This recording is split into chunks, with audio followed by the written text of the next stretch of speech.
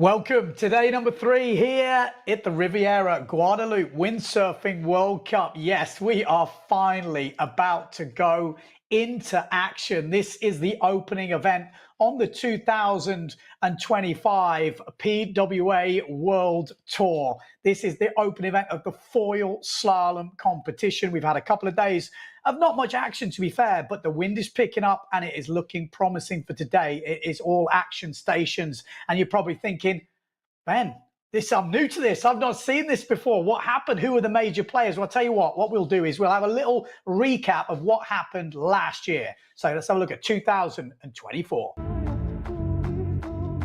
Foil slalom. It's all on the line. Podiums to get decided. Benedetti on the yellow sail. Look out for him. Lemetier, though, she's been on such dominant form. It would be very fitting. To the overalls now, because there is some big changes here. Congratulations.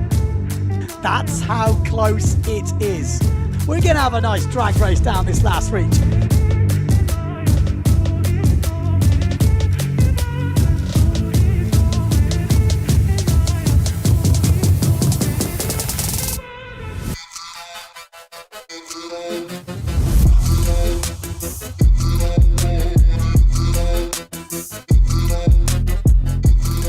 What a finale to finish on. And we thought, oh no, is it all going to come crashing down?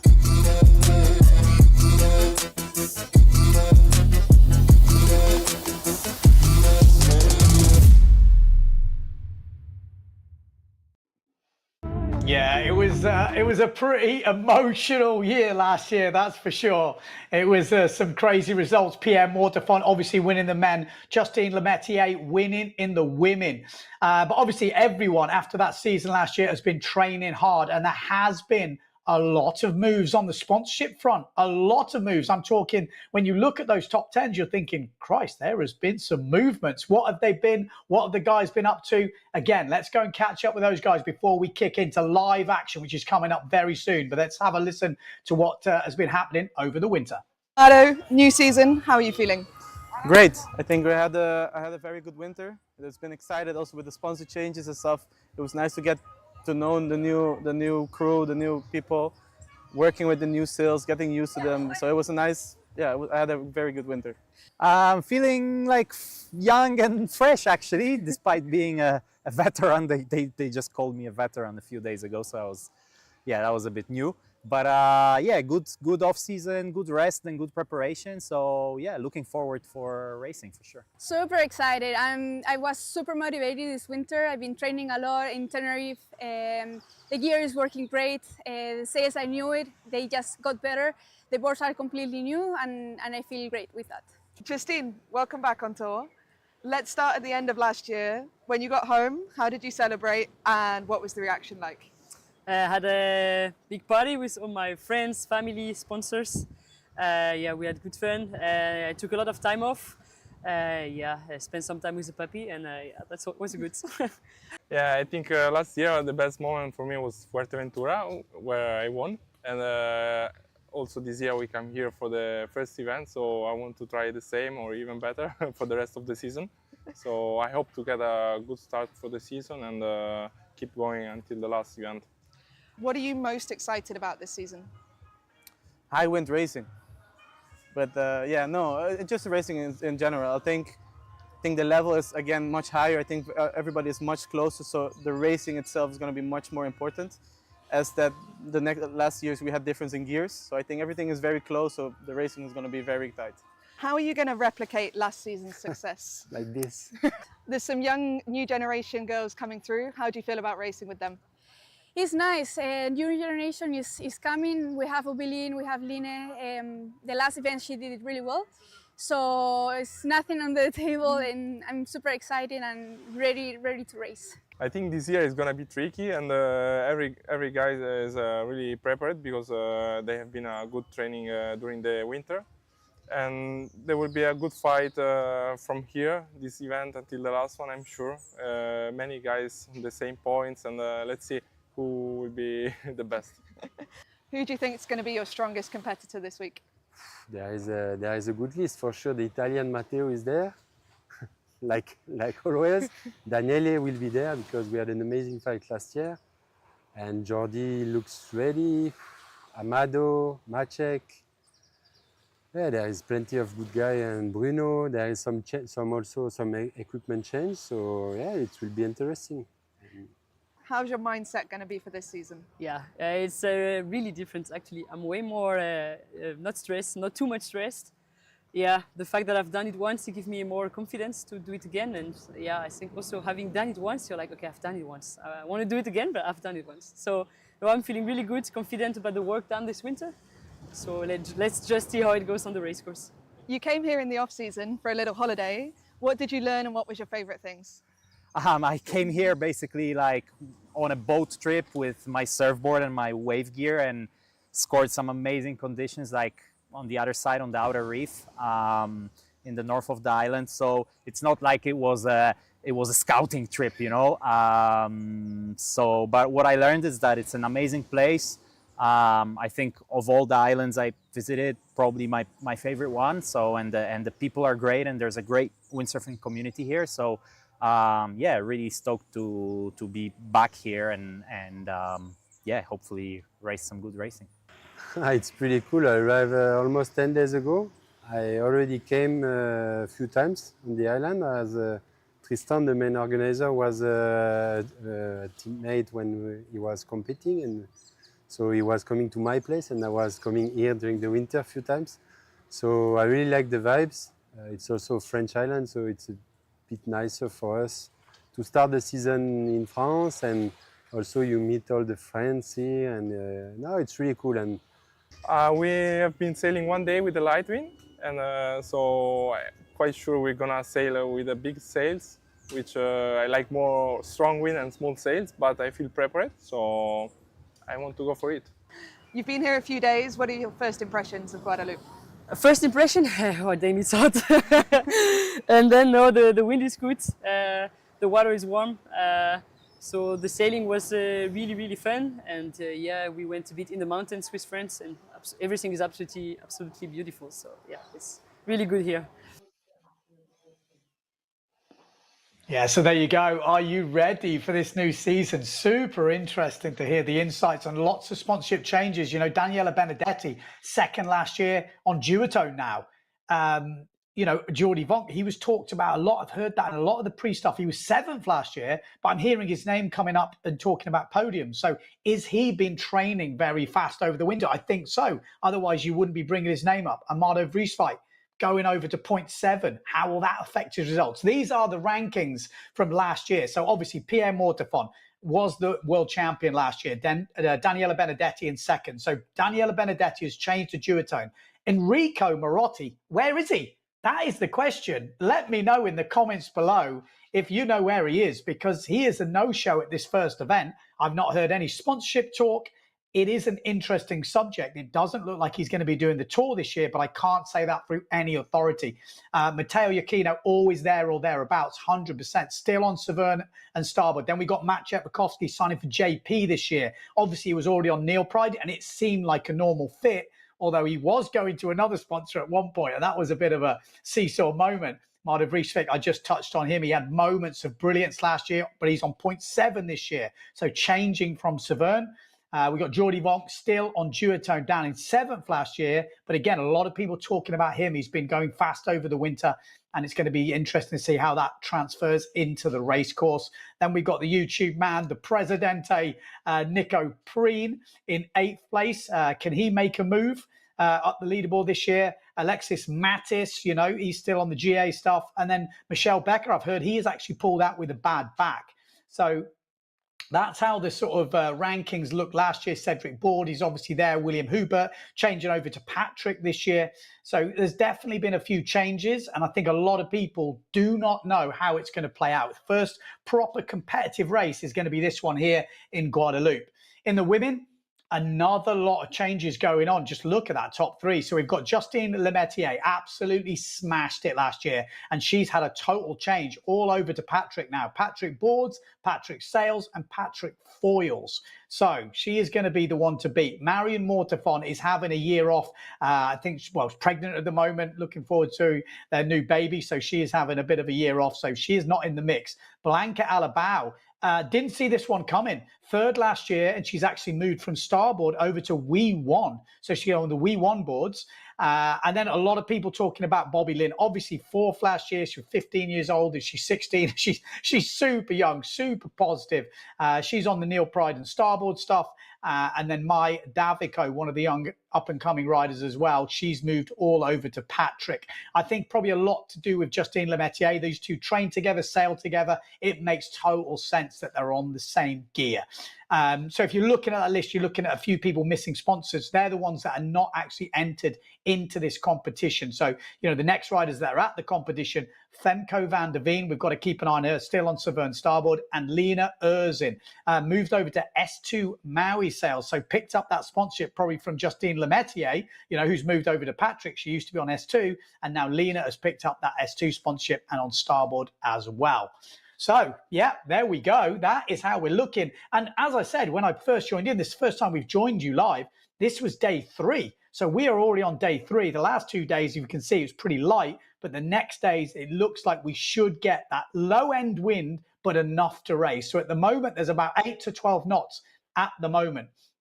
So I am hearing, I'm looking at my WhatsApp at the moment, I'm at 8 to 12 knots on the race course. So it is foilable. Will we get some competition? We'll have to work it out. And you're probably thinking, what are we doing in Guadeloupe? Why are we there? Who's pushed it through? Well, everyone remember Tristan Algray? Yeah, really top racer on the PWA Tour. We haven't seen him on the tour for a few years, but he is the main man behind this event. And let's go and get a few words with Tristan. So welcome in Guadeloupe, I'm Tristan. I used to compete for the last 10 years in the tour, and now we finally have a World Cup event in Guadeloupe, and this idea came when I started competing, and I said, okay, that's going to be nice to have the friends at home and show them how Guadeloupe is beautiful. And finally we managed to make the event happen, and I'm super proud of it, super happy to have the support from the local guys here. And the idea with this event is to promote the place and the location and attract people all around the world, and like that they can make water sport activity here, and we can develop a business, and also we can involve the young generation into it, have more windsurfer, more winger and kiter. It's not only about windsurfing event, it's about water sports event, and the idea is to really have like a really dynamic place for the water sports. So yeah, super proud to finally make it. That was a mission, but it's fun. Actually, it's fun, and really hope that we can make this event at least for the next 5 years. So we already have a plan for next year. That's cool, and yeah, it's just the beginning, and stay connected.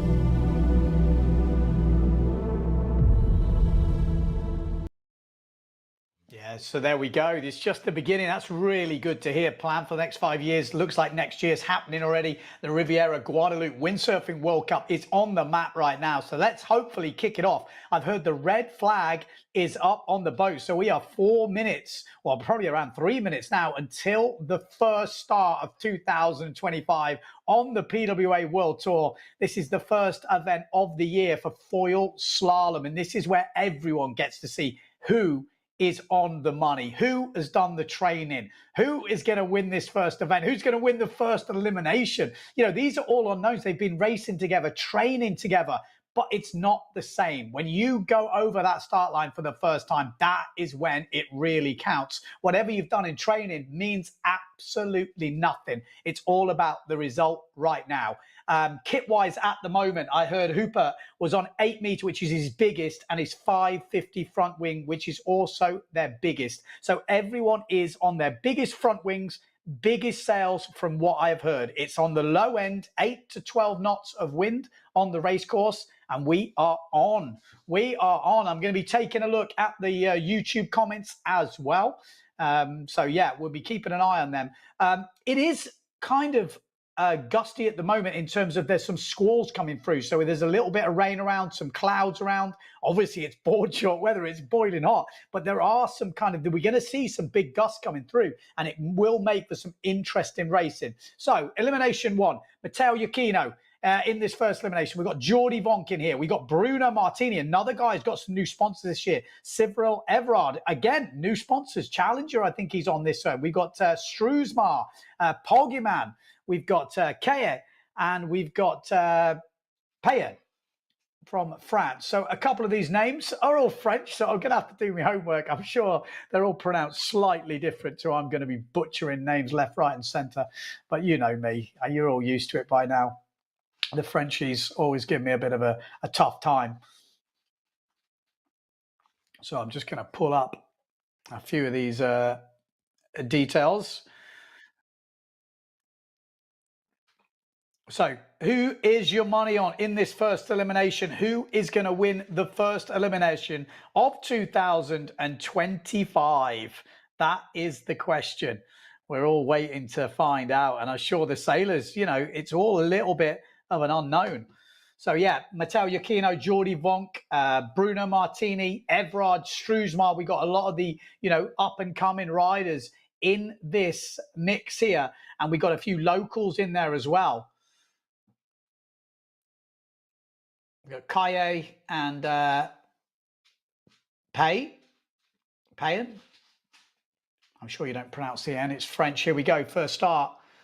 You don't want to push too hard, but you don't want to be further back. There's a few people who look like they've had a great start there as we go into this first elimination. Elimination 1, heat number 1, and at the front of the fleet. Again, this is new for me as well. I'm seeing some new sails. We're going to see new designs, new people in the mix. We've got a duotone up there, which will be Jordi Vonk. We've obviously got the Severn of Matteo Iachino.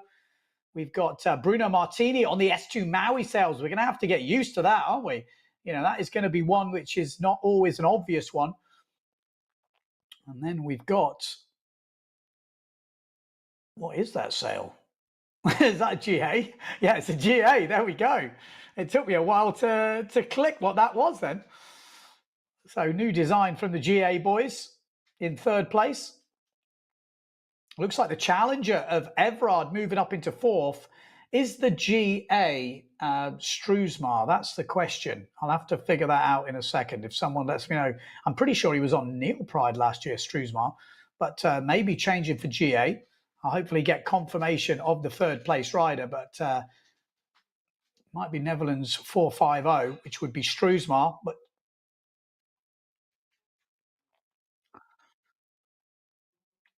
so round in first place, Matteo Iachino, Jordi Vonk. Again, we'll get confirmation of that third place rider. It looks like Everard going very wide in fourth place, just trying to stay on the foil. And it looks like the S2 Maui sails of Bruno Martini trying to push through.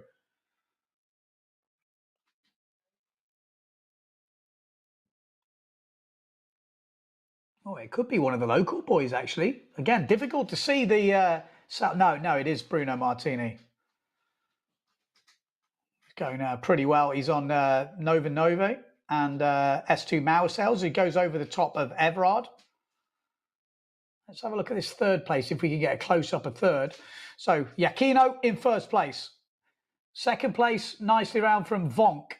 Then we've got Bruno Martini moving now up into fourth place quite cleanly. Everard dropping back to fifth. And there's a bit of a fight with the locals behind.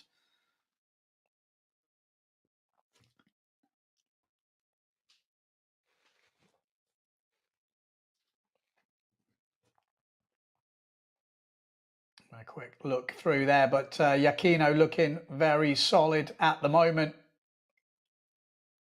Vonk as well. Pretty sure it's Struismar in third. And then Bruno Martini in fourth. Can't make any mistakes, though. He's got Everard right behind him.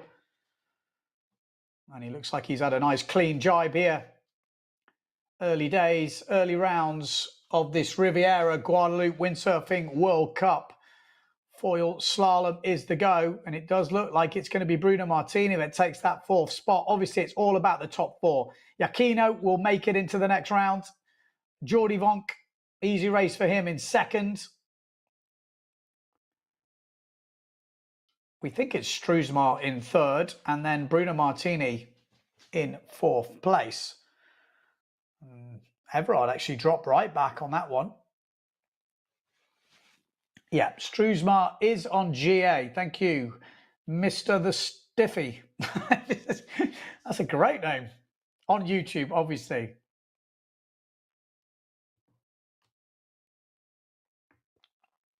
Yeah, so let me know in the comments. Always good. Like I said, these first events, it's always really interesting with a few change of sponsors. We've got new sales lining up. So there we go. They are the official results going through. So Giacchino, Vonk, Struismar, and Martini all qualify safely through. Everard, Pogaman, Kerr, and Payan missing out. We aren't going to be hanging around, they've told us. So, you know, because the wind forecast is not like a super solid forecast, there's a lot of clouds around, they are trying to just run through as quick as possible. So there might be a time when we do miss a few starts. At the moment, it doesn't look like that will be it. So here we go. Second heat, first elimination. Daniela Benedetti, Vice World Champion last year. We got Nico Preen in this one. We got William Hooper in this one. We got Sukas, new sponsors for him. We'll talk about that in a minute. We got Scotty Stallman from the UK. We've got Bob Vanderberg in this one. We've got Granoli and we've got Tanton. So a couple of local riders by the looks of it, or one of the Frenchies. It depends. Sometimes they put Guadeloupe as a number. Sometimes they might put France. So Tatoon, he could be a Guadeloupe local. He could actually just be a French rider. Always are well represented, the French.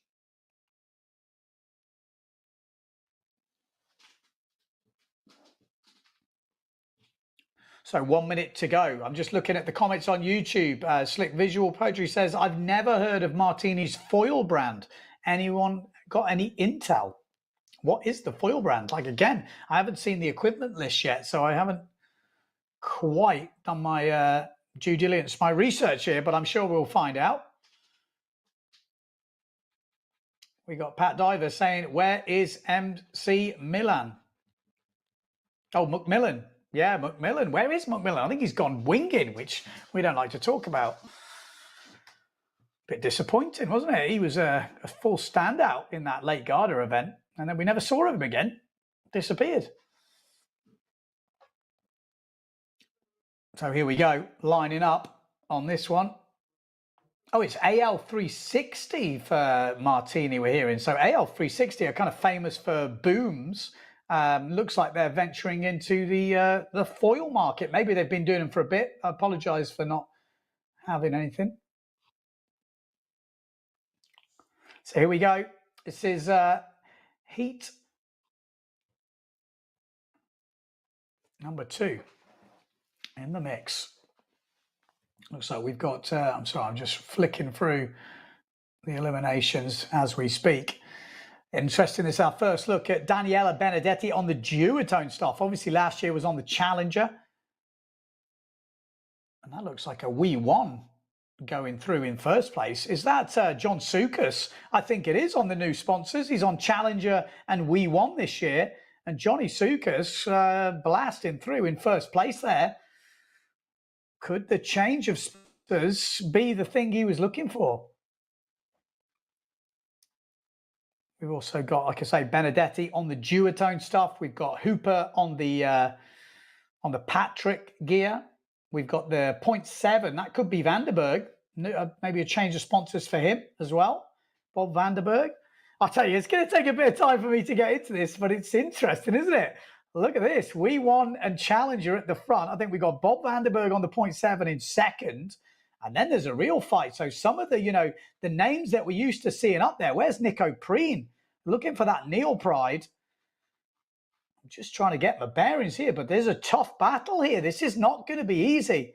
It doesn't look good for Nico Preen. We got Johnny Sukas out in the lead on the Challenger. Then we've got the 0.7 from my reckoning of Bob van der Berg. Then we've got Benedetti in third. And then Hooper maybe on the Patrick gear. Yeah, it looks like Hooper in fourth place. Nico Preen outside of qualifying right now. So not a good start for the German if he stays there. Then we've got the Frenchie, 162, is that? 152, Giannoli. Yeah, so Nico Preen with a lot of work to do. He has got like a couple of people he's going to have to overtake. In this type of wind, this is a tough ask. He's going to need a mistake right now. So this could be a disastrous start for the president of the PWA and YouTube superstar. It's going to be good for the vlog, though. It's going to make it exciting. He needs a mistake from one of these top four riders. Is he going to get one? It doesn't look like it, does it? John Sukas is round. Benedetti's round. Bob van der Berg causing some upsets here. And Hooper in fourth place. Nico Preen has done his best to get ahead of the pack, but he's still in fifth place, and that is not a qualifying position. I didn't quite see the start from Preen, but that's probably where it all went wrong.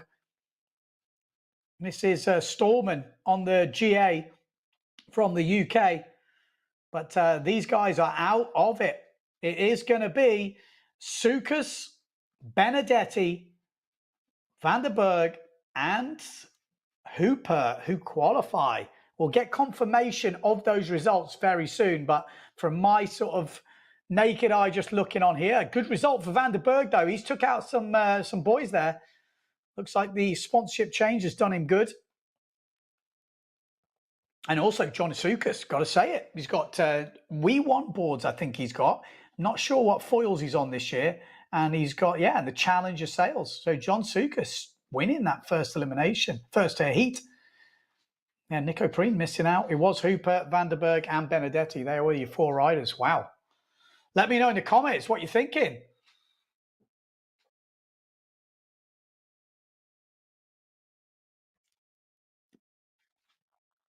Yeah, so those other results, as you can see, there will be to be confirmed. That it's not that they haven't finished or anything like that. It's just we want to bring you those top four results as soon as they qualify to let you know who went through, who the official names are. But really exciting to see. Let me know in the comments. Bob van der Berg in second place with a 0.7. Go, that's in the comments. We've got, I hear Antoine Albo going to Patrick.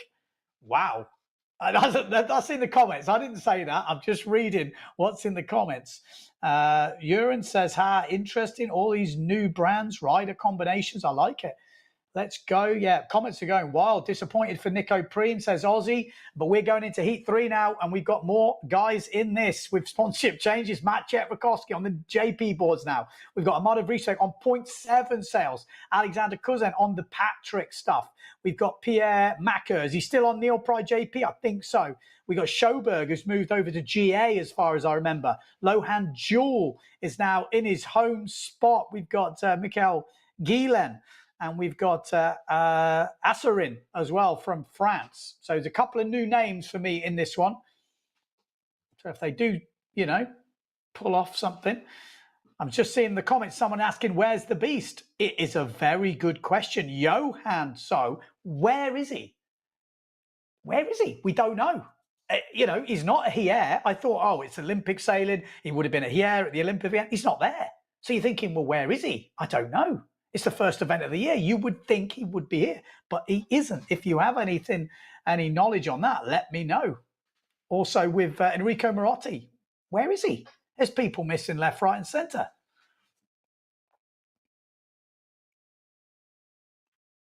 Yeah, let's see. I'm just looking at the comments going off. Good to see. Everyone's tuning in. Heat number 3. Will it be a good start for the boys? There we go. Good start on that S2 Maui sail. Was that Lohan Jewel? We know he was on S2 Maui sail. Oh, a little bit of weed on that front reach there near the start. It looks pretty spread, doesn't it? We got Looks like Amado Vrieswijk, second from the bottom. So he's in good stead here. Maciej Rakowski on the Neil Pride. We've got Alexander Cousin on that Patrick. Ah, there we go. It looks like it is Maciej Rakowski. It's going to take a bit of getting used to with the Neil Pride JP combo. It was quite easy to spot with a different, you know, sponsor. Now it's going to be a bit more tricky as he blends in. But I'm pretty sure it's Maciej Rakowski in first, then Amado Vrieswijk. Then we've got Lohan Jewel. Then we've got Macker. A few people a bit further back at the moment.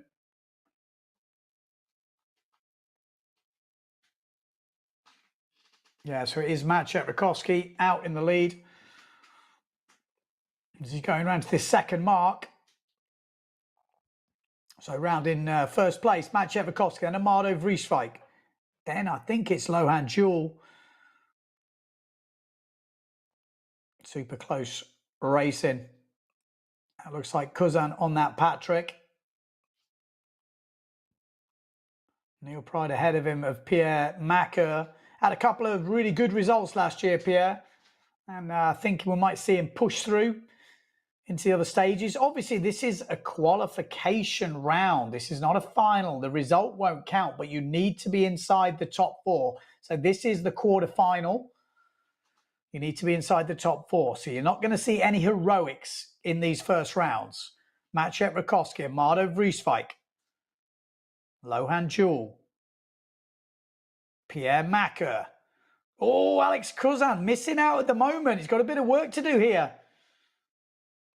He really has got a bit of work to do.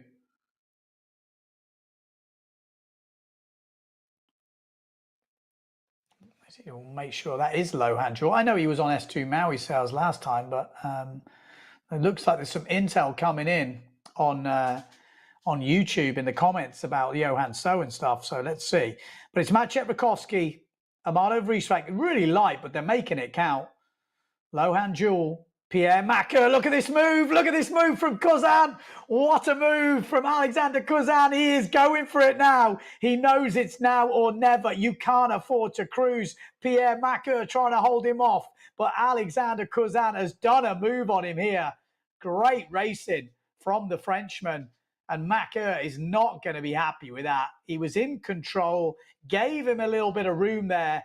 And Alexander Cousin said, thank you very much. I'll take that qualification into the semi-finals. So Maciej Rakowski, Amado Vrieswijk, Lohan Jules, and it is Alexander Cousin taking that 4th spot, just squeezing out Pierre Macker.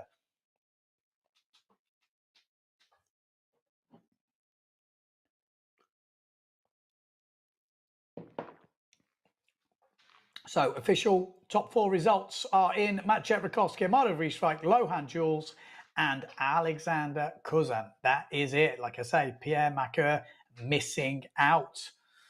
So good start from the guys. We've not seen too much craziness apart from the Bob van der Berg and the Johnny Sukas heat. That has been, you know, the Nico Preen missing out. That's been the big shock, I would say, coming through in these early rounds. And there we go. We're going straight into it, I think. No, this is just a recap of that last heat. Obviously, heat number 4 will be coming up after this. And we're going to see last year's foil slalom world champion in that next heat. That's last of the quarterfinals.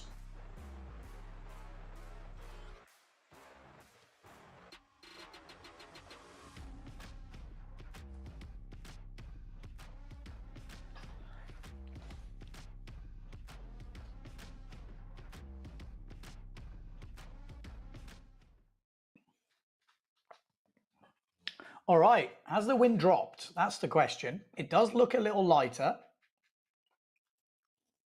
We have been getting through a few heats, and that's what it's probably going to be about this week.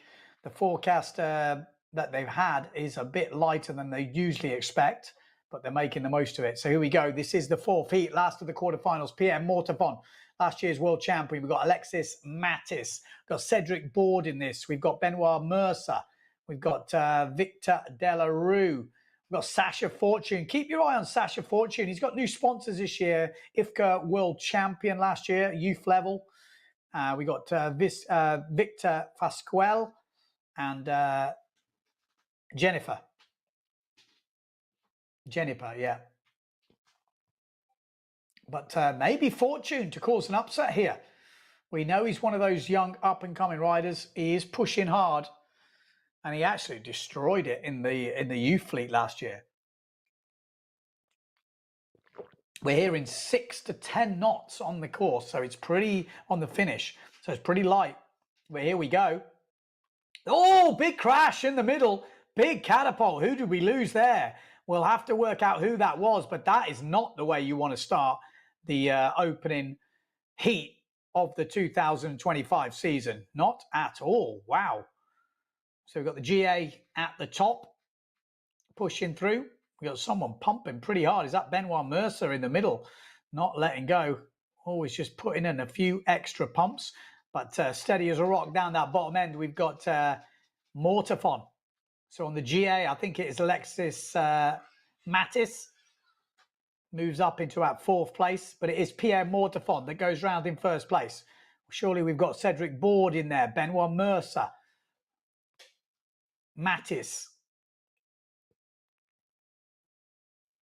Oh, it's light, isn't it? It really is on the edge right now. And that is the duotone of Sasha Fortune as well. So super close racing. And it is the duotone rider who is right on the edge of qualification. Remember, only 4 riders will qualify for the semi-finals.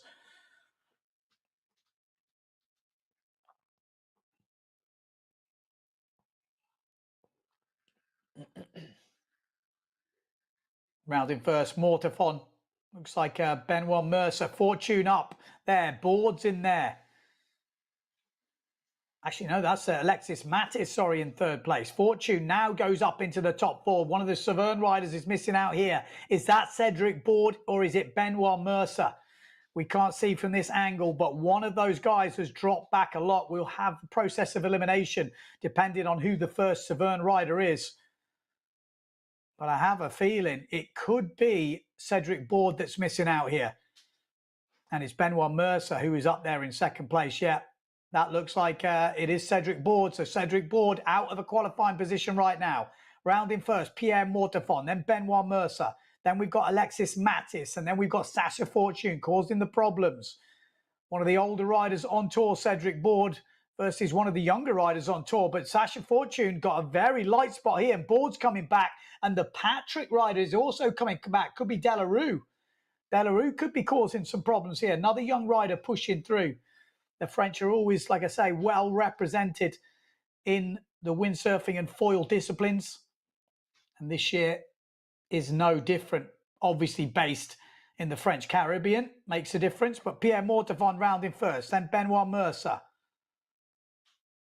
Then we've got Alexis Mattis, and it is Sasha Fortune that goes round in 4th place. Oh, and there's a big fight behind, and it's Cedric Board that pushes through. Inside, I think it's Delarue. It won't matter anyway. It just leaves a little bit more breathing room for Sasha Fortune now to qualify for the semi-finals, and that's already a good start to his campaign. And Mortifon as well looked very steady all the way through that. He was pushed pretty hard. I think it's Benoit Mercer. So Mortifon, Mercer, Alexis Mattis, and Fortune in 4th place. And that rounds out the 4th quarterfinal. Day number 3 here at the Riviera Guadeloupe Windsurfing World Cup. Like I say, this is the opening event on the 2025 World Tour for foil slalom. There's no fins involved here. All about the foil, and look how close it is to the beach. Oh, and there was that big crash at the start. Did we ever find out who that was? Look at that. So, you know, Sasha Fortune at that first mark was not in the top 4. This is where the Jibey did the business, came from outside to in, inside Cedric Board, and then took out the veteran rider.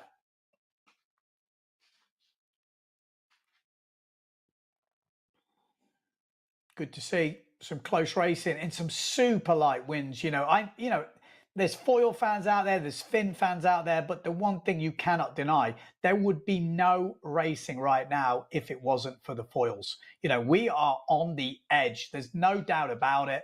No beating around the bush. This is light.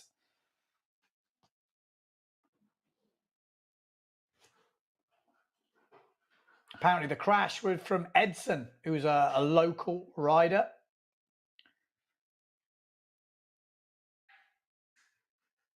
Just looking to see some of the questions we answered earlier in the yellow flag is up in the YouTube comments. James McKenzie saying it's interesting to see how these guys are handling light winds. We got Victor saying Johan So is going to do all the rest of the PWA foil events, but no Slalom X because he's going to the EPWT, he said. He said that in an interview. Okay, interesting. Edson Jennifer used to be multiple Guadeloupe champion. Okay. Well, he had a bit of a big crash on that first one. Not the way you wanted to start. Thomas saying the spot looks good. Well done, Tristan. You've got Dominique and Dijon over in the Swiss Alps.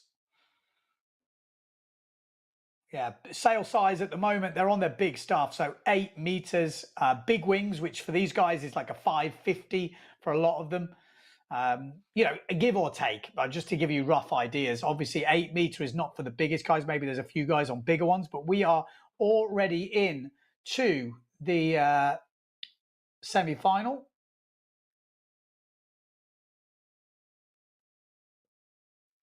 Actually, we might be into the women's here.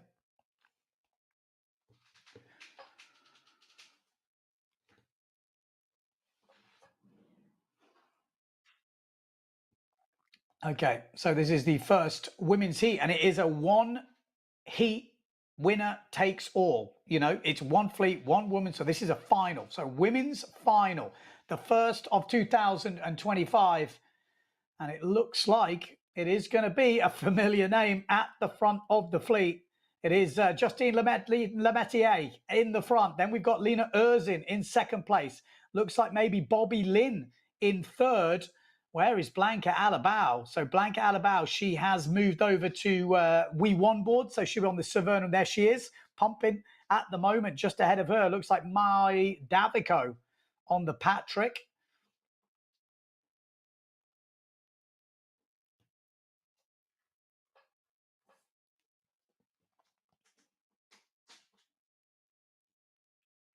Like I say, it's always a little bit tricky in these first races, so bear with me if I do make a slight mistake, but it looks like it is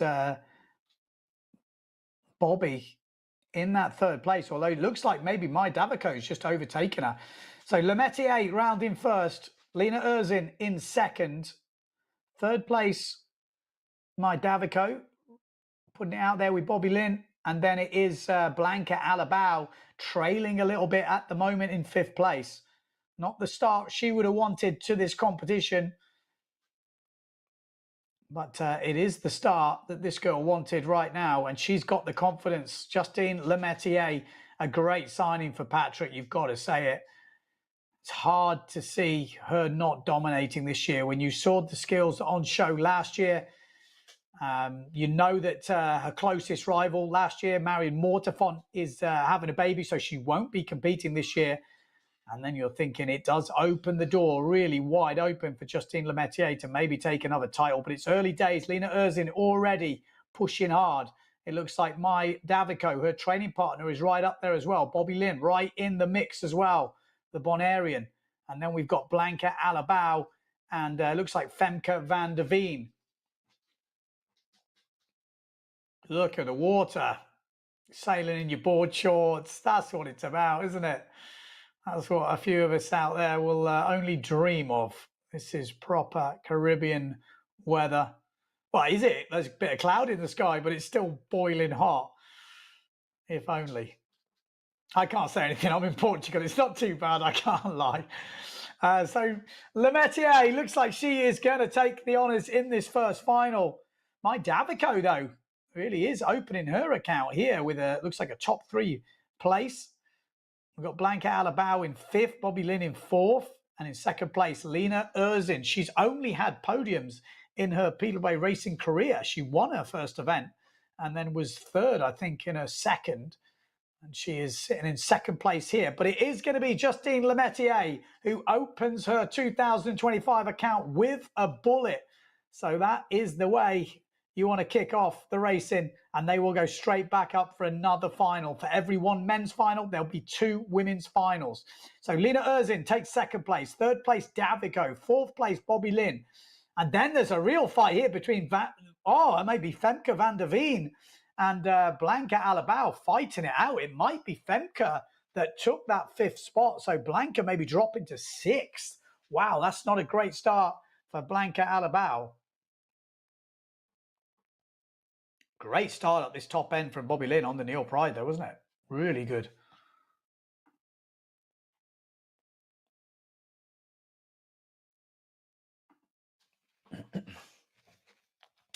She looked pretty solid then, didn't she? Justine Lemaitre, absolutely on it right now.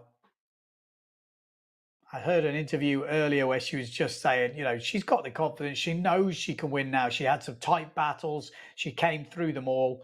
And she's right up there, obviously, in the Super X as well. So, and I've said it before on the stream, but she has been touted as the next best thing. And this was a few years ago by Delphine Cousin-Kestel. She was saying this, and Marion Mortefon was saying, look, watch this girl. It was like 5 years ago or something. And they were right. They knew what was coming. You know, when you're at the top and you see what's coming, you know the talent. You know it. So there we go. Official results. It is Justine Lemaitre in 1st. Lena Erzin in 2nd. Great result for Mai Davico. Could this be her year to break through? Up into 3rd place in this first elimination. Bobby Lynn de Jong in 4th. Blanca Aalvaa does take 5th place. And it's Femke van der Veen in 6th.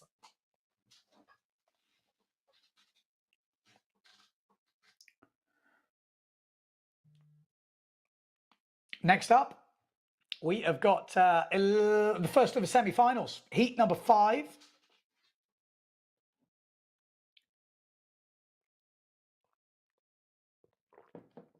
As they are coming into that start.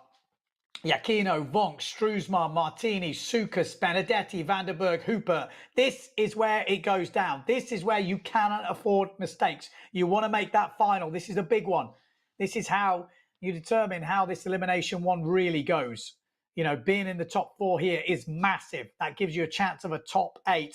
And it is Matteo Iachino is looking very good down this bottom end. Jordi Vonk also going quick. It looks like Benedetti also going well on the other duotone. Got Bob Vanderberg still in the mix there on the 0.7. We got the GA of Struisma, the challenger of John Sukas. Will we see any mistakes on this opening jibe mark? It's going to be Matteo Iachino that goes round in 1st. It looks like Benedetti in 2nd, and then maybe Struisma in here. The challenger of Sukas is looking good, though. He's in 5th, ready to pounce. Any mistakes? Iachino, solid as a rock. Yeah, he's always there. When you listen to Pierre, he's like, well, the Italian will be there. And you're like, well, yeah, there's quite a few now, but you know who he meant, Matteo Iachino. Benedetti obviously showed he's got what it takes. New sponsors this year. He's going to have to adapt or change. He did, like I heard a few interviews, and he said it was pretty much plug and play for him. Just want to make sure who that second duotone is. It looks like it is Benedetti. Yeah, then Jordi. And then Vanderberg, then John Sukas.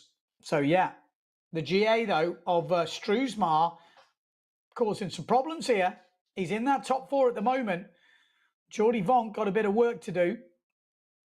So, Matteo Iachino looks very comfortable out in the lead. 2nd place is Daniela Benedetti. Then we've got Struisma in 3rd place. And then 4th place at the moment, Jordi Vonk. There's Vanderberg there. And Hooper's there, I think, on the Patrick.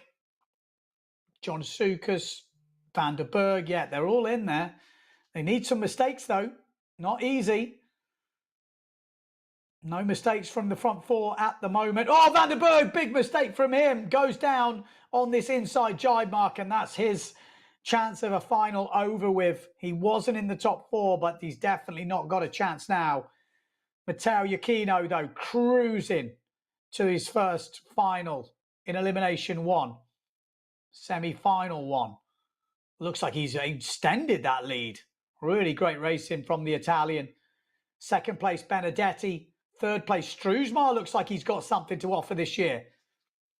And then fourth place, it is Jordi Vonk. And a good jibe from Jordi. The Patrick has not given up, which I'm guessing is Hooper. But surely it's too little too late. Too much of a gap. Unless there's a crazy mistake on this last reach. And Struesmar doing well to hold off the challenge from Jordi Vonk. Hooper's coming back strong. I don't think it's going to be enough. Iachino wins it. He will make the final. Benedetti makes the final.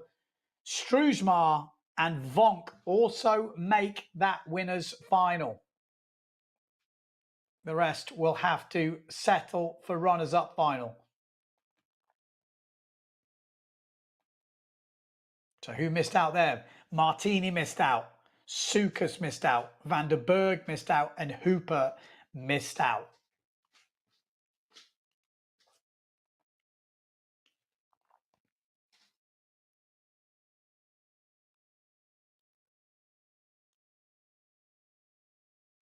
There we go. That's the hotel.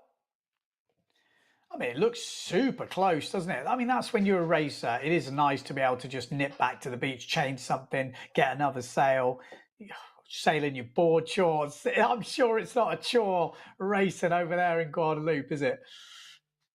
What a place. You know, a lot of us probably, you know, go to the Caribbean on holiday if you're lucky, you know. But you've got to remember, some of these guys actually live there. That's where they live. What a place to live. Amazing. Here we go. Second of the semi-finals. We've got Mardo Vrieswijk, Maciek Rakowski. We've got Lohan Jules in this. We've got Alexander Kuzan.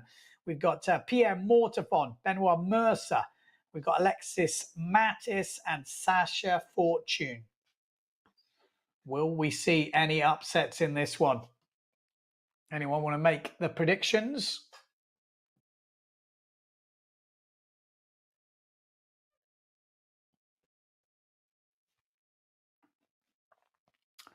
Okay, so we've got yellow flag up.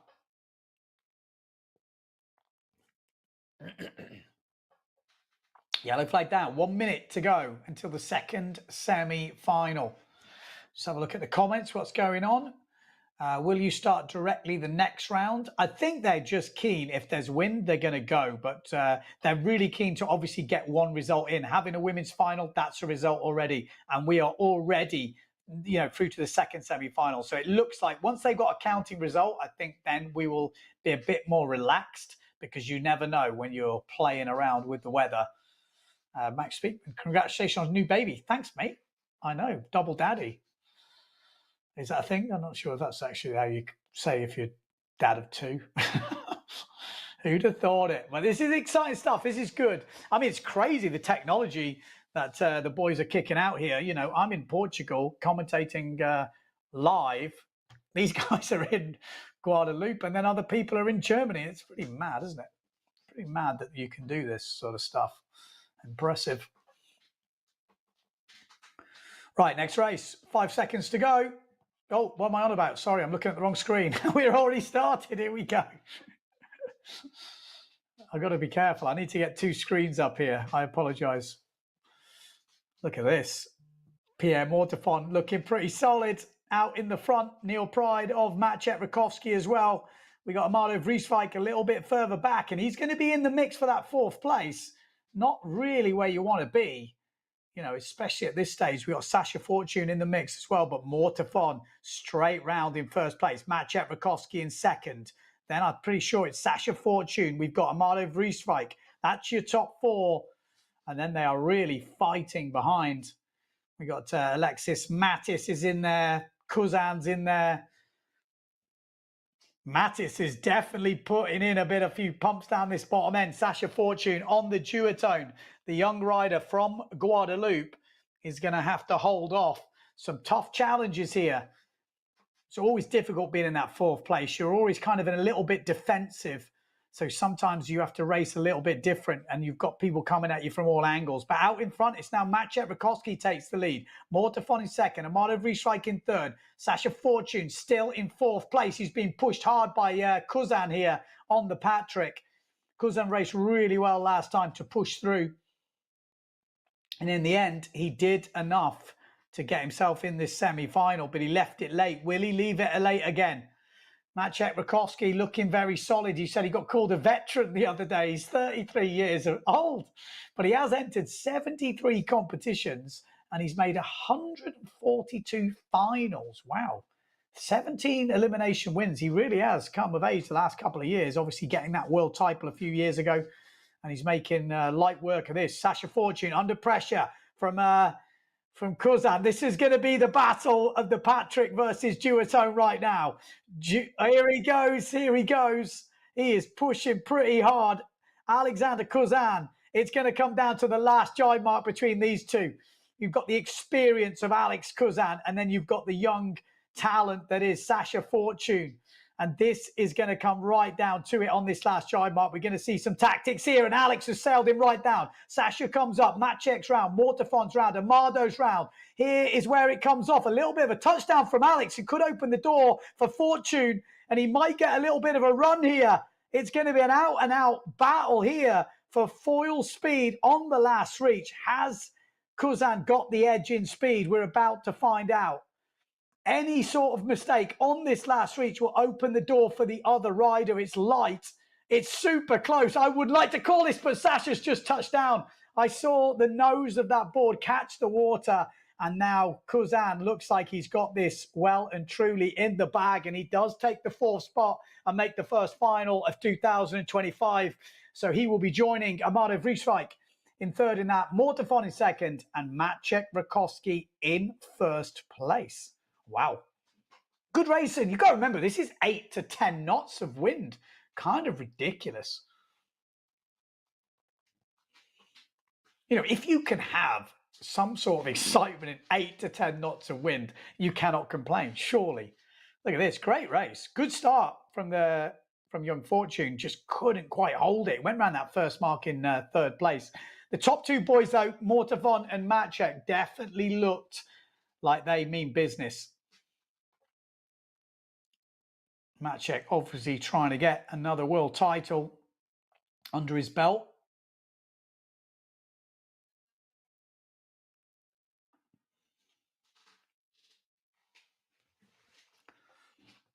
Oh, yeah, that was an opportunity there. You always want the sort of, not underdog, but you know what I mean, the young guys coming through. It's always nice to see the young faces pushing, but we're going to be seeing him coming up in plenty of other eliminations, Sasha Fortune.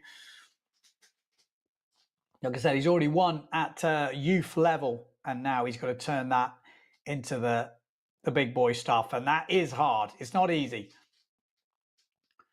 So we'll be going into women's final next, second women's final. We've already seen Justine Lemertier take the first victory. Second place was Lena Erzin. Third place, Mai Davico. Will Davico, you know, get the confidence from that third place in the first one and maybe push through, try and get up there fighting for first with her teammate and friend, Justine Lemertier? Could she challenge Erzin?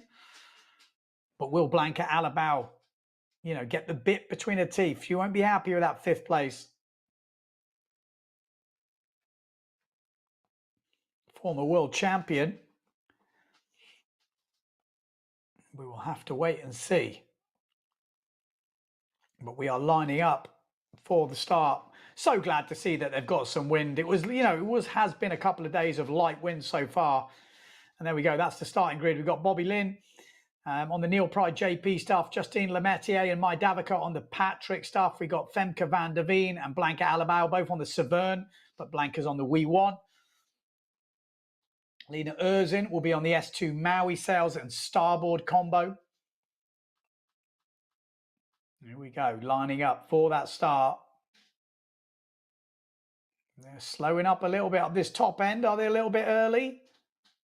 Looks like they might have got away with it. Maybe Femke van der Veen going well up this top end. She was either over the line or she had a great start. And the way she's looking back, I think we might be seeing a general recall here. Yeah, and I think Femke van der Veen might be going back to the beach, getting the pina coladas on, because that could be the end of her final.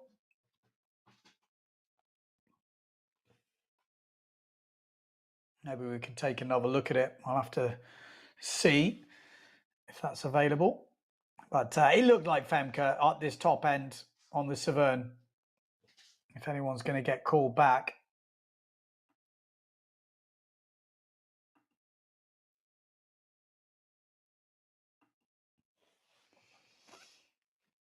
Like I say, you see there's a few clouds around in the Caribbean. Anywhere else in the world, you're like, oh, it's a bit cloudy today. But I can imagine over there, it's like, oh, it's nice. But you know, it's not like it cools down when the clouds come over. You're still in your pants. So we'll wait for officially who is over the line early. And as soon as we know that, we will be letting you know.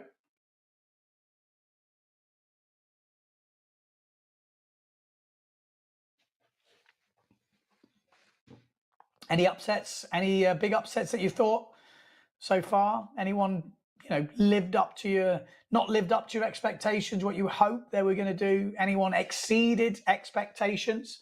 I will go through the, in case you are wondering who made it through to the finals. We wait for this women's final to restart.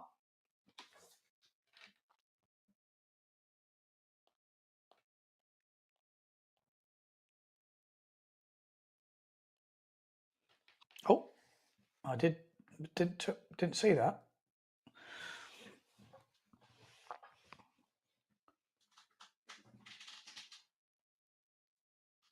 Okay, so we're waiting for that restart of the women's Elimination 2.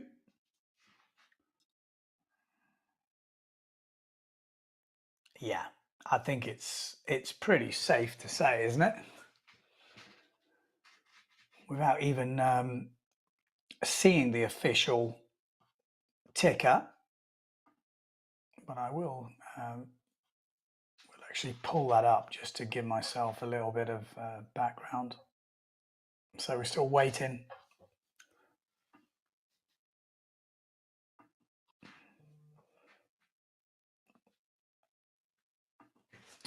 So just looking at the comments, Casper Nielsen said Cedric, disappointed that Cedric bored. We got Aussie Newland saying Nico, hoping he would do better. We're hearing it is picking up. Oh, so Joe van der Berg says Bobby also over, I think. She just sailed away. Interesting. I'll have to wait for the confirmation of that.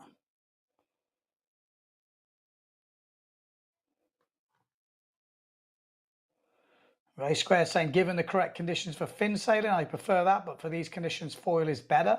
Yeah, I mean, we got to do what you got to do. But this is, you know, like I said, if it was just a fin event, it just wouldn't be happening. That's definitely what the foil brings. We can get some excitement. That's what we want. So still waiting for the official call of who is over the line. If you have seen it come up on your screen and I've missed it, I apologize. It's just I'm looking at different screens all the time, so it doesn't always translate, or I don't always. Yep. So yellow flag is up. Do we have the official general recall? So I'm not seeing anything. Oh.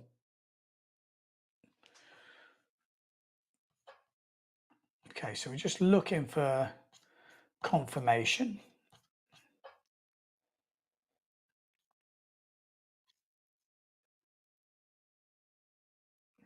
Oh, we're just hearing some news. Get ready, people. The wind is coming. There is quite a big squall coming, we're hearing, and you can see it in the background. So this could be a very, very interesting race. You know, when the guys and the girls are on the edge, things can happen that you might not expect. And that can be great for the watching, for the audience. Not so good for the sailors, but That's just how it is, isn't it? 50, what we got now? I might have to move my little screen because I can't see the timer.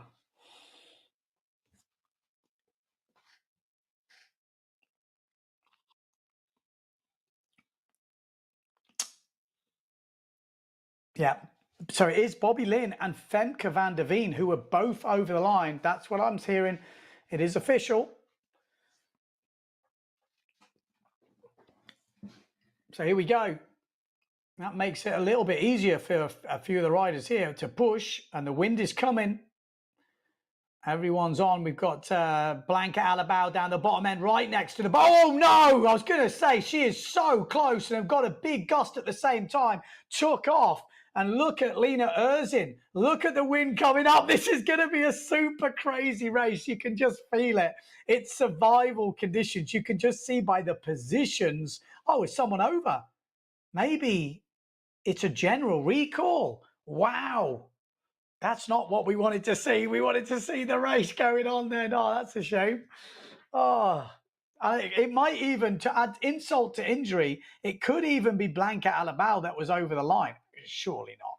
But well, if we get a replay, we will soon find out. But you could see she kind of lost it coming up to the line, and then went the wrong way. I mean, those foils stick out a fair bit. You can't go that close to the pin end. But if she wasn't over, she has dodged a huge bullet there because, you know, the fleet is getting smaller and... Well, no, she's over. Okay. So it is insult to injury. It's literally like, oh, yeah, that's kind of frustrating, isn't it? Definitely over. And, yeah, she was kind of out the race anyway. But that's the rules. You can't let that go. You maybe could just disqualify them, but I don't think there's anything in the rules. They do have to do a general recall. But she will be out right now.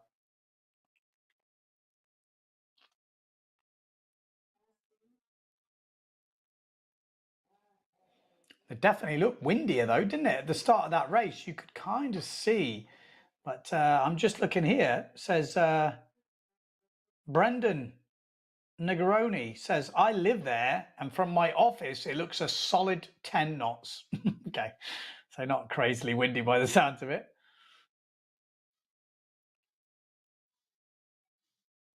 Sven Ball says, thanks for the stream and comments. Still strange to see them flying with literally no wind. I mean, it is crazy. It is mad what they're doing.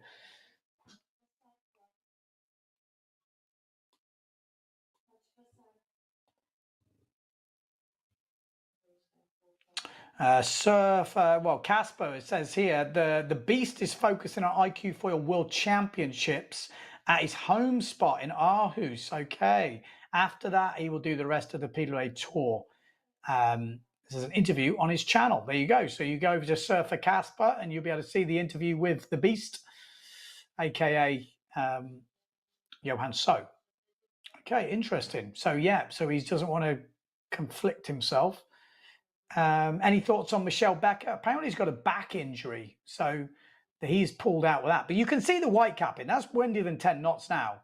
There is definitely fully windy on the course, and this could make for some interesting racing. I mean, the fleet is getting smaller and smaller, but the men's fleet, it's kind of a shame because maybe a few of them will come in and change sails now. We kind of wanted to see them hanging on, didn't we? Or is that just me?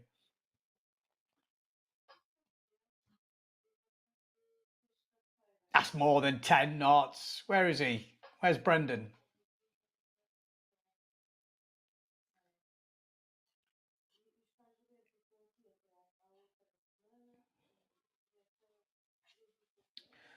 So if you are tuning in, this is Elimination 2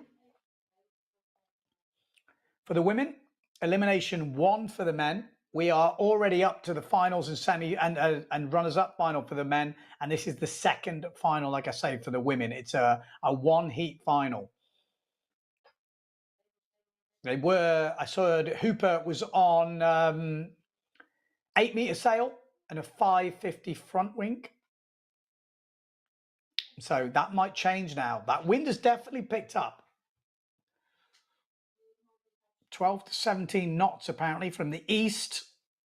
27 degrees, and I guess pretty warm.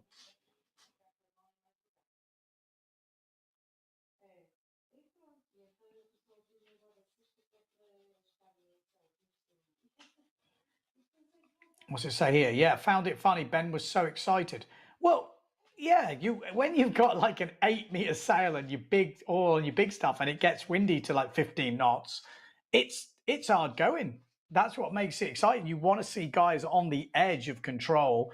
If it picks up to 20 knots, more so. But that looks windy to me. I don't care what you guys are saying. Even if you're there, you're obviously looking in the wrong spot because it's white capping.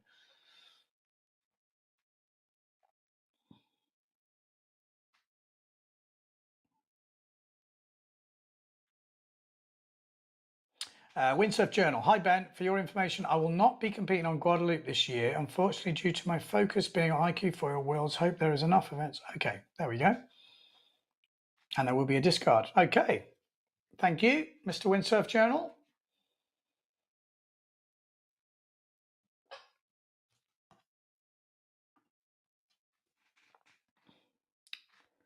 Are people changing? It looks cold there, doesn't it? Oh, it's a tough life. Guadeloupe to kick off the year. That's yeah, that's not bad, is it? I think I could get into sort of faffing around with foils and tweaking things if it was that warm. I'm just not into it when it's cold. Is that just me? Like when it's warm, it's like, oh yeah, we'll just chill around the beach, twiddle a few screws, do a bit of sanding, tweaking. You know, I like it when it's warm. That's fine. When it's cold, I don't know how you boys and girls do it. You're hardcore, especially these guys on the tour. I mean, wow, the Danish. Who windsurfs in the coldest weather? You know, is this too hot for you? That'd be interesting. Maybe you wouldn't be used to it. I'd quite happily go out there though to Guadeloupe. Oh, bit of action going on. Oh, look at Scotty Stallman. What a hunk. Wow. Look at that. Look at that. That's the life of a PWA racer. Living the dream. It's like a flashback to the 80s. Rock. Oh, God. So it sounds like Blanca has actually took out the mark. He's sliced it. So, yeah, that just goes to show you wouldn't want to hit anyone with that foil. And it's gone through the mark, and the mark is man down. So they've got to replace the start mark. I bet they didn't account for that.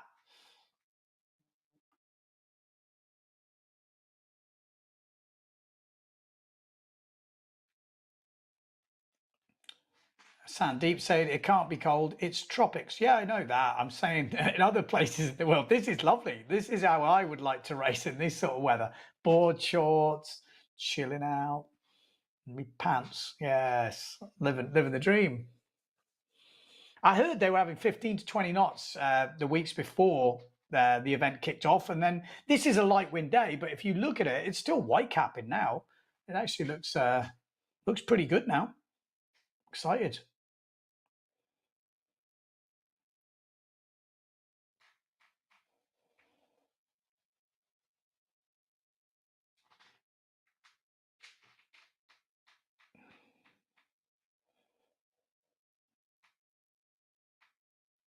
Robert DeLu says, this is a first. I have hit marks a lot of times, never destroyed one. Well, there you go. You got to work harder, Robert. You got to work harder.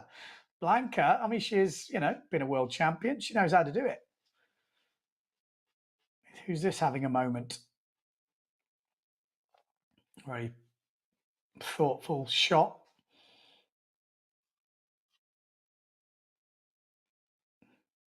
Must be difficult, I'm guessing Enrico Marotti, is he out there watching? Is Johan So watching? I'm sure they must be. It must be difficult because even me, and I know, oh, here he goes again. But when you're watching something you think you could still have a go at, it is hard to you're like, oh, I reckon I could beat them. Oh, I reckon I could do that. Oh, this would be perfect for me. You can start thinking like that. It's quite, it's hard to be on the sidelines when you're still there or for whatever reason you're not there. That's why I think when the guys who retire and they're still got it, must be so difficult. You know, and some people, you know, they retire at the top of the sport, and that is a cool way to do it. But I've got a lot of respect. I don't think I could do it. I see footballers like they retire at the top, they do it and they go, right, that's it. And then you see other footballers that literally just keep playing because they love it, and they're down in the lower leagues, just keep going. I think that would be me. I don't know. I just don't think I could retire at the top. It's just, I don't know. I would miss it a bit. Again, it depends. I think it depends why you do it, but it's quite an interesting concept. I've never known how you would think about the sport. You'd have to have another thing to go into to keep your brain going. So there's Nico Preen. He's well, he's obviously not happy. It's not a good start to him. He's entered 27 events. I can't hear him, so hopefully I'm not talking over him. So if he is talking, I apologize. Okay, just check it. 30. He's 30 years old. Nico Preen. He is smashing it, though. To be fair, if you look at his YouTube channel, doing a bloody good job. I think he's on something like, is it like 70,000 subscribers? I actually just hit 50 on Windsurfing TV. I was like, wow. And Nico smashed that 2 years ago because I remember in Furta. So, I mean, he has been doing a great job for that. And obviously now the president of the PWA. But he hasn't gone through his first heat. So I know as a sailor, whatever you're doing in all the other starts, you still want to perform. You know, he won't be happy. He definitely won't be happy. He's going to have to sort that out.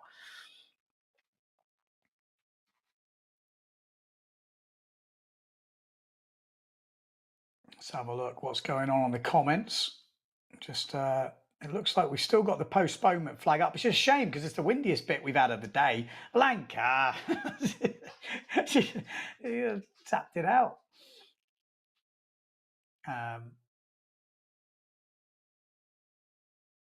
So we got Dominique and Dijon saying, Dijon, I've been a fin windsurfer for 40 years, but the more the years go by, the more I'm interested in foiling. There you go. Kim, foiling is fun in lower winds, but if there is enough wind for fin, then there is absolutely no way I'm throwing a foil on. I'm with you on that, you know, and that's not taking it away from foiling, just my own personal choice. I like the light wind stuff on the foil, and then as soon as it's windy, I love the feeling of the fin. That's just my personal thoughts, and I know not everyone's like that. Some people just love the foil through and through, and some people just don't like the foil. And again, horses for courses, I think, depending on where you live in the world, what venues you're used to, you know, lots of things like how far you've got to carry your gear, how you transport. It sounds like stupid, but it's a lot of things do make a big difference. And I think everyone's just got to do you sort of thing, you know, you do your own thing depending on what you but there's oh, hello, is that Anton Kestel? I didn't see his name on the list.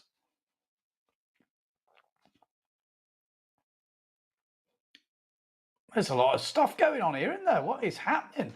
A lot of changes. Changes.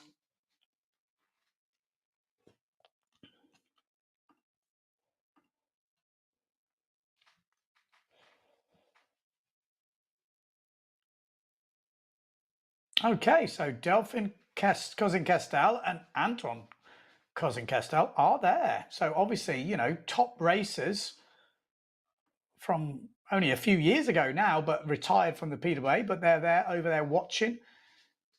I think they're in St. Bart's, aren't they? I think that's their home place now. Oh, there's a lot of frantic action. I told you it got windy. So a lot of front wind getting changed. Red flag is up. So there's a lot of action going on. People trying to change down. The wind has picked up. It's going to be exciting because some people are going to gamble with smaller gear, but maybe that's not the way to go. Maybe it's you're going to have to muscle with your big gear. It could drop by the time we get the start going. So the wind is picking up. Yes, it is. So red flag still up on the boat, and there we go, goes down. So 3 minutes until the start.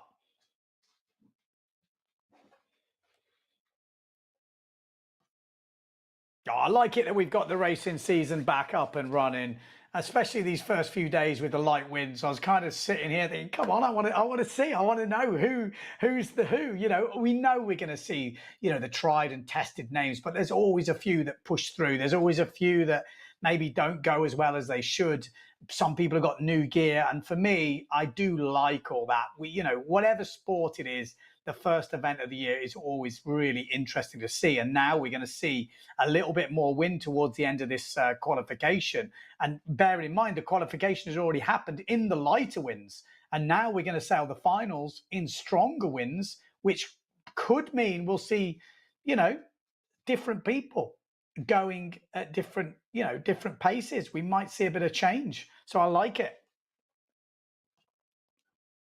Yeah, the flag is up. That's Blanca Aalvaa.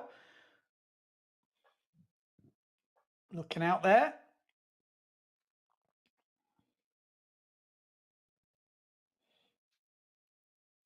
Martin Demand says, Ben, how do you prepare for these kind of races with all the racers and new brands? I do a bit of homework, yeah, just to make sure I'm kind of up on it. Some things do catch me out. It's not so easy to know everything, but it doesn't take long to get back into it.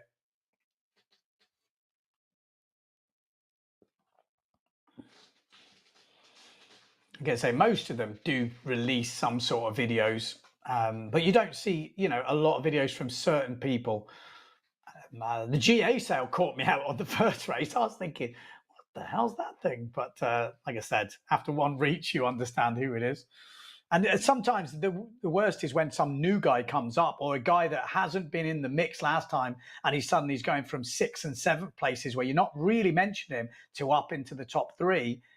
And they've got a very similar setup to maybe someone else. So that can be a tricky one. Are we going to see that now? Well, let's find out. We should be going straight back into women's, I'm guessing. There can't be many of them left in this final. What was it, like 3 or 4 left? We've already had a general recall. We've lost 3. So Justine Lemaitre, we should be seeing her coming through. Mao Davico, I mean, she's in a very strong position now. Lena Erzin. We'd expect those girls to be inside the top 3. And we're probably going to see someone else enter the mix as well now because of the disqualifications. But Lena Erzin pushing super hard there, goes across the line in first place. Looks like Mai Davico is in there, Justine Lemaitre. And then we have got the Neil Pride a bit further back.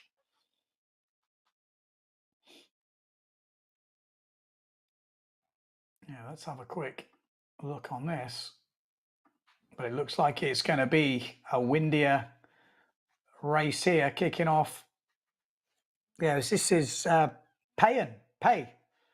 I don't know how you say it in French, but Payan. But Lena Erzin, look at this, flying on some pretty big gear here. She always likes to go pretty big. But Lena Erzin round in first place. And then we've got Justine Lemaitre, then Mai Davico, and then Payan. Just going round in 4th place. One of the young girls coming up through the youth ranks, I think. Oh, bit of a crash on that back end, but Lena Erzin doing her best here to push Justine Lemaitre all the way. Could she take this second elimination? She was second in the first. Oh, and Justine touches down there, and that's given an advantage to the Slovenian rider. Lena Erzin, always up in the mix. Like I said, won her first event, 3rd in her second event. And she's looking very good at the opening day of action, day number 3 here in Guadeloupe for the Riviera Windsurfing World Cup. And Lena Erzin is not going to make this easy for Justine Lemaitre. Lena Erzin, 19 years old. She's entered 2 events and had 2 podiums. She's already had 5 elimination wins. Pretty impressive stuff. Yeah, 171 tall. Yeah, she's got a bit of height on her. Here we go. Leading this as well, Lemaitre. Depends how hard she will push. I think she can push because there's not many in this race. But what else can you do? Erzin very rarely makes a mistake. She's super quick. I think she's still on a bigger gear. Lemaitre definitely not given up on this yet. My Davago in third place. Payan in fourth. And Justine Lemaitre, here she goes. She's going to have to make a challenge here. One jibe mark to go. Lena Erzin leading the way. Very stable round the jibes. Erzin, she was a really good freestyler. And here she goes. Lemaitrie's making a move. Or had a look at it. Decides she's not going to make it. Goes out wide to try and cut inside. Lena Erzin, great jibe and a good jibe from Justine Lemaitre, but just slams the nose down. And that has cost her. And that should mean that it's Erzin will take the second victory on day number 3 here for the Riviera Guadeloupe Windsurfing World Cup. Lemaitre had a chance there, just couldn't control it or to come out and get that slingshot out the jibe. And Erzin will take that second victory. Good race from Erzin and puts the pressure on Justine Lemaitre. Obviously, Erzin on her old sponsors, S2 Maui Sales. So Maui Sales, I'm sure, will be celebrating that. But it's 1-1 in the women's. Third place looks like it should be Mai Davico. So 2 third places for Mai. That's a great start to her event. So starboard foil by the looks of it for Erzin. Starboard board, S2 Maui Sails, and Lemaitre all on Patrick gear.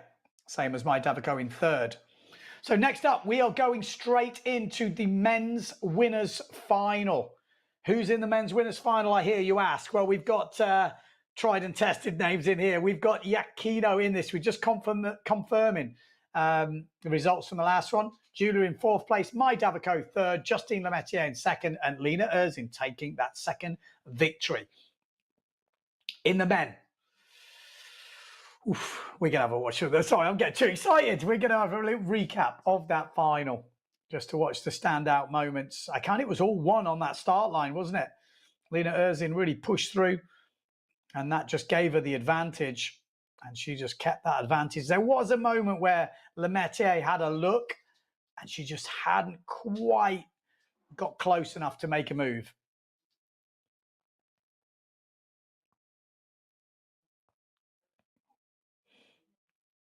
Yeah.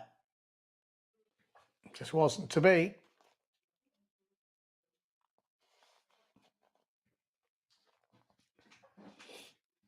Yeah, then it was the next jibe, Mike. You could see Lemaitre had a good jibe here. And here's the moment. A slingshot there might have given her that opportunity, but just couldn't control it. And the nose kept slammed in.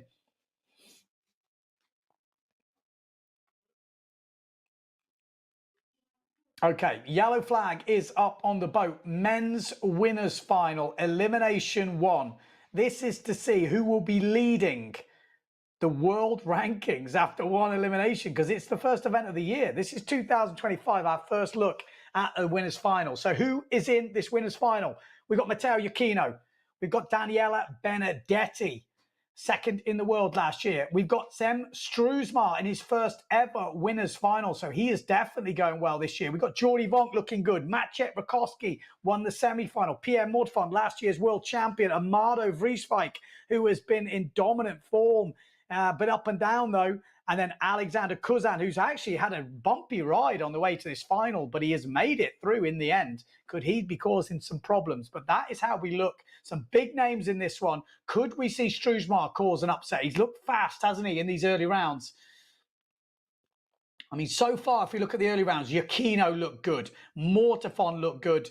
And I would say Maciek Rakowski looked good. Those were the 3 standouts in the early rounds. But how will it play out in this final? We've got a bit more wind around. All the riders are ready to go. We're inside the last minute. This is Elimination 1, the Riviera Guadeloupe Windsurfing World Cup. And this is to see who will be leading the world rankings. You get your name on there. You could do it. Are we going to see Struismar pushing? You know, you've got to push the line. If you want to have a go against these big boys, you've got to be pushing and be right up there. Duotone down that bottom end on the pin end. We've got the Severn of Matteo Iachino down there, but the Duotone was definitely sticking out. Did he stay behind the line? Someone's slowing down. It looks like it's a good start, though. We've got Jordi Vonk, who's been pushing down that bottom end. He had a great start. Matteo Giacchino in the middle going really fast. We've got Amado Vrieswijk in the middle as well on the 0.7 cell. Mortafon on the Phantom. Look at these boys going down this first reach. This is great to see. Benedetti a little bit further back in the pack. Maciek Rakowski right back at the moment. But it is Matteo Giacchino. He looked really good in the early rounds. Oh, big crash! Big crash from Amado Vrieswijk and someone else going down on the Neil prize. That Maciek Rakowski. Wow. It looked like a helicopter gust just took the better of those boys. We'll have hopefully a replay of that towards the end. But Matteo Giacchino is flying out in the front, as is the last year's world champion, Pierre Mortafon, in second place. Then we've got the duotone boys. It looks like Jordi Vonk and Daniela Benedetti in third and fourth. We've got Struijsma in fifth place. But out in the front, the Italian looking super solid. And I tell you what, Alexander Kuzan, I tell you, he bumped his way into this final, but he's right up there right now. So Matteo Giacchino first, then Mortafon, and it is Kuzan up into third place ahead of Jordi Vonk there. Jordi Vonk being challenged by Benedetti, and then Struijsma back in sixth place. Looks like Amado's. Oh, we've lost the whoever was above Struijsma there. Oh, my life. It's all action, isn't it? Add a little bit of wind into the mix, and it is crazy stuff. It looked like Amado had started to get back on. Maciek was actually the last to get back on in that mix. Could have been, we've lost. No, Struijsma's still on. So, Kuzan in third. Vonk in fourth. And maybe it's Benedetti that's gone. Maybe it was Benedetti that went down. But we've got the other Italian out in the lead right now, Matteo Giacchino. It looks like he's going to get this wrapped up. Just one jibe mark to go. Matteo Giacchino from Italy. Could he be going for another world title? It's early days, isn't it? But it's the way you want to start the year. Matteo Giacchino rounding first place. And that gives you a real idea of how windy it is. Pierre Mortafon, last year's world champion, rounding second. Solid from him. Alexander Kuzan, look at this, up in third place. Then we've got Jordi Vonk in fourth, being pushed up by Struijsma. What a jibe from the other Dutchman. Struijsma, he is looking in great form. If this early racing is anything to go by, he is going to be one to watch this year. But Matteo Giacchino is going to be super happy with that. That is the way you want to kick off the campaign in 2025, with a win in the first elimination. Second place is Pierre Mortafon. Third place, it should be Alexander Kuzan. We couldn't quite see it on our screens there. But then Struijsma, then we had Jordi Vonk, and then it's basically the guys who crashed, because there was some big crashes coming down. Oh, actually, does that look like Struijsma? Well, there's Maciek Rakowski. We'll get the official runs over the line very soon. But there we go, Daniela Benedetti. Oh, there were some big crashes. So let's keep an eye on this as we come into this first mark. Great start from Jordi Vonk. This was looking good. And then Amado Vrieswijk. Oh, absolutely devastating. And I think that took out Maciek Rakowski. You know, that, again, without watching it again, it's difficult to say what happened. Yeah, definitely. The crash from Amado took out Maciek. He's going to be upset with that. But keep your eye on Benedetti here in about fifth place. So Giacchino round, Mortafon round. Oh, maybe it's not that jibe mark. Because we lost the Italian as well.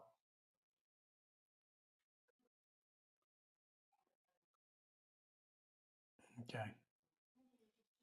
So Matteo Giacchino, definitely the way he wanted to kick off. You know, that is just, okay, we've had a good one. We can build from there.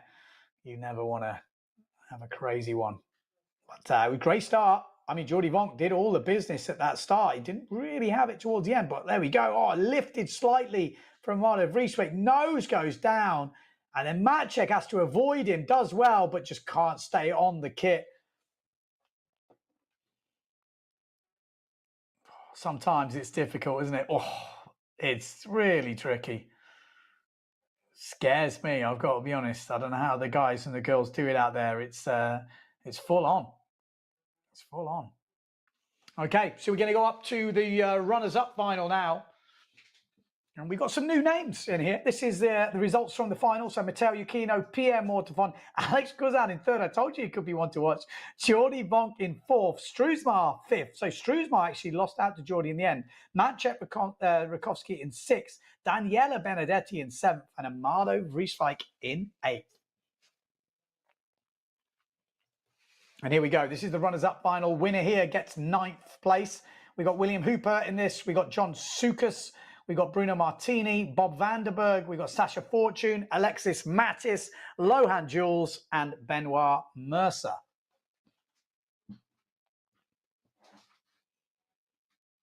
Will we see any new guys winning a runners-up final? To win in the runners-up final is definitely not easy. Here we go. Is it a good, clean start? Maybe it is. We've got Alexis Mattis up on this top end on the GA. We've got we got the Patrick sticking out in the middle, which is probably Hooper. We've got the challenger quite far back at the moment, which is John Sukas.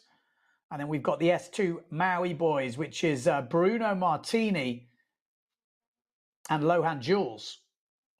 I think it's Bruno Martini that's going to go round in first. Oh, Alexis Mattis, what a jibe from the Frenchman.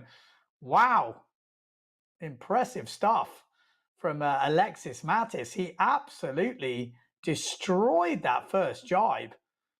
Really pushed out Bruno Martini there. I think it caught him a bit unawares. He drove into that jibe mark like he was on a fin. Like a full laydown. Impressive stuff. Second place. Is that Lohan Jules on the S2 Maui sails with the Hooper coming through on the Patrick. We've got Mercer on the Severn. But it is Alexis Mattis leading.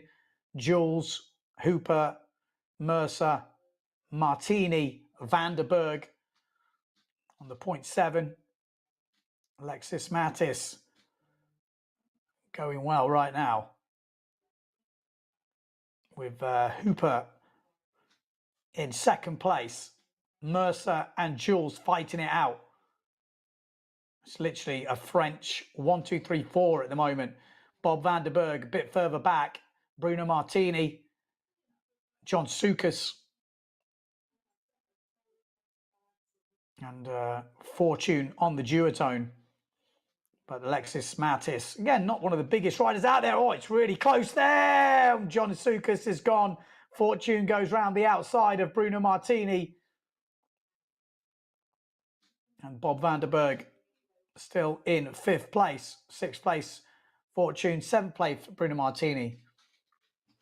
But this is Alexis Mattis. He really is driving into those jibes. Not pushing, not taking it easy. Hooper in second place, then Lohan Jules. Mercer pushing through, up into third now on the Severn. Surely Alexis Mattis has got the win here, being pushed hard by Hooper in second place. It's not over, is it?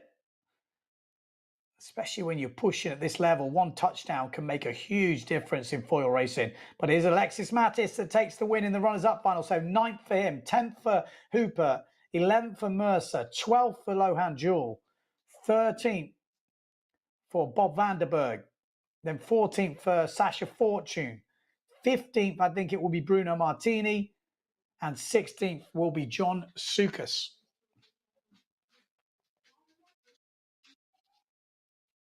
Okay, we're going down the beach to get an interview with Lena Erzin. Yeah, on the second wind reach picked we up got some quite a lot, seaweed, so I was trying to avoid tricky. them There's a or lot of, not kind of touching down seaweed too in the much. water. But yeah, But sorry. yeah, we push, we You try. talked about and, Cedric bringing you a sail. Are these kind of things that you agreed beforehand? I can't hear it.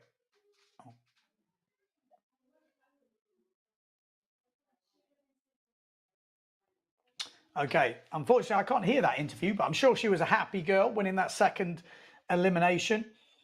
But yeah, That's the way we want to start, isn't it? This is what we wanted on day one, but it doesn't matter. We're on day number 3 of this Riviera Guadeloupe Windsurfing World Cup.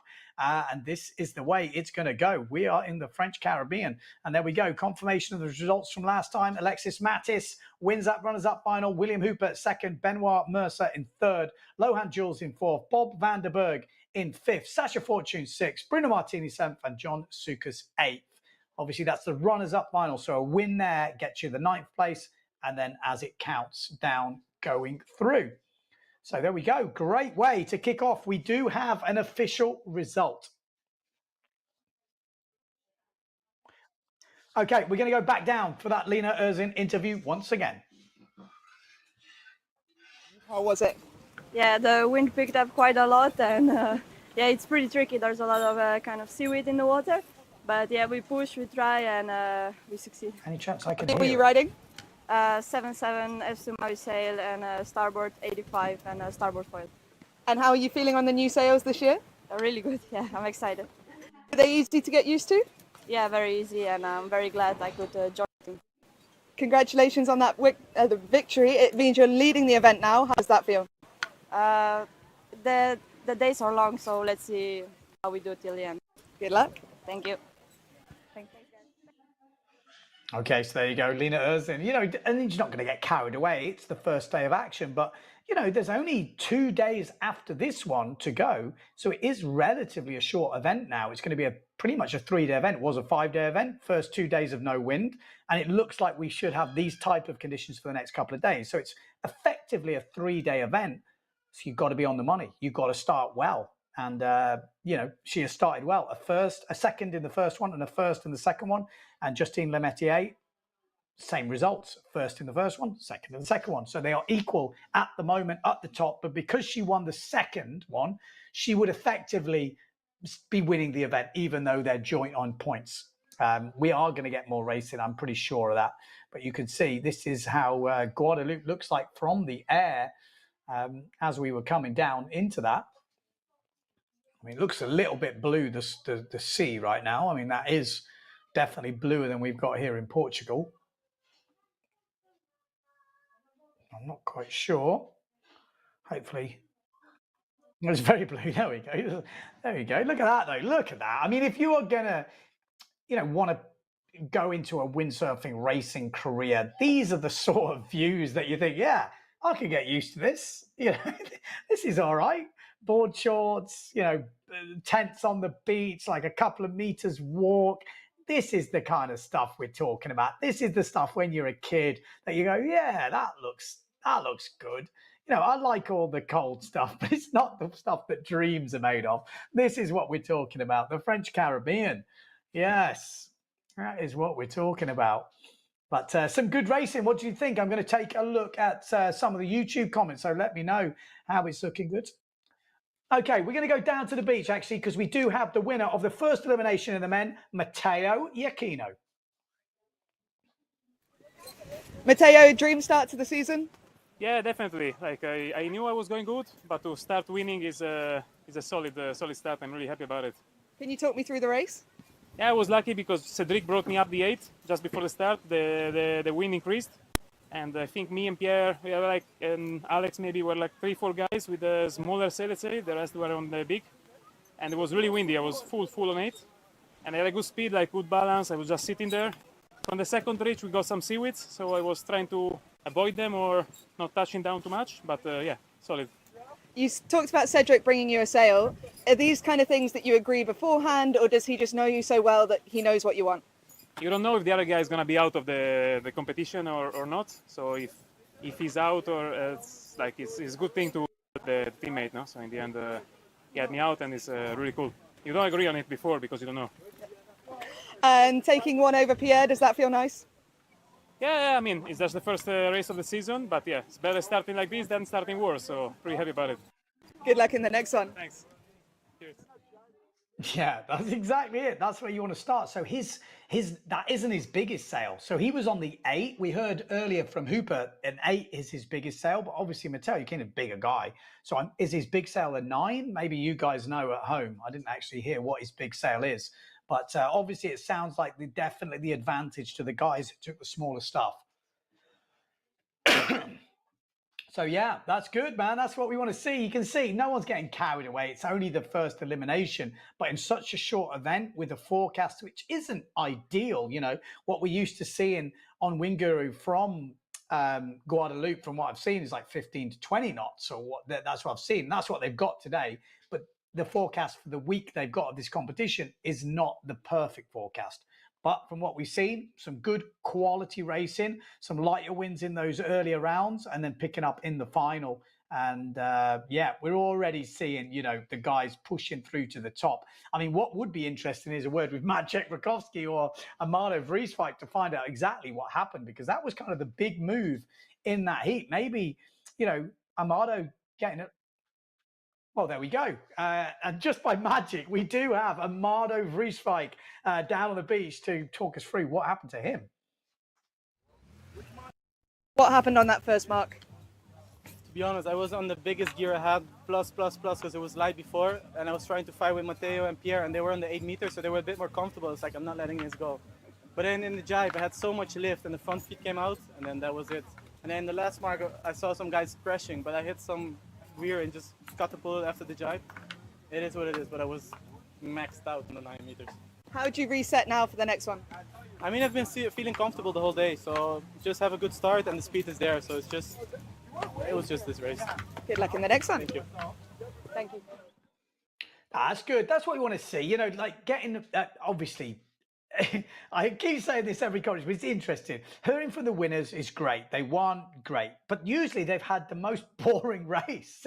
And they're like, yeah, well, I had a good start. I led from start to finish. A lot of the time, it's not always like that. But actually, some of the most interesting chats is, you know, the other guys who were in the pack and they've been fighting.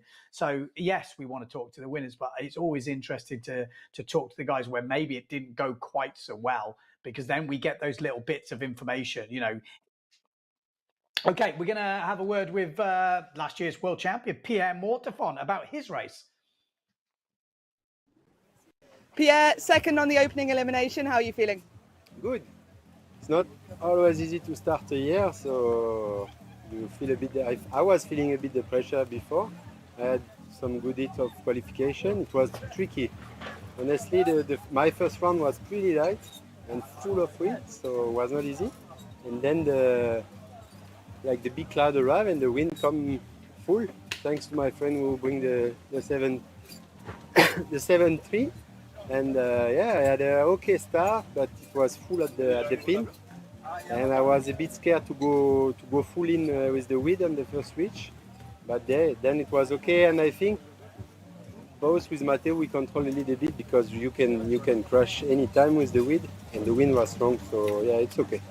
You were just saying it's a pretty short course. How does that change your strategy? It don't change so much. It's just that we arrive all at the same time at the mark, and it's short, so there is no place for mistake. Makes it more interesting though. Good luck in the next one. Thank you. No place for mistake. That's what we like. That's what we like. No place for mistake. You know, that's the good bit about watching is, obviously, I know it can be quite dangerous. Like Maciek did well to avoid Amado Vrieswijk. And what we have got, I think, with this current setup from what I'm seeing now is, you know, the guys are coming in. So the media is able to get to the riders. You know, everything is in a really closed space. Again, I'm not in Guadeloupe at the moment, but you can see it actually, the way it's working is working pretty good, because to get those inside chats, to talk to the riders, I think that's what you guys want to see at home. It's what I want to see as a commentator, to get those inside scoops of what's actually going on, what gear they're on, how they were feeling, what went wrong, what went right. That's the interesting bit. You know, the race is all good to watch, but then finding out like the details is always interesting. So if you have just joined us, you have missed elimination 1 from the men and 2 eliminations from the women. In the women, last year's world champion, Justine Lemaitre, is tied on points with Lena Erzin from Slovenia. And she has always gave a good account of herself on the PWA. And speaking of Justine Lemaitre, we actually have her for an interview on the beach. So let's go and have a chat and find out how it went for her.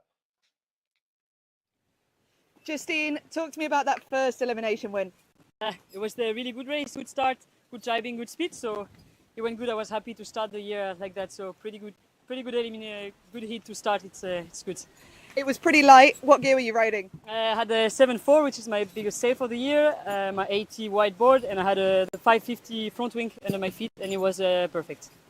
And then the wind picked up. Talk to me about Elimination 2. Yeah, I've got a bit unlucky. I was already doing a mistake not taking the best start.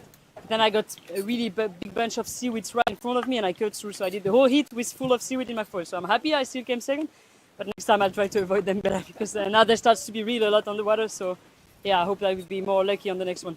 Conditions have changed a lot. What's it like now? Yeah, now it's pretty windy because we can see it behind. It's being quite dark what's coming. So we will see because I think it's going to be windy under the rain and then it can drop really fast. So it's going to be a tough game to choose the right gear. A mental battle, but you're feeling good? All good. Ready for it. Good luck. Thank you. Bye. Good to hear that. I've been speaking to a few of the riders and they do say as the day progresses, there is a bit more seaweed because it's later in the season here in Guadeloupe. In the early season, there's no seaweed. And as you get into this bit, there does start to become some with this wind direction that they've got at the moment. So they have been talking about trying to race earlier rather than later. So we'll have to see how that progresses. But it does make it quite exciting for watching the racing. You know, a little bit of weed here and there. It's not something that pushes you in the water, but it can slow you down a little bit. So again, there's going to be different thoughts on that. But anyone who's played Mario Kart, you know, there's these little bits of things you can do. Makes for some exciting racing. So here on the commentary, I think we are definitely going to see more drama looking out there. And we've definitely got wind. Looking at the YouTube comments, Tilo International says it's looking great. What else have we got on here? Mr. Silver say we want to see Sem on the camera. Yes, Struesmar. The crowd are asking for Struesmar making his first ever final. We got Real Fish Music says I hope Bruno still has some of his also okay. It's difficult racing out there. Nice to see the PWA Tour in Guadeloupe. I agree. Definitely looking good. Casper Nielsen says the GA sales are looking good. Casper Nielsen also saying more to fun for the win, but didn't win the first one. What else have we got on here? So plenty of action on the comments. Love to see it. We're going to have more eliminations coming up. I actually haven't seen the timing for the next elimination, but I will have a check. So next elimination will be coming up at 12:35. So that's in 8 minutes. No, it's not. It's in longer than that. It's in 12 minutes time. So 12 minutes until next. Okay, so we got about 12 minutes until the next elimination. So stay with me because we are going to be going through all of it. We have had, like, again, some exciting racing today. Okay, so what we're going to do is we've got 12 minutes. So we do have a pre-record of Sarah Jackson having a bit of a walk around the pits, you know, seeing the sights, meeting some of the sailors. So some interviews. We're going to play that. And then when that's finished, we'll be going straight back into live racing. So we've just finished the skippers meeting on the opening day here in Guadeloupe, and we're going to go for a little walk around, catch up with some riders and see what's going on. Boys, how are you feeling after the skippers meeting? Jordi?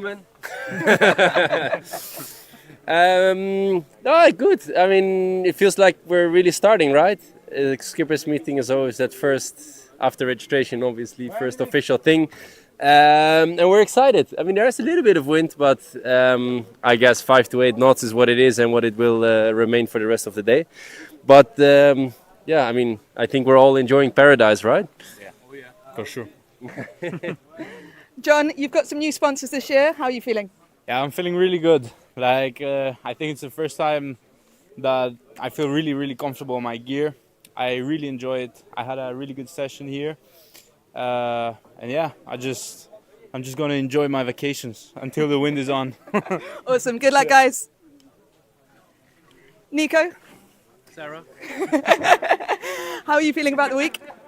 Yeah, I'm looking forward. I mean, there's already some wind, even though there was nothing forecasted, so that's, I think, a positive sign. struggling a bit with my broken toe, but I'll make the best of it. Any new equipment this year?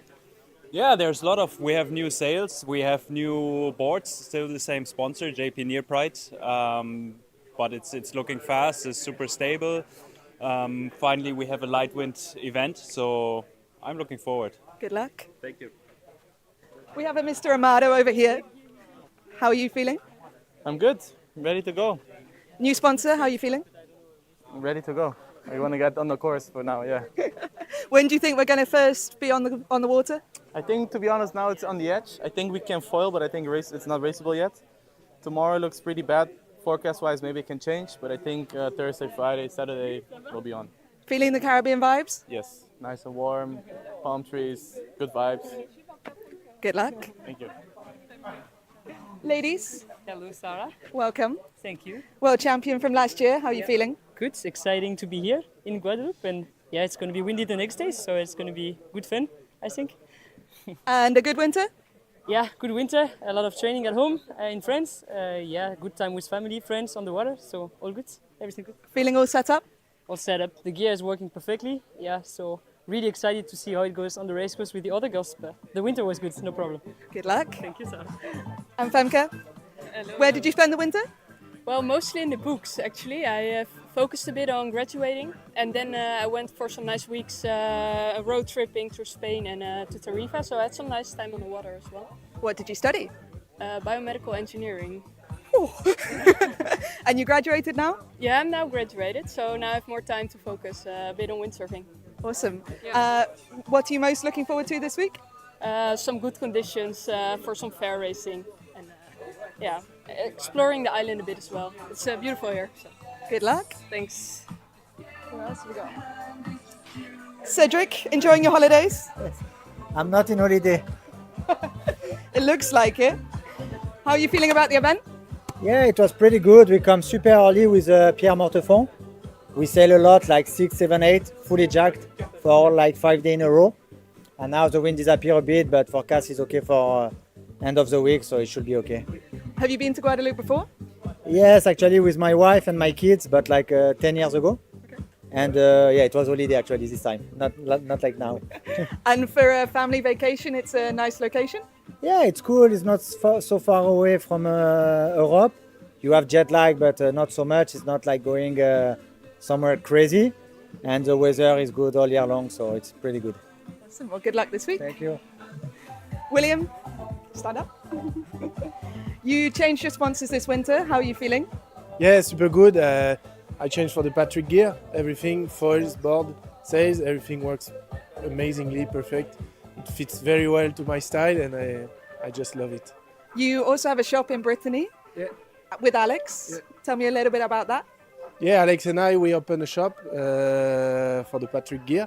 So we found out that for the people, having the right advice from the pro is really a big step. And this is what we love also. And so we set up this business. And we have plenty of ideas. We are selling gear, but we are also coaching. We want to help the new generation, everything which about windsurfing, and also winging and SUP and everything.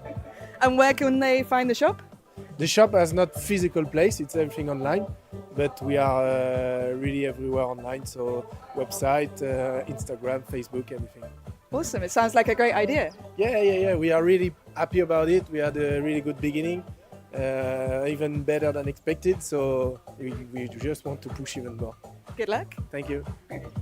Let's keep walking and see who we find. Mathieu, it's your debut event on the PWA. How are you feeling? Me, I'm feeling confident for today because I think the wing picks up a little bit. So I'm ready for today. And you were the PWA Youth Foil Champion last year. Tell me about your season.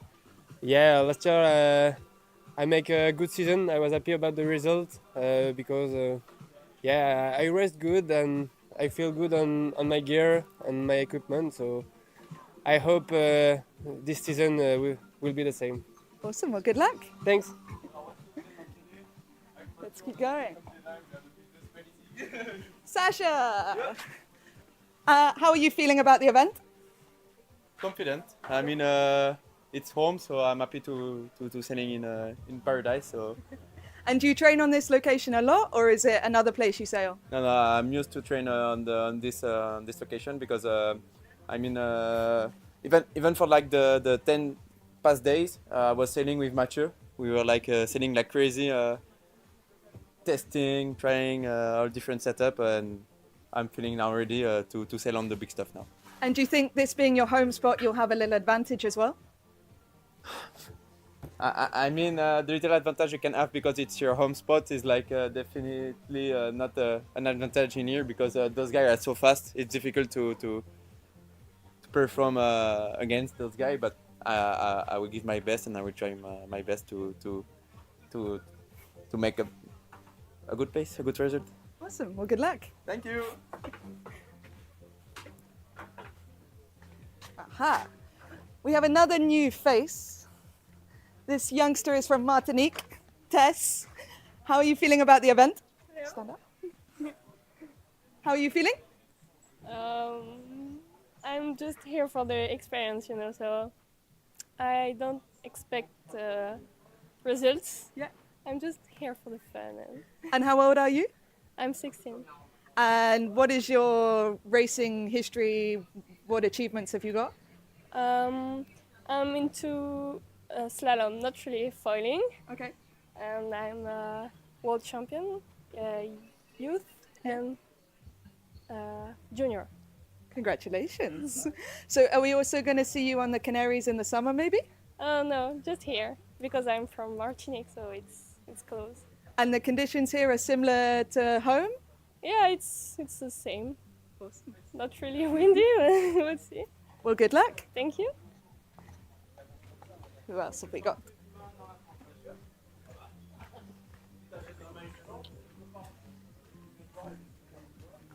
Right, we've already spoken to them.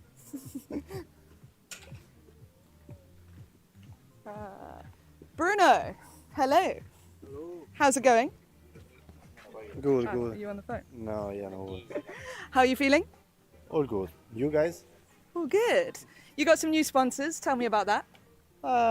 It's take me quite a lot of time to organize all the new sponsor, but I think I was working the way to working with good people and with the people I want to choose. I mean, after several years, I want to work with people, then give you something back, and I want to give all my knowledge and all my information to people who deserve as well. So you're taking a key role in these new brands? Yeah, to be honest, I think we have altogether a lot of potential. For sure, we didn't have so much time to organize and to combine everything together, but I think I will be able to squeeze some good stuff from that. We already have a good point, and yeah, that's it. Just happy to start again another season. Awesome. Well, good luck. Thank you.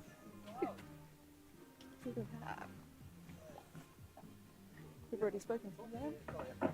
Scotty, hello. Hello. Another season on tour. How are you feeling? Yeah, no, feeling good this season. I had a bit of a hiccup halfway through the season last year, cutting my foot. He put me out for the rest of the season, but this year feeling pretty strong. Done loads of training over the winter, getting dialed in with some new kit. So yeah, pretty excited for it. Where did you base yourself this winter? Well, I was going to go to Tenerife for a little bit, and I actually ended up staying at home in the UK at Weymouth, so my home spot. And the weather never really got too cold, and we had quite a good bit of wind, so we just sort of pushed on through, and had a good winter in the end. Finishing getting set up, what are your equipment choices this year? So stick with the 86 wide Taboo Manta foil. Sails from GA have changed a little bit. We've got a slightly smaller big sail, which is now an 8.2. The rest of the quiver are the same sizes, and this year I've decided to try the Patrick foil. So a bit of a change there, which feels good, but I'm quite excited to go and try it against the other guys, which I haven't done yet, so fingers crossed. Good luck. Thank you very much. I think that pretty much wraps us up. I think we've spoken to most of the fleet. So that's it for the pit walk. Let's hope that the wind fills in later and we'll get some action.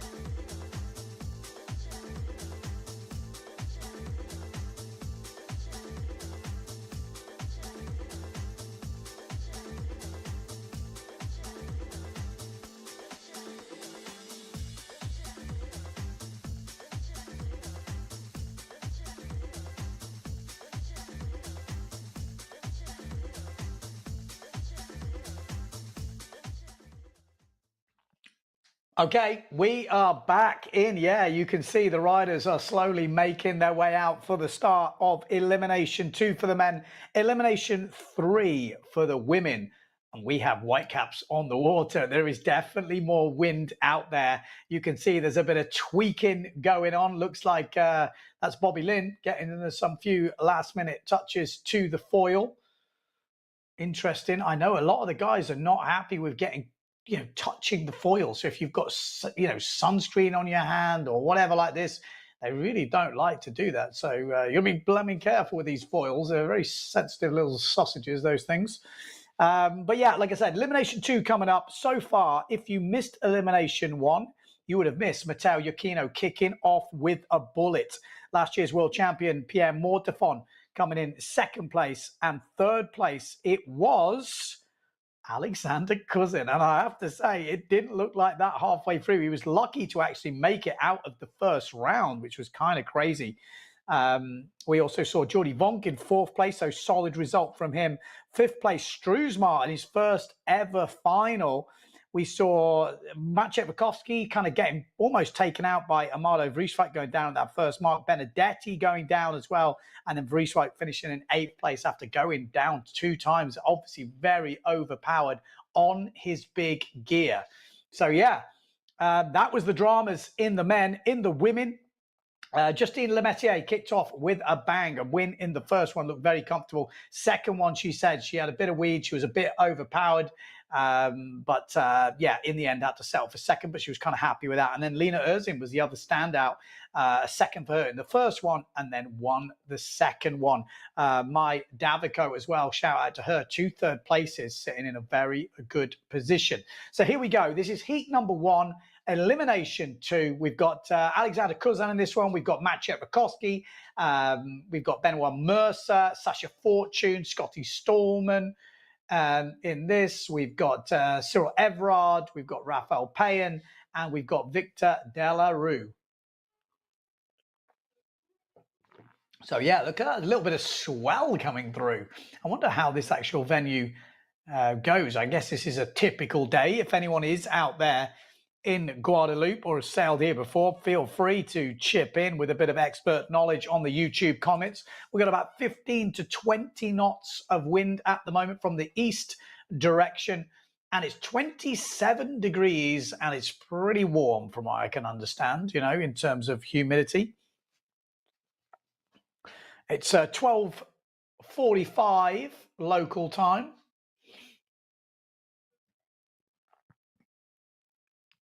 But yeah, we are ready to go. Who will win this one? I'll tell you what, Matteo Giacchino, he looked very comfortable, didn't he? From start to finish, all the way through those rounds, you thought, this guy looks locked and loaded. Pierre Mortefon as well. I'd have to say Maciej Wachowski looked pretty solid as well, but you can't avoid sometimes these crashes. If someone goes down in front of you, yeah, that's it. No matter how good you're sailing, what you're doing, if you can't avoid it, you're going in the drink and you're not going to win from that position. But for anyone who doesn't know, we're in Guadeloupe. This is the Riviera Guadeloupe PWA Windsurfing World Cup. This is day number 3. We've had 2 days of kind of very light winds. The guys and the girls have been going around the island, doing a bit of sightseeing, checking out the local sites, chilling out, relaxing, getting ready for the event, psyching themselves up. And day 3 is today, and this is where we've seen the action. So we already now have a guaranteed result at this event, which is what you've got to do. With the sponsors and everything, you need to get guaranteed results. For us at home, we want to see the action as well. And I think we're going to see more and more action. The next 3 days looks very similar forecast to today. And today we're already seeing gusts of 20 knots. So this is, when you look at the forecast, it doesn't forecast that. So obviously this venue definitely pushes on a bit higher than the forecast is saying. You can see there's quite a few clouds around today. They are saying a bit of rain, and this is obviously giving us some squally weather. So the riders are going to have to be right on the limits here. And here we go, straight in. Look at the top end on the duotone. I think that's Sasha Fortune with a great start up this top end, and he is absolutely flying down. We've got Everard in the middle on the Challenger sail. We've got Maciej Wachowski down this bottom end, who looks like he's going in great form at the moment. Who else do we have? We've got Mercer on the Severn. We've got Delarue on the Patrick, I think further back. And we've got the GA rider of Stallman. So Scotty Stallman going round in about second place here. Pushing hard on the inside on the Patrick though. Oh my life. I thought Delarue was going to take him out there. Oh, that looked really scary. Everard was pretty close there. Good bit of steering from Delarue, but Maciej Rakowski out in front, Stallman in second place. Then we've got Benoit Mercer in third place. And then we've got Sasha Fortune in fourth place, being pushed hard by the other Patrick rider, which is Alexander Cousin. Like I said, he was having a fight with Fortune to get into that final, and then he ended up third in the end. So Fastest Fortune has had a hell of a start, and he's got to hold on now. Alexander Cousin, third place in the first winners final. At the moment, he's in fifth place and wouldn't be qualifying if he was to finish in this fifth place. Maciej Rakowski from Poland looking really good out in front on the Neil Pride JP stuff. Wow, this is going to be a good race, this, for fifth and fourth, isn't it? Sasha Fortune, he's got a bit of work to do here because Cousin has moved up into fourth place now. Can't afford to hold back. Great jibe from the young Guadeloupean, if that's what we call him. And Stallman's in a bit of trouble here. Stallman's being squeezed. Great jibe from Fortune. Look at that. What damage. Look at the damage he did. Wow. Up into third place. He's got, again, it's almost his nemesis now, which is Alexander Cousin.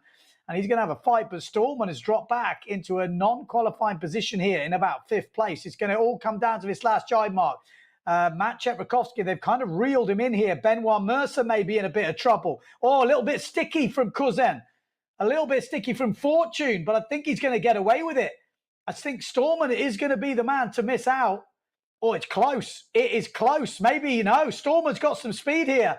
Stallman has got some speed. It's not all over for the Brit. Fortune and Stallman are going to go all the way down to the wire here. And Stallman's coming back through. Fortune's giving it his best go. But Stallman has done what he needed to do. Great racing from the Brit to edge out the young local. We had Benoit Mercer in third.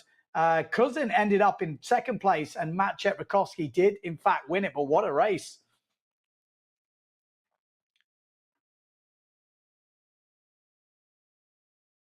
Whoa. That's what we like to see. A bit of breeze adds to the excitement, doesn't it? We've got Renier saying, yes, finally some nice action. Sarah and Ben, thanks for the perfect broadcasting. Well, obviously there's a big team behind it. We're just giving it the voice. But great to see. Gasper saying, whoa, the camera angles are incredible. Such a joy to watch. Look at this. I mean, oh, look at that. Oh, that was really close, wasn't it? Scarily close on the foils. You've got to remember, they're not like fins. They stick out a little bit further under the water. But some great action in this first heat of the second elimination. Look at this for a jibe from Fortune. Look at that slingshot right through. And you thought that was enough to give him the edge over Stallman. But Stallman goes wide here. Fortune goes inside, touches down a few times. And then at the end of the reach, it was only one winner in that battle for fourth place, and it was Scotty Stallman. Going to come down to really fine margins this year. A lot of guys have got speed. They were saying that. It's all down to the racing. Second heat coming up. Second elimination. We've got Pierre Mortefond, Daniel Benedetti, William Hooper, Bruno Martini, Pierre Macker. We've got Ganoli, and we've got Tanton and Pasquale, sorry. Ganoli. Are we going to see any of the young guys pushing through? Who is the next up-and-coming big talent who is not there yet, but maybe in a few years is going to push through? Phil says the swell is picking up a bit. Good first heat. I agree. That swell will be the one that causes the problems. When we've seen that in silt, the swell is actually the bit that makes it super interesting. It adds to that bit, you know, you touch down with the nose, especially I saw that video from Nico Preen about his new foil board. And, you know, one sort of touchdown, it made it look quite quite tricky. So will that come into effect? Let's wait and see.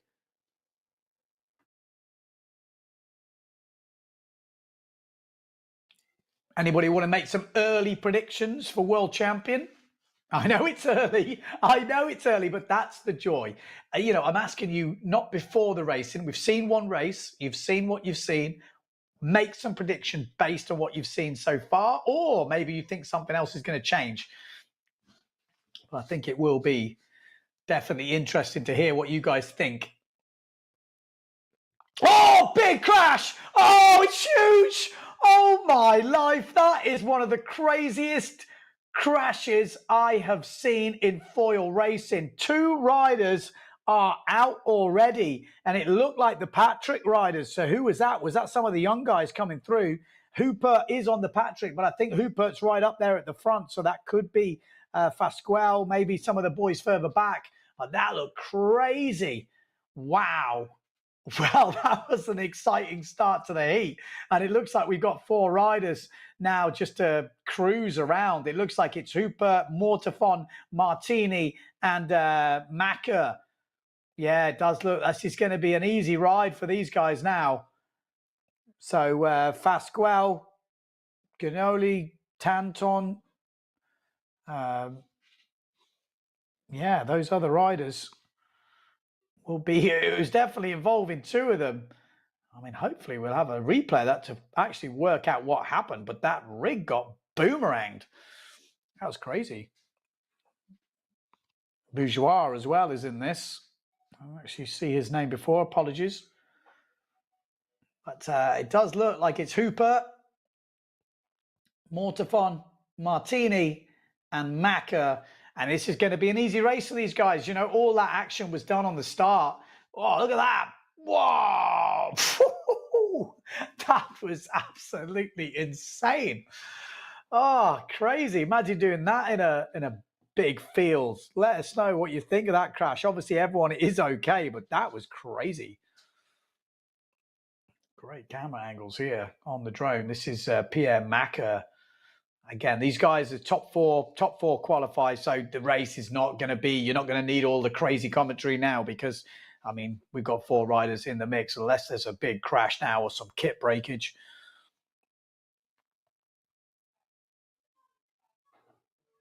So we got Gasper saying, Ben, how does the spot work? When it's cloudy, it's windy, or the other way around?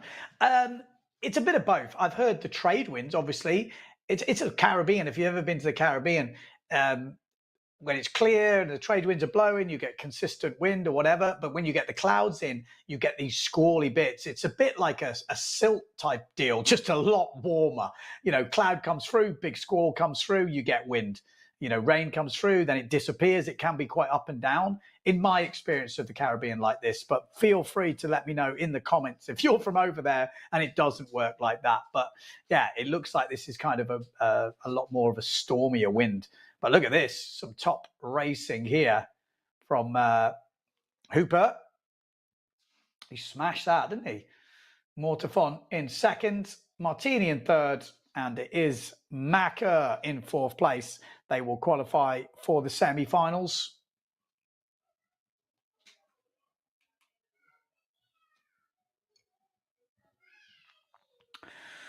Oh, a little bit of wind does pump it up a bit, doesn't it? Yeah, so there we go. Confirmation, Hooper, Mortafon, Martini, and Macker will qualify for the semi-finals. Let's have a quick refresh. Obviously, they will be joining into the other one.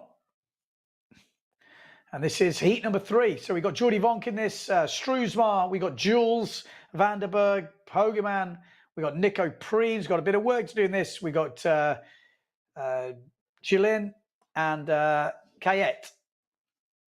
Or Kaye. The French names kill me, so you probably don't pronounce the T, so you know me, it's part of the fun. Oh, bit of oh dear. That I was going to say a bit of a rig change, but that's not a rig change. That is a full That's a full problem right there. So that maybe that happened on the start, which would make sense because that's France 73, and France 73 is Fasquelle. So it must have been Fasquelle who broke his mast or boom or everything by the looks of it. Wow, that was a big crash on the start from Fasquelle. I wonder if he was the one that crashed or the guy that got hit, because it was two Patricks involved with that crazy crash at the start.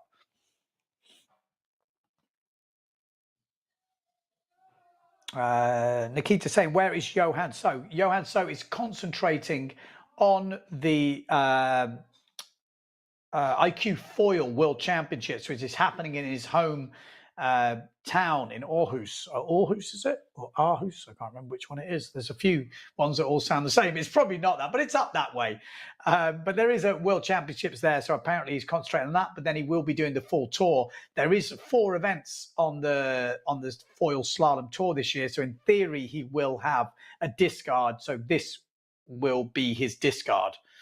So yeah, he doesn't like to make it easy, Johan. So kind of crazy. The guy could have had a couple of world titles so far. He's making it here. Could he get it this year? We haven't seen him. I mean, he is an absolute beast, hence the name.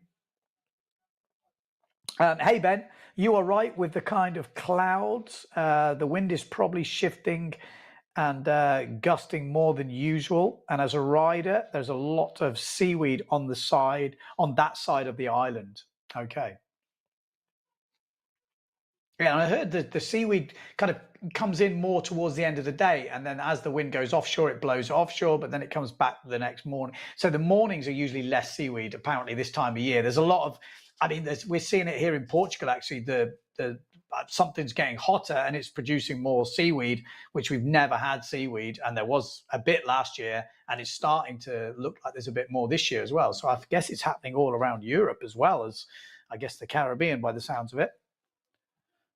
Someone asking, where is Enrico Marotti? Good question. I don't know. I'll be honest. I've heard rumors, but I don't want to say because it's not. I haven't seen an official something. So I would like to hear what the official thing is from Enrico before I say what I've heard. But he's not here. That's basically it. So yeah, maybe he's watching. Maybe he can let us know. Here we go. Starting off, bang. Let's get it on. We are into the racing. The drone is just so good. I know I'm going to bang on about it again, but when you've got a good pilot and you're flying like this, oh, Jordy Monk, he's trying to avoid the seaweed, maybe. He took evasive action there. It must have been a big clump because that looked risky. Wow, Jordy. So we've got Jordy Monk in this. Stroesmaar's in this on the gas tree. He's been looking good so far, the Dutch boy. He's a big fella. We got Lohan Julies further back, Van der Berg, and I think we got Nico Preen up in the mix. In this elimination. Went out early in the first one, Nico Preen, but he's up in 3rd place here. He's got a bit of competition around him, though. Not a great job from Lohan Jules there. But there are 5 riders right in the mix here. Nico Preen is one of them. Fighting it out with Stroesmaar for 2nd place at the moment. Out in front, Jordy Vonk. Then we've got Stroesmaar in 2nd. Nico Preen in 3rd. And this looks like Guadeloupe 0 in 5th place at the moment. So Guadeloupe 0 is Gielen. Here we go. Are we going to lose anyone on this jibe mark? It looks way more gnarly from the low down, doesn't it? You're like, oh, it looks a bit more choppy from there. Oh, look at this. Lohan Jewel goes down. It's going to make it easier for the front three. But Gielen.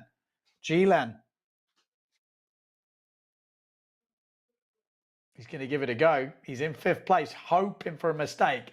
Nico Preen looks like he's got it together now, looking very solid in 2nd place. He's got Stroesmaar behind him. And then it looks like Van der Berg on that 0.7 in 4th place. Are we going to see any mistakes? Jordy Vonk. He seems confident this year, Jordy. 7th place last year in the rankings. Can he go up? And I think we've lost our 5th place rider. No, we've lost our 4th place rider, Van der Berg. That is a costly mistake for the Dutchman. This is not what he needed now. We might see the local boy or man. How old is he? How old's Gielen?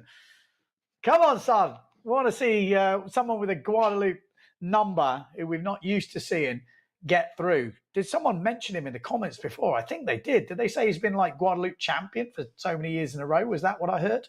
Or maybe I'm misremembering. But Guadeloupe 0 with a number like that, why not? He's on it, isn't he? He is on it. Lohan Jules. Oh, no, that's the other S2 Maui Sales rider behind. But it looks like Gielan is going to go through here in 4th place. Guadeloupe 0. But it's Jordi Vonk that wins it, gets himself into the semi-final. Nico Preen in 2nd. Struismar in 3rd. And Mika, here he is. Mika, 32 years old. He's only ever entered one event, and this is it. And he's in the semi-finals. Go on, son.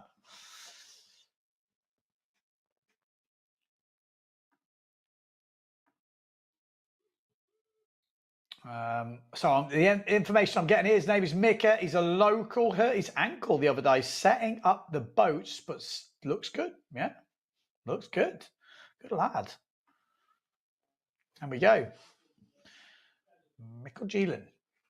Guadeloupe 0. That's the number you want, isn't it? Or is it 8? I think it's a 0. Struismar as well, putting it together. Up into the semis. And Nico Preen, after that disappointing elimination 1, is through to the semi-finals.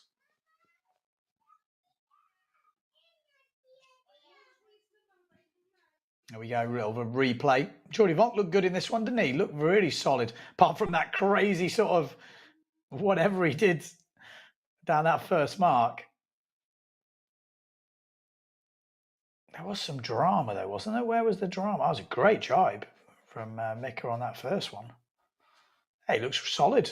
Oh, Lohan, that gave him the edge. At this point though, Van der Berg was the guy who was sitting in 4th place.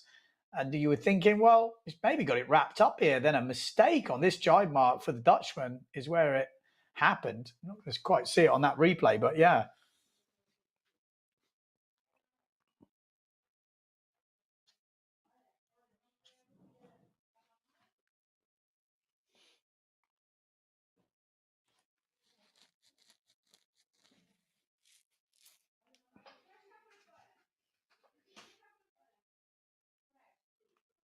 Well, next up, we're going to have heat number 4 of Elimination 2. And this will, well, we're putting in the event leader at the moment, Matteo Iachino into the mix. So he's going to want to keep on his good run of form. Obviously, it's early days, one elimination gone, but Matteo Iachino in this. Amado Vrieswijk, disappointing from him, crashing out in that final.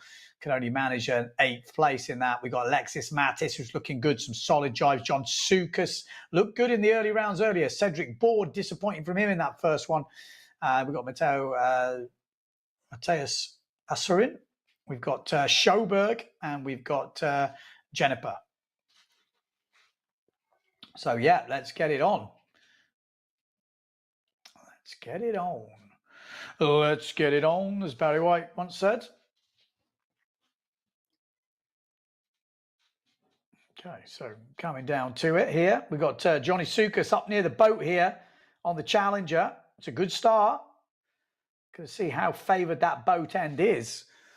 We've also got a good start from the Severn, also looking good, which is, I'm guessing Matteo Iachino is one of those Severns. Cedric Board will be another. But 0.7 of Amado Vrieswijk looking good, and the Severn down the bottom end, which is obviously Matteo Iachino looking the best coming into this first mark. So it's Matteo Iachino in first, then Amado Vrieswijk, then the GF Alexis Mattis. Schoberg goes down, big crash from him, and there's a little bit of a pile up there. I think they avoided each other, but yeah, look nasty. There's a few movers going on here, isn't there? You'd see them riders going left and right all over the place. There's obviously a little bit of weed in the water, and they're able to see it, and they're trying to avoid it, but they're making for some crazy angles going through. I tell you, Iachino, swell as well. I wasn't expecting to see so much swell. I don't know why. It just, my brain was thinking it was going to be almost like a lagoon, but there's definitely some swell here. Alexis Mattis, and then we go Sukas. Sukas in 4th place now, but being challenged by, I think it's Cedric Board. So Cedric Board and John Sukas going to have a battle here with Alexis Mattis in 3rd place. Amado Vrieswijk and Matteo Iachino out in front at the moment. Sukas trying to hold off Cedric Board here. Board not giving an inch.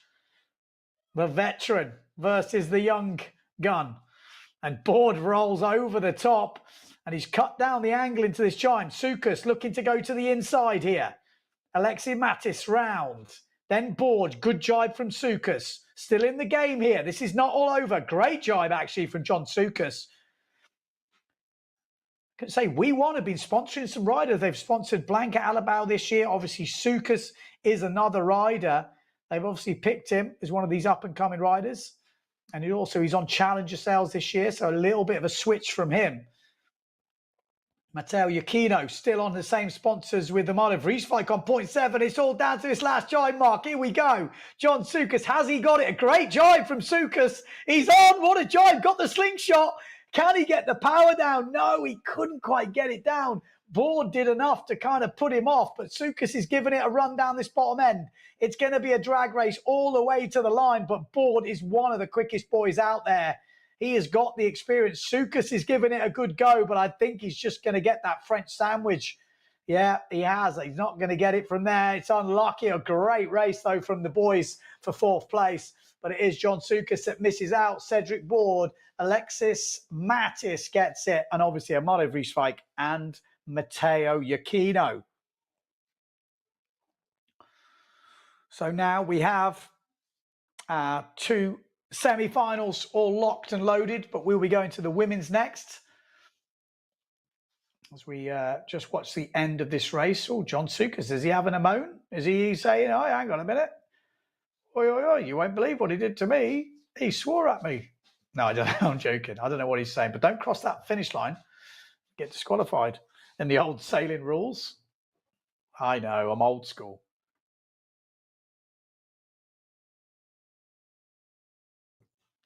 Look at that for a setup. That is just an epic setup. Hotel on the beach, then you've got like this little spit, and then the racing is happening right there. That is epic. And I'm not there. That looks good though. Great venue.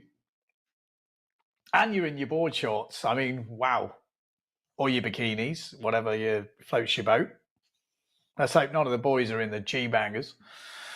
Right, next up, we've got women's winners final, Elimination 3, Blanca Aalvaa, Mal Davico. We've got Femke van der Veen, Justine Lemaitre. We've got Julia Payen. We've got Tess Semet. We've got Bobby Lynn de Jong and Lena Erzin.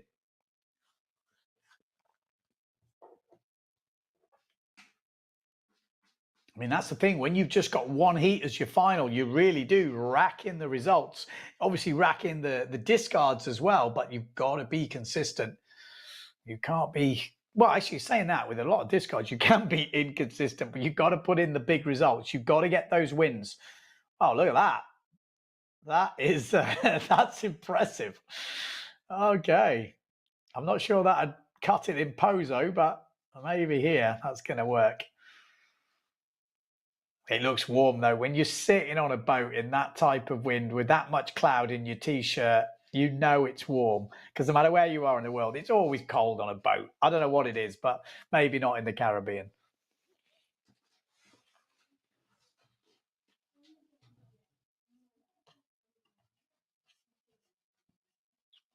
Yeah, so men's finals are locked and loaded, but we into women's winners final.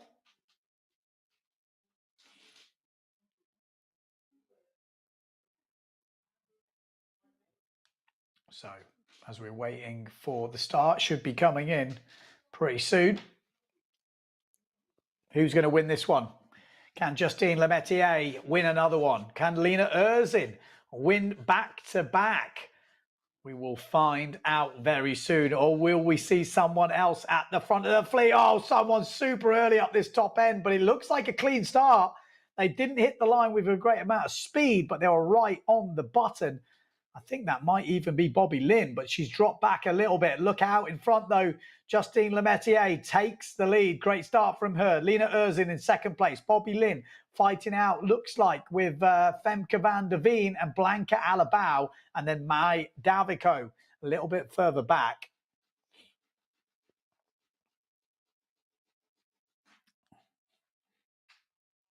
So Justine Lemaitre looks like she means business here as we come into this first jibe mark.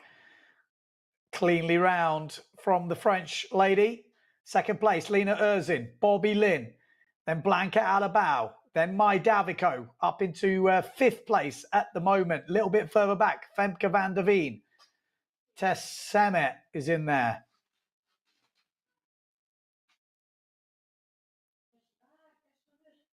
Hell of a lead right now. She had a good start. She said, you could see her analyze her last final. She's like, well, I didn't have my best start, and then I got a bit of weed, and then you could see she was kind of disappointed, although, well, you know, that was the worst it could have been, and I finished second. So I think there was a little bit of that. But look at the fight for second place is going on right now. Bobby Lynn, Lena Erzin, Blanca Alabau. This is, oh, Blanca got a little bit wrong there, but maybe she's got some different tactics as Lena Erzin comes through on the inside to go into second place. Bobby Lynn holding on to third. Blanca with a very wide jibe coming in kind of tight at the end.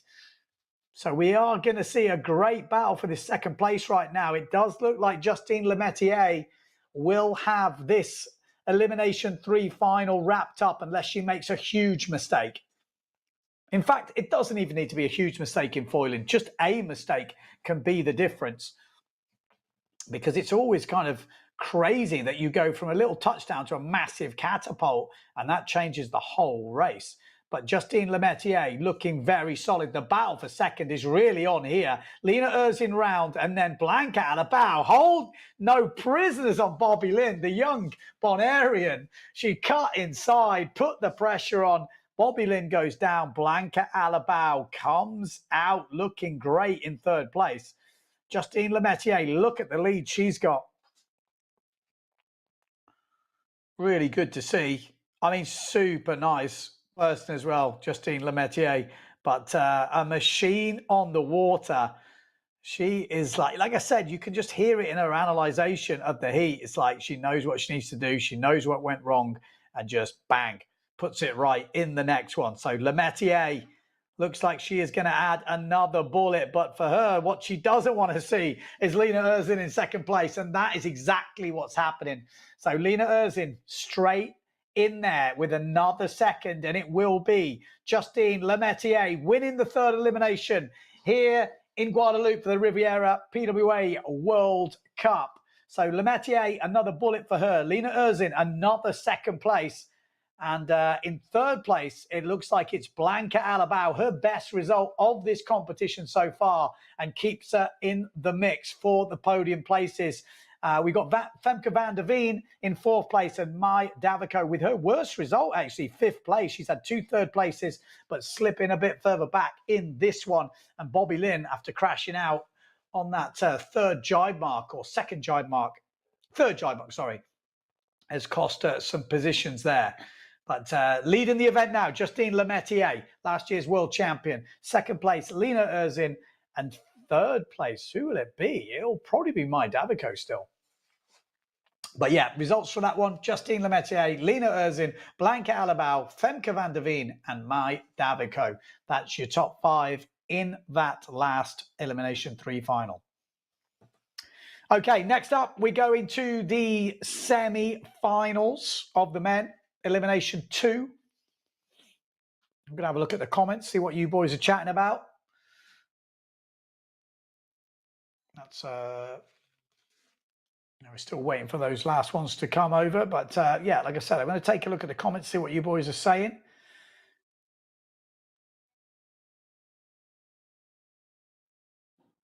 No punch, no tropical punch for Ben this year. Is that what they're saying? Is that because I'm not there? Yeah, you might be right. I might have to crack open a beer though. It is like, what is it, 6 o'clock local time here in Portugal. What are the rumours about Enrico Marotti? Well, I couldn't tell you. You'll have to. Someone's going to have to mention it in the comments, and I will read it out. But I've just heard normal stuff. It's not like a anything crazy. But I don't want to say what I've heard because I want him to tell me what's happening. Because why isn't he here? What we want to know. Right, semi-final. Benoit Mercer. We've got Maciej Rakowski, Alex Kuzan, Scotty Stallman. We've got Hooper in this one, Mortefon, Macker, and Martini. That is how semi-final 1 looks at Elimination 2. We've got Tom Windsurfing saying Guadeloupe is fine. The wind is still hot. That's talking about being on the boat in your T-shirt. I know. It doesn't happen many places in the world where you can just sit on a boat in wind all day in your T-shirt. So you know it's warm. So yeah, this is it. Lined up and ready to rock. We got Mortefon in the middle. We got Pierre Macker down this bottom end on the Neil Pride. Also got Maciej Rakowski down this bottom end as well. Great start from Macker and Rakowski. Good start from Mortefon in the middle, although the top boys looks like Martini pushing through. Oh, Mortefon squeezing out the middle. He looks very comfortable, doesn't he? He does look, Mortefon looks really comfy. You've got to say it on that Phantom gear. Maciej Rakowski also looking good, and it is those two guys that are going to go first and second. So Mortefon round first, then Rakowski, then Bruno Martini. Then we've got the Patrick and the Severn of Benoit Mercer. The Patrick of maybe Kuzan. Hooper as well. Actually, Hooper it could be. As Macker dropped back a little bit there. Yeah, Hoopert's the further one back at the moment. Then we've got Benoit Mercer, and in 4th place it is Kuzan. He makes it difficult every round, doesn't he? He's not leading from the front. He's always pushing back in. Love that angle. Really gets to give you an idea of how tricky the conditions are. You know, it always looks less choppy and less swelly from the drone, but the drone is the best angle. But when you see it low down, it really gives you an idea of what the guys are dealing with. And that swell definitely adds to it. But Mortefon and Rakowski looking good in Elimination 2. We've got Kuzan in 4th place at the moment with Bruno Martini in 3rd. Benoit Mercer trying to push through inside that top 4. He's trying to push it, wasn't he? Oh, Bruno Martini! Bruno Martini with a slight mistake. And that could cost him. Benoit Mercer is going to gain on him here. Kuzan has already gained on him, but we know Bruno is an animal. He's not going to give up without a fight. He's still in that 3rd place, just about. Kuzan pushing him hard down the top end, but keep your eye on Benoit Mercer on the Severn. Round in the 1st place is Mortefon, then Rakowski. It is going to be, Martini's going to get pushed out by Kuzan here. Watch Benoit Mercer. He's one of the best at jibing, and he spoke too soon. Commentators curse because Benoit Mercer just absolutely ate it on that jibe mark. He had an opportunity. He had to go for it, but he couldn't get the thing to go round. So Benoit is going to leave that spot open, and Bruno Martini is probably going to take that spot. So Mortefon wins it. Rakowski in 3rd. Oh, maybe not. He doesn't get it. Hooper came back. Wow. I took my eyes because I was looking at Benoit, but Hooper came back to take out Bruno Martini for the 4th spot from what I saw there. It was 2 Patrick riders, which would have been Alex Kuzan and William Hooper. It has to be. Okay, well, wow, good racing. Let's have another look at a few of these moments here. A great start from Bruno Martini. Yeah, good start. Good start from the Pride boys down that bottom end as well. But Mortefon obviously has the speed. Came shooting out the middle. So Bruno Martini's looking solid in 3rd right now. You know, this is where Alex, well, he had a bit of a ropey jibe there, Alex, but he came back at him. Bruno's still in 3rd here. And this was the last jibe. So Hooper, look at him, right out. Yeah, so there, great jibe from wow, you still wouldn't have thought he'd get it from there. But over the finish, there's no denying it. Over the finish, it was the Patrick boys that did him. Yeah, it is the Patrick boys that have got that.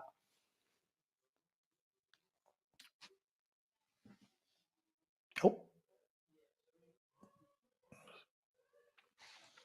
Okay, so next heat will be when we see those results come through. But the next heat will be the second semi-final. We've got Jordy Vonk in this, Nico Preen in this. We've got Struesma, Gillen. We've got Yakino, Vrieswijk, Board, and Mattis.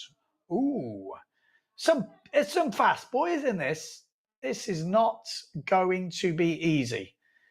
A lot of people can cause some upsets here. So this looks not easy to call. I wouldn't like to call a top four here. Anyone want to give it a go in the comments? How much wind is there? We're hearing 15 to 20 knots, so it looks like it's dropped a little bit now. We've got Sam saying those Patrick boards have a very good touch and go rebound. Wind looks stronger than earlier. I had to leave to teach physics to some students. Well, you got to do what you got to do. We've got Slick Visual Poetry saying, hoping for a few surprising good results from the We1 riders. So we are coming into it. Are we going to see some upsets in this? It looks like it's dropped a little bit, doesn't it? It does look like there's not as many white caps. What will that mean? It could mean it's just less sunny now, so it doesn't look as windy. But here we go. Bang. Good start down this bottom end from the duotone. So Jordy Vonk, maybe. He's been having some good pin end starts. He's confident about his speed. Where is the 0.7 of Amado Vrieswijk? He's right back in the pack there. Amado Vrieswijk, not the best start. We've got the GA boys looking good with Struesma and Mattis. They're out. Nico Preen a little bit further back. We've got Cedric Board. Wow, this is going to be a very exciting race. When you've got Cedric Board and Amado Vrieswijk in about 5th and 6th, you know you're in for some excitement. Nico Preen's going to get pushed here. There he is. Amado makes his move right up into 4th place. What a jibe from Amado Vrieswijk. And absolutely came out smelling of roses there. And not good news for Nico Preen fans. He's dropped right out of that top 4, coming in very tight. Didn't really have much wiggle room. Big crash out the back.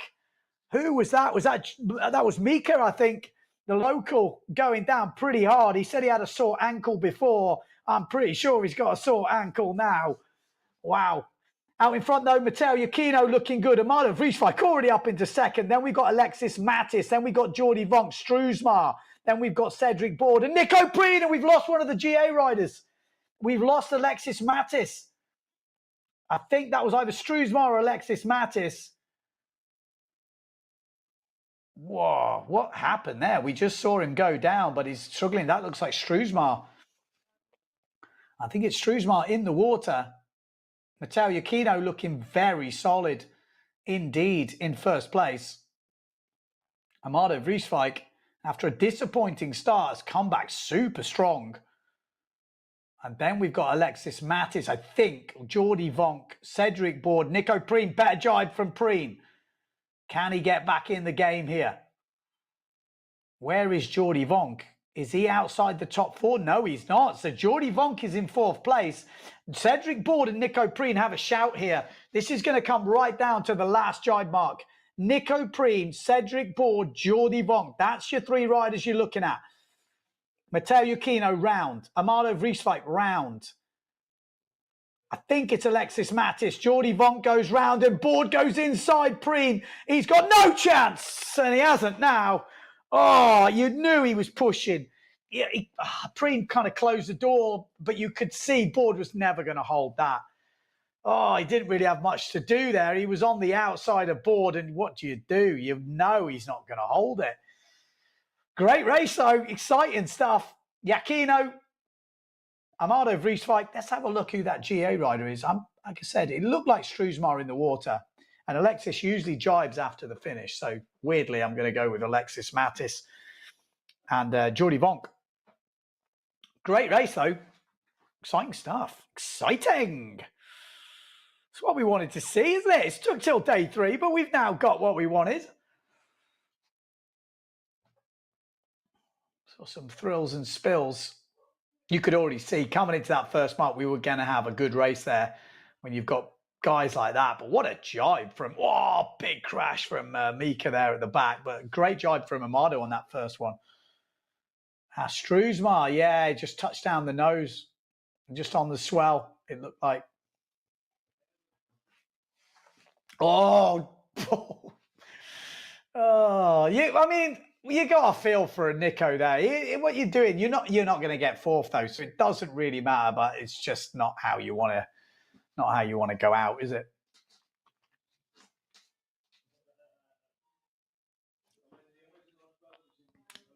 So that was the semi-finals of the men, Elimination 2. Next up, we're going to have winners final of the women, which will be Elimination 4. Martin Bailey saying, exciting, excellent racing. As usual, in the PWA, this is the starting grid for the women's final. Bobby Lynn, Blanca Alabao, Tess Samet. We've got Lena Erzin, Mai Davico. We've got Femke van der Veen. And we've got Lemetier and Payen.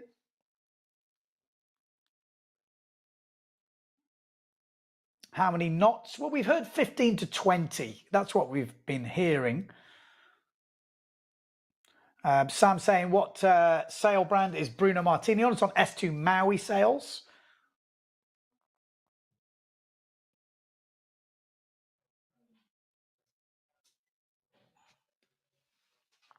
So women's final next. Lemetier needs to win this to be leading the event, because if Lena Erzin wins this, she'll be leading the event. So it's still really close already, early days, but we're already seeing she's got some competition out there.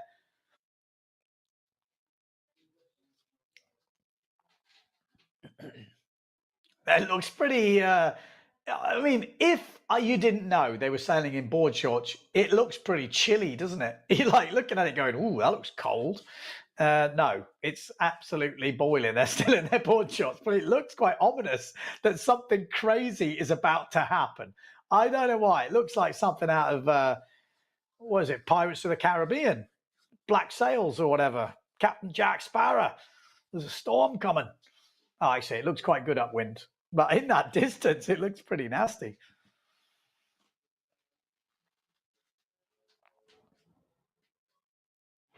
What gear is Magic on this year? Well, he's not in this race, but he's on JP Neil Pride. Here we go. Women's final, kicking off. Good start up this top end from Justine Lemetier. Lena Erzin downwind of her. And she's pushing hard. It's going to be a good race, isn't it? Blanca Alabao looking good. Mai Davico looking good. Femke van der Veen. Bobby Lynn a little bit further back. But the two front girls having a battle. A little touchdown there for Lena Erzin as out in front shoots Justine Lemetier. I thought we were going to have a moment there, but manages to hold it together.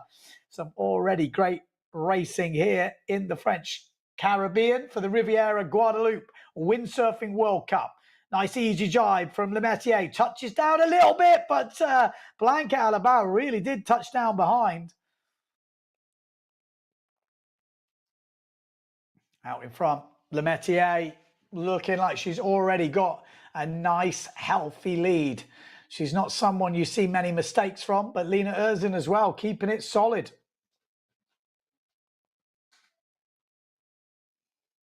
Bobby Lynn looking good in 3rd place. Obviously an exciting young rider pushing through from Bonaire.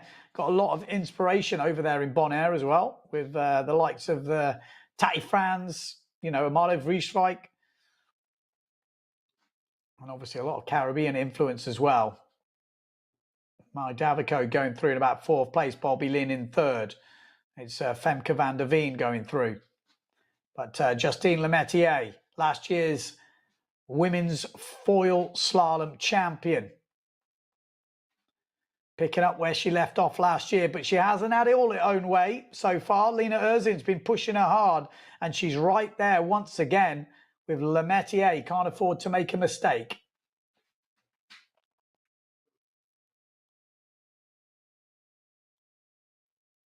Lemetier, solid.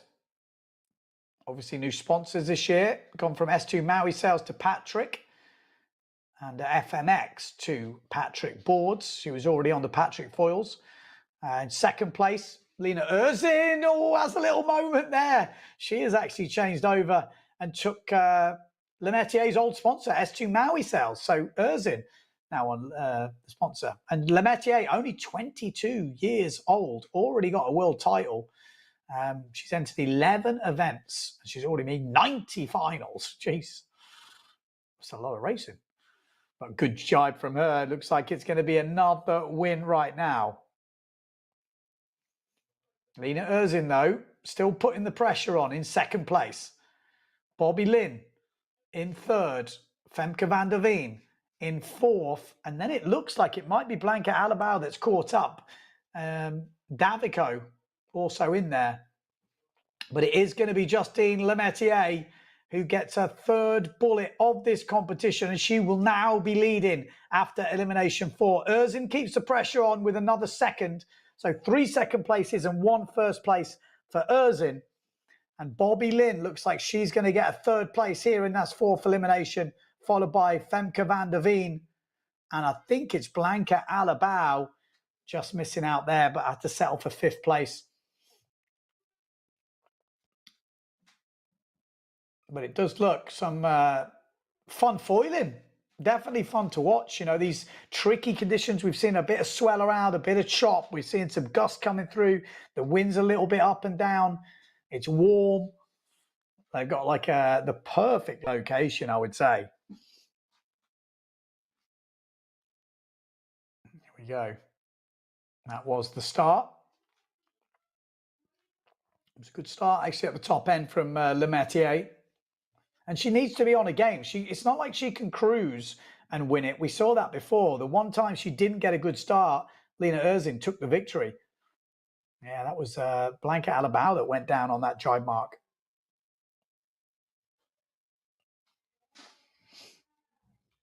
She looks pretty comfortable, doesn't she? That's been a good signing for Patrick. Obviously, they had Marion Mortefon last year on the full Patrick gear, finished second. And with Marion out, obviously having a baby this year, yeah, they've signed up Lemetier, and I think it's a solid one.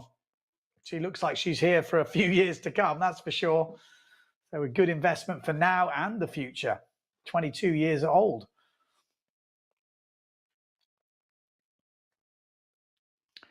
Okay, so that is 4 eliminations done for the women. And now we're going back to the men. Yes, and we're going to do a runners-up final first, which is Bruno Martini, Pierre Macker. We got Scotty Storman in this, Benoit Mercer. We've got Nico Preen, Mika Gielan. We've got Cedric Board and Stroosmar. Stroosmar. I know you probably say it different in Dutch, but he's going to be Stroosmar from now on. Stroosmar.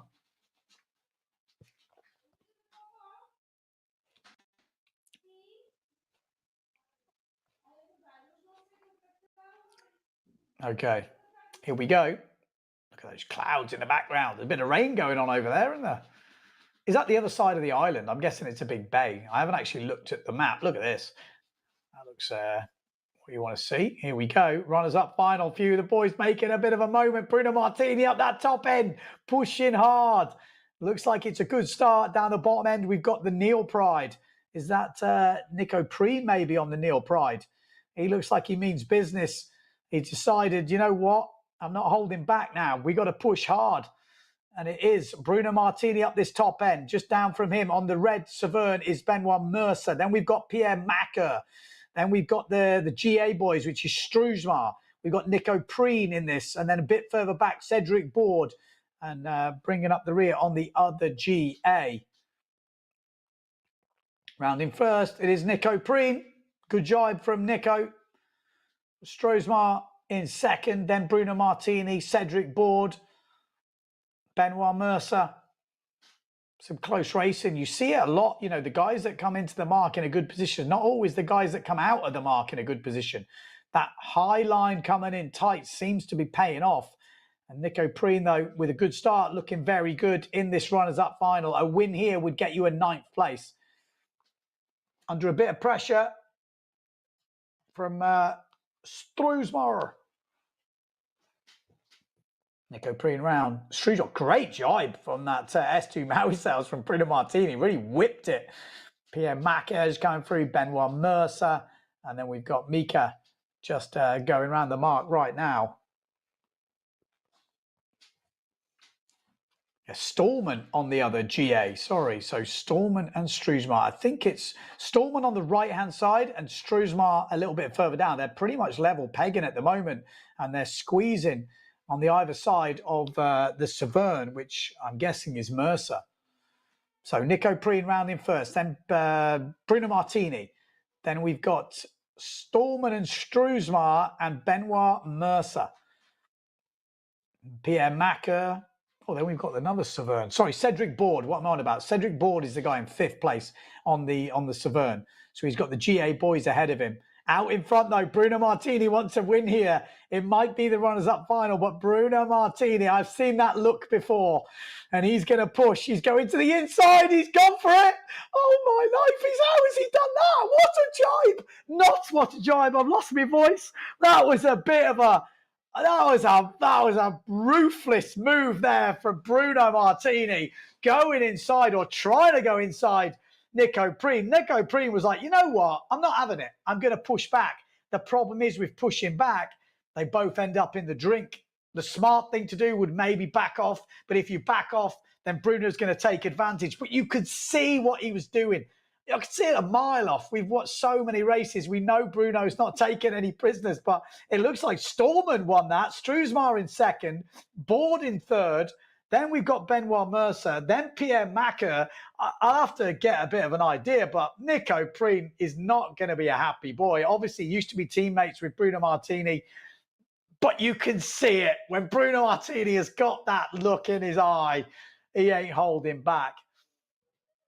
You could see he wanted to win. He looked frustrated. I know you're thinking, well, how can you see all that, Ben? You can just see by where the angles he's taking. Let's have another look at that for a runners-up final. That was pretty dramatic. You've got a feel for Nico there, though. That was going to be a hard one to swallow. He was winning that from, start to finish. Here we go. So Nico, you can see out in the lead. We've got Stallman, it was. He was right up there. He's actually looking like he's getting it together now, Stallman. And this is where you see it. Bruno smells blood. He's like, you know what? I've got a chance of the win. And Bruno does not hold back. He's not someone to settle for 2nd place. And there he goes, makes the move. Yeah, I mean, well, let me know in the comments what you think. I mean, he was inside. It's not nice, but he was inside. Do you give him the room? Do you give him the room? Like, he just closes in on him. He actually got the overlap.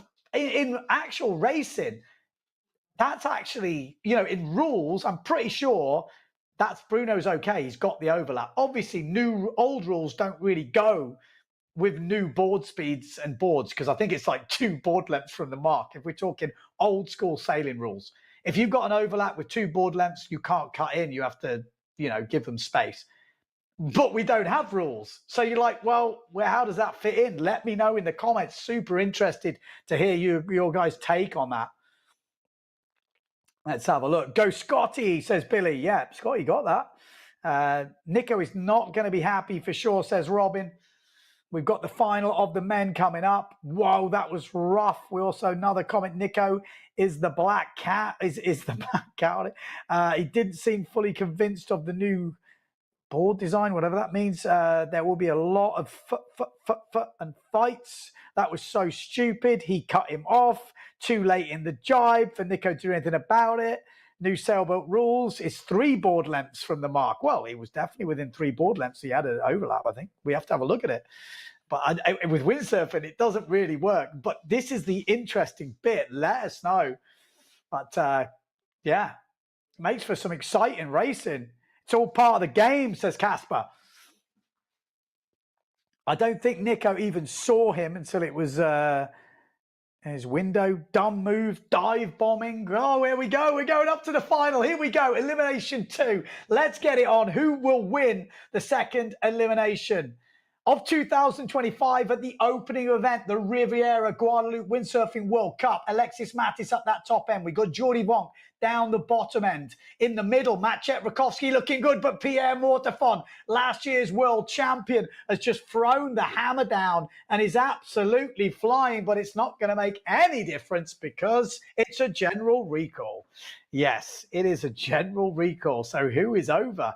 Alexis Mattis was up near the boat. We'll hopefully get a replay and we can have a look at that.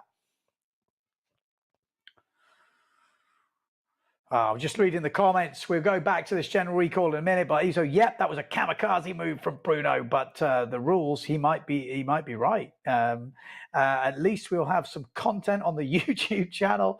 They both gambled, but both lost. Here we go. That's the start. Ooh. Jordi Vonk, Amado Freestrike are on the edge, are they? Bruno is okay per windsurfing rules, apparently. Like I say, it's good to hear what you guys think at home.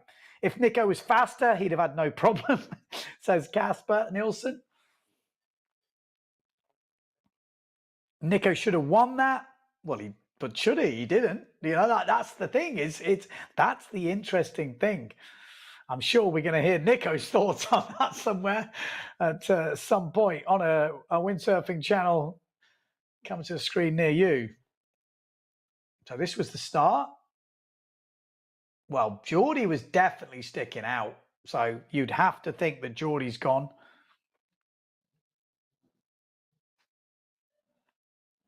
Yeah, he looked like he tried to slow up as well. Might be even more gone. Close, isn't it? There's a Patrick up there as well.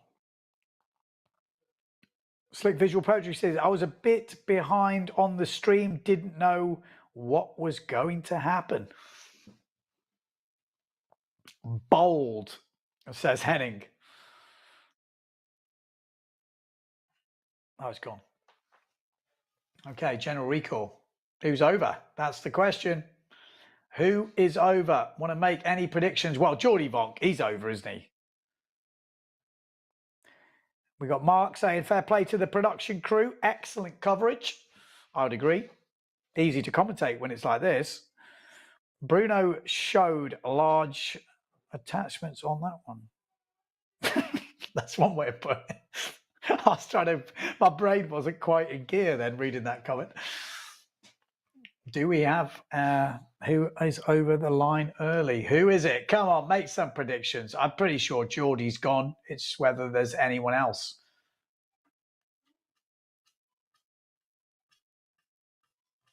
We will give you the update. Who's over? Drum roll. It is.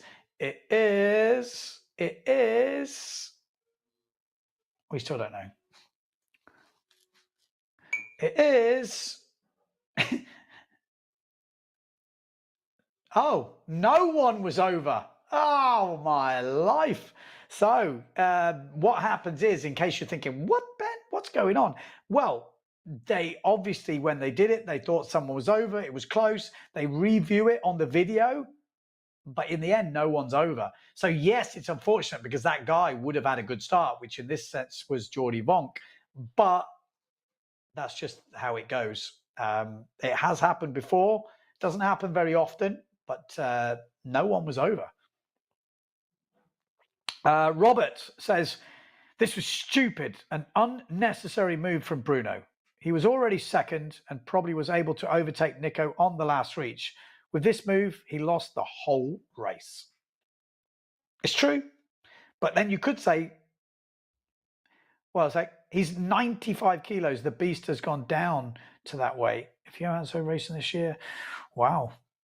Do they only have general recalls if only one person is over? Yes. Basically, the thing is in slalom, if someone's over, they disadvantage a lot of other people. So it's, you know, there's only a small fleet, so you have to have a general recall. It's frustrating, There isn't any other way around it because that person has caused someone else to have a bad start, but he's not even going to be in the race. And then he affects the whole race. At this sort of tight racing with small margins, it's a disaster to have someone racing in the race who isn't meant to be there, because your decision making and everything else makes a difference, especially when you've got 4 guys qualifying, you're in 5th. Maybe you make a stupid move to, you know, get into 4th, and you didn't need to because that guy's already been disqualified. It does create problems. So the best way round is to do a general recall.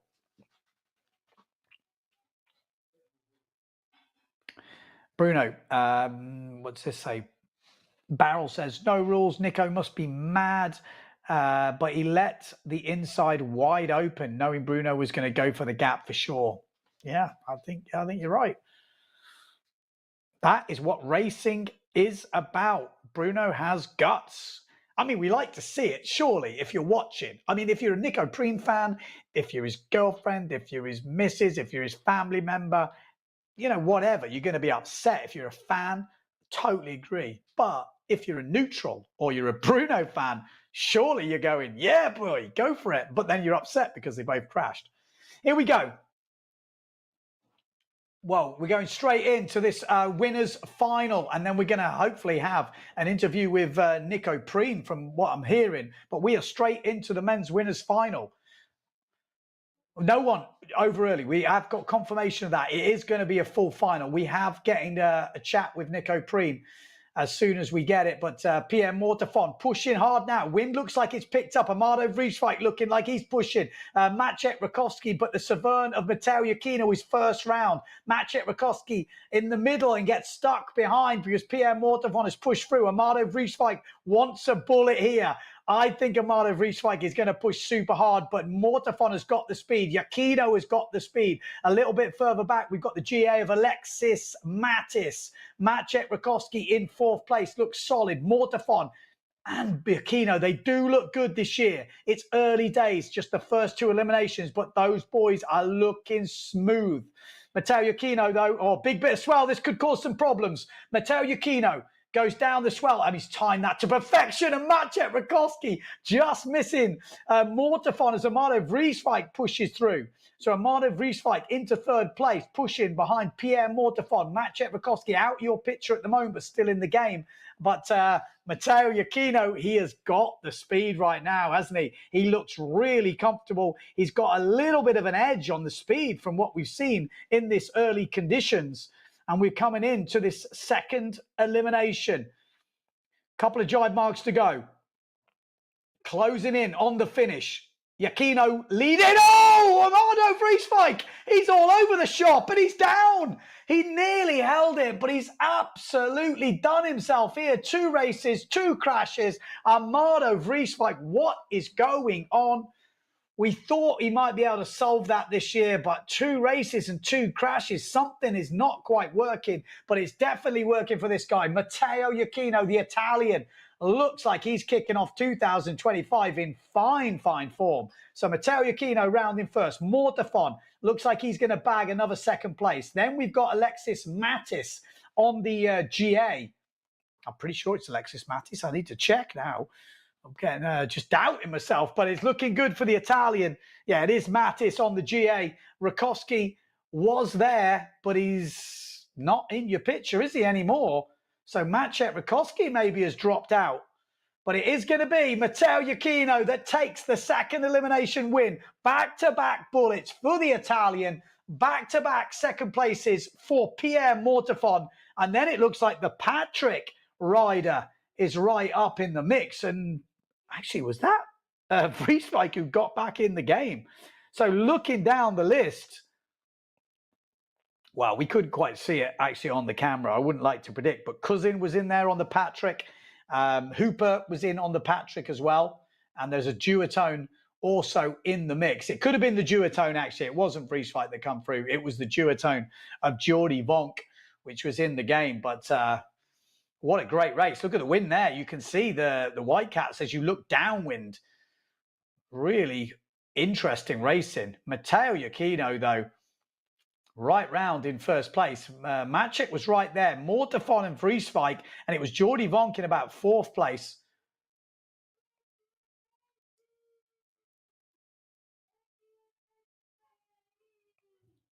It's easy to get confused actually with some of these sails in the light we've got. Oh, maybe it was a GA. It was Alexis Mattis who was in the third place at that point when Amado went down. But then at the finish, I'm sure something happened. Yeah, Amado Vreeswijk, whoa, you got to be feeling for him. Yeah, they're the two Patrick riders. So Hooper and Jordi Vonk was much further back. So it was Matteo Iachino, Mortafon, and then it was Alexis Mattis, I think, that got the third.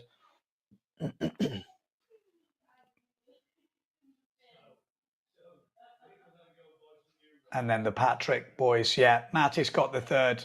And then looks like Hooper, Cousin, Jordi Vonk fighting it out. Wow. Exciting racing.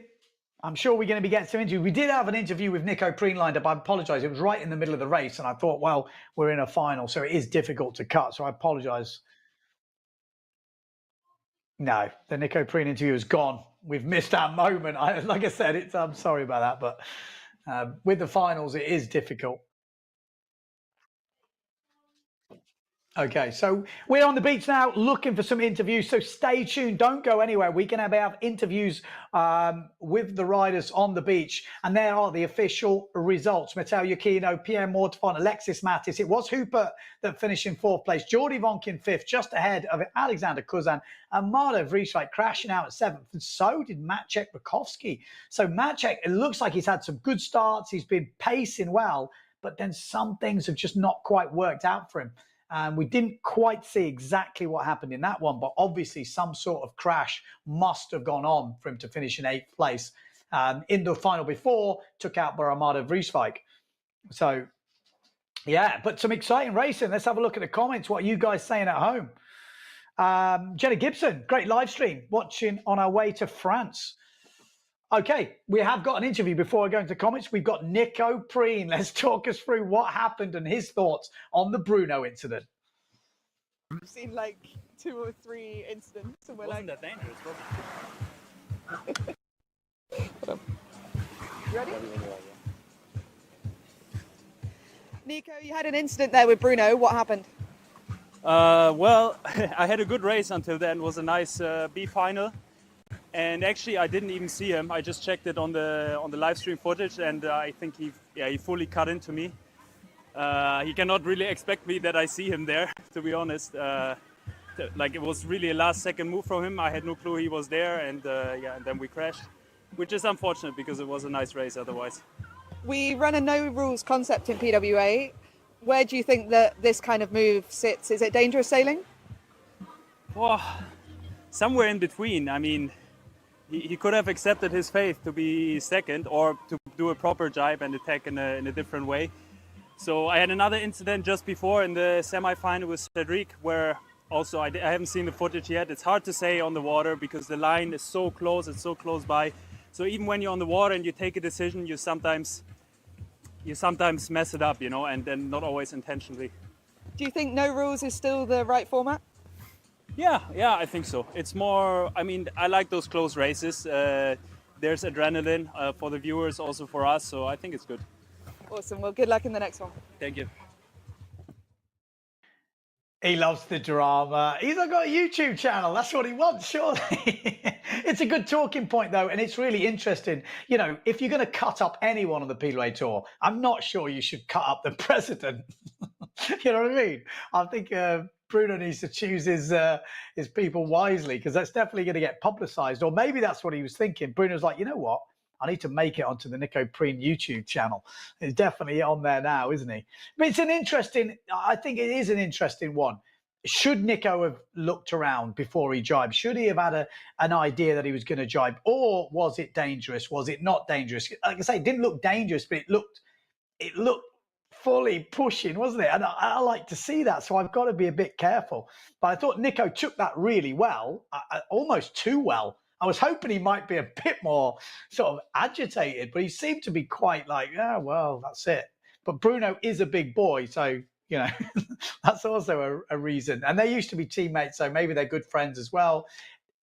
Interesting. It'd be interesting to hear what Bruno, you know, almost thinks about that as well, because I'm sure he'll say, well, there was a gap. I got inside. He shouldn't have carried on pushing. He should have seen that I was inside him. And then he needed, not that he wanted to go tight, he had to change his arc, which again, not what Nico wanted to do, but then Nico shouldn't have let him on the inside. So I think there's different ways of looking at it, depending on who you're supporting and who you are. You could take a different stance on this. And I hear all sides of it. Like if you're on Nico Prince's side, I get it. If you're on Bruno's side, I also get it. I don't think there's a wrong and right, but there's definitely differences of opinion, which, it's good. It's good. I like it. I like it for the commentary version anyway. Sam Ball says, Bruno is lucky Nico is only PWA president. Other presidents would have taken a different route. Julian Janssen says, just a racing incident. That's all right. It happens, and we like to see these moves. Honestly, both riders can stand their ground. And it's true. And I'm with him on this, because do we want to watch everyone accepting their fate, like Nico said, and everyone just going around? That wouldn't be exciting racing. No matter whether you are happy with it or not happy with it, it's like, I know a lot of people are big fans of Formula One, but there's nothing worse than watching a Formula One race like there was a few years ago where everyone just following each other around and no one was taking any risks. And that, for me, is not racing. Racing is pushing the levels. Yes, sometimes you're going to be close. And again, have a difference. Okay, so we do have another interview on the beach. Obviously, the leader of this competition so far, the current 2025 rankings leader, Justine Lemaitre. Justine, another 2 bullets. How are you feeling? Really good. It picked up a lot, the wind now. Still a lot of seaweed, so tricky conditions, but happy I made it through. In that first one, elimination number 3, you just looked like you were on fire. How did that feel? Amazing. I had a good start, and the speed was there. I think I reached almost 30 knots on 2 seconds, so it's good speed. And I'm just trying to keep on going with the right gear, keep the focus, because there's a lot of hard things outside. So let's see how it goes for the next one. When it goes this well, how do you keep focused? I'm always remembering me to focus on everything, and even when I win, I go back up. I take some time alone and I just focus on, okay, I need to do this, and you just tell yourself you're the best, you're gonna kill him, and then you go. But I need to think about doing it every time, otherwise you can get too relaxed, and then that's when it gets tricky. Yeah. Good luck. Yeah, thank you. Yeah, interesting. It's like I was saying, when I heard her interview of the first one, it's exactly what she just said then. You could see she took it too easy, relaxed a bit too much, kind of thought she could have it, and then she got second, and then she's like, wake up, Justine, wake up. She's telling herself, and then you could see the next 2 ones, bang, nails the start, nails it, push it all together. And again, sometimes you need those little wake-up calls to do that. So great racing so far. Oh, what's this? That's that apparently says it's the current rankings, but it's not quite true, because it can't be, because Justine has won 3 out of 4 and Lena Erzin has won 1 out of 4, and they've both finished second. So I think that is the rankings after 2 eliminations, but that will change, I think, when those seconds. Yeah, the next 2 eliminations will change that leaderboard. But Lena Erzin was leading after 2. That is correct. But after the last 2 bullets from Lemaitre, she will now be leading the rankings with Erzin in second place. It'd be interesting who's in third. It might still be Mai Davico, actually, who will be in third place, which would be a great result if she can stay there. But she's going to get pushed all the way from the other riders. There's obviously still... Yeah, there's still a lot of discussions going on online about that Preen Bruno incident. I will read those out. But I think before we go into that, we should have a word with the current event leader. 2 bullets, back-to-back bullets, and now leading the 2025 rankings at the moment, Matteo Iachino. That's when we said the dream start. This just makes it even better, no? Definitely. This is even better, yes, for sure. You didn't have the best start to the last couple of seasons. What have you changed this winter to bring such a good start to this event? I don't know, the gear just feels on point. It's difficult to set up the gear throughout the season. This year I feel like I managed to set it up throughout the winter somehow. I didn't change much, actually. I just feel better. And coming here, I tested the sails. I was feeling good on the 3 most used here, 7, 8, and 9. And yeah, the board is a bit better than last year. I think the whole setup is better, and I feel good. You and Pierre are battling it out at the top. Do you think your experience on tour is making a difference? Definitely. I mean, it helps a lot pressure-wise, and managing the race in general helps a lot. I have so many years on the tour, and no matter fin or foil, no, it's kind of similar lines and battles. But yeah, it's been fun. It's nice to see you up at the front. Good luck in the next one. Thank you very much.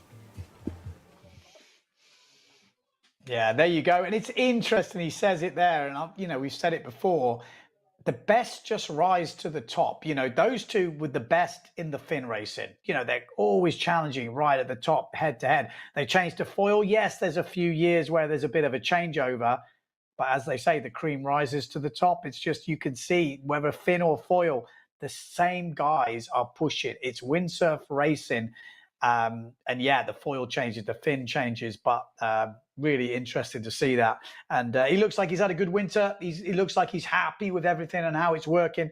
And maybe the conditions here are suiting him well. You know, certain conditions will suit different riders. Certain venues will suit different riders.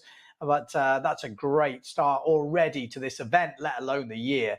But still lots of, you know, a long way to go yet. This is very, very early. Things can change really quickly. Johan So not at this competition, and we saw, you see his results last year. Was he outside the top three? I mean, it was kind of ridiculous, some of the results the guy was throwing down, but he's not at this event. So you can only beat what's in front of you, and that is what Matteo Iachino is doing. Oh, so we have got an interesting one now. So if you have to pick an interview, who would you have? I'll tell you what I'd pick, Bruno Martini, and that's who we've got. Let's have a see what he's got to think about the old preen moment. Bruno, there was an incident with Nico. Talk me through it. Well, he obviously didn't understand what happened, who was behind. I think he was thinking that he was in front alone, because last time I think he turned his head, he was with another guys, and then he didn't expect me, obviously, then I was coming, otherwise for sure he was watching out to defend a little bit better. Literally, I think he didn't listen, he didn't hear me, he didn't see me. And it was the first time actually feeling good, so I want to push, and you know, I'm riding, I don't care, and I was not there for sure for a second place in the loser. So you were going all out for the win? No, just still studying the materials and try to feel as good as possible for sure. Now with this little breeze coming, I'm feeling better and better. And after a long winter, then I was not training as much as the last few winters for sure. I need a little bit more time to get into that. Well, good luck in the next one. Thank you. Yeah, but I love it. That's exactly what you could see. And Nico kind of said the same thing. It's like, this is the runners-up final. These guys are finalists. They want to be in the final. They don't want to settle for second place in a runners-up final. It's all about the win. It's all about racing. Someone said that in the comments before. This is racing. I totally agree. We want to see racing. We don't want to see, like, you know, oh yeah, make it easy. We want to see racing, proper racing. I like it. I'm a big fan. Again, that's my opinion. Didn't say it's true or not, but that's what I think. That's how we're looking at the moment after 2 eliminations. Matteo Iachino leading the way. Pierre Mortefon solid in second. Alexander Kuzan in third place. Solid from him. Jordi Vonk in fourth. Struusmar up in fifth. We've got Maciej Rakowski in sixth. Daniela Benedetti in seventh. That's a good point. Where was Benedetti in that one? And then Amado Vrieswijk in eighth. Interestingly, is that the results after 1 elimination? Maybe it is. That feels like the I don't think that's after 2 eliminations. I'm just reading through the results. Oh, okay, it is after 2 eliminations. Okay. Wow, interesting. Okay, so still in the mix there, but Benedetti, where was Benedetti in that second elimination then? That's somebody I missed. Okay, I'll have to have a quick check. I guess Benedetti did well in that first one, which is what's put him up there in the overalls. So yeah, really, really good to see. Simon says, yes, Ben, that's what we want to see. Yeah, we want to see racing. We want to see racing. And this is the women's now, which has been updated. This makes sense. Justine Lemaitre leading, Lena Erzin in second place. Mai Davico, solid in third. That's really good to see. And we've got Bobby Lynn in fourth, Blanca Alabao down in fifth. She's going to want to try and solve that. Femke van der Veen, sixth, Testament in seventh, and Julia in eighth place. A Square says racing anything is all about winning. It is. That's racing. You want to push. I don't want to see. I can't stand follow my leader type of racing. I want to see gaps. I want to see people going from within. I don't want to see crazy stuff where people are losing arms and legs. That would be a bit crazy. But within the realms of not too not dangerous, let's say, not dangerous, but pushing. I think this is fair, and I think you can make arguments either way. For Nico, probably should have had a look, and I think Bruno kind of said it. He's like, I don't think he expected Bruno to be there, and Bruno had an overlap, so it wasn't like he was miles away and came in and T-boned him. He actually had a bit of an overlap on him. Again, I'd have to see it again to really dissect it. What's Julian Johnson? Sure, it's the same concept, being a car race. Okay, someone here says, well, there's a few people. It's unnecessary for that situation, and a champion of that level must be able to think sometimes. Then go and ask Max Verstappen or Hamilton if they wouldn't try a move like that. And again, this goes back to the guys now, I think, at racing Formula One. Not that I'm a massive fan of it. They seem like they're pushing harder and going for stuff, the younger guys pushing through. And there was a stage a few years ago where it was kind of boring to watch, I thought, where it was kind of like everyone was very safety and following everyone in. This is just not fun for me, watching races like that. I love to see a little bit of a pushing to the inside. So yeah, really good couple of heats, opening eliminations, and it kind of sets the scene for for how this event is going to be. But we are going to take a small break now. We will update you. Next elimination is going to be, I'm just looking at that, 3 o'clock, is it? I don't even know what time that says. My eyesight's not so good, but there's going to be another elimination. Stay tuned to the stream. We're going to leave you with some highlights, and I'll be back to bring you the live action. But it's kicking off in about 20 minutes time. There we go. 20 minutes time. We'll see you then.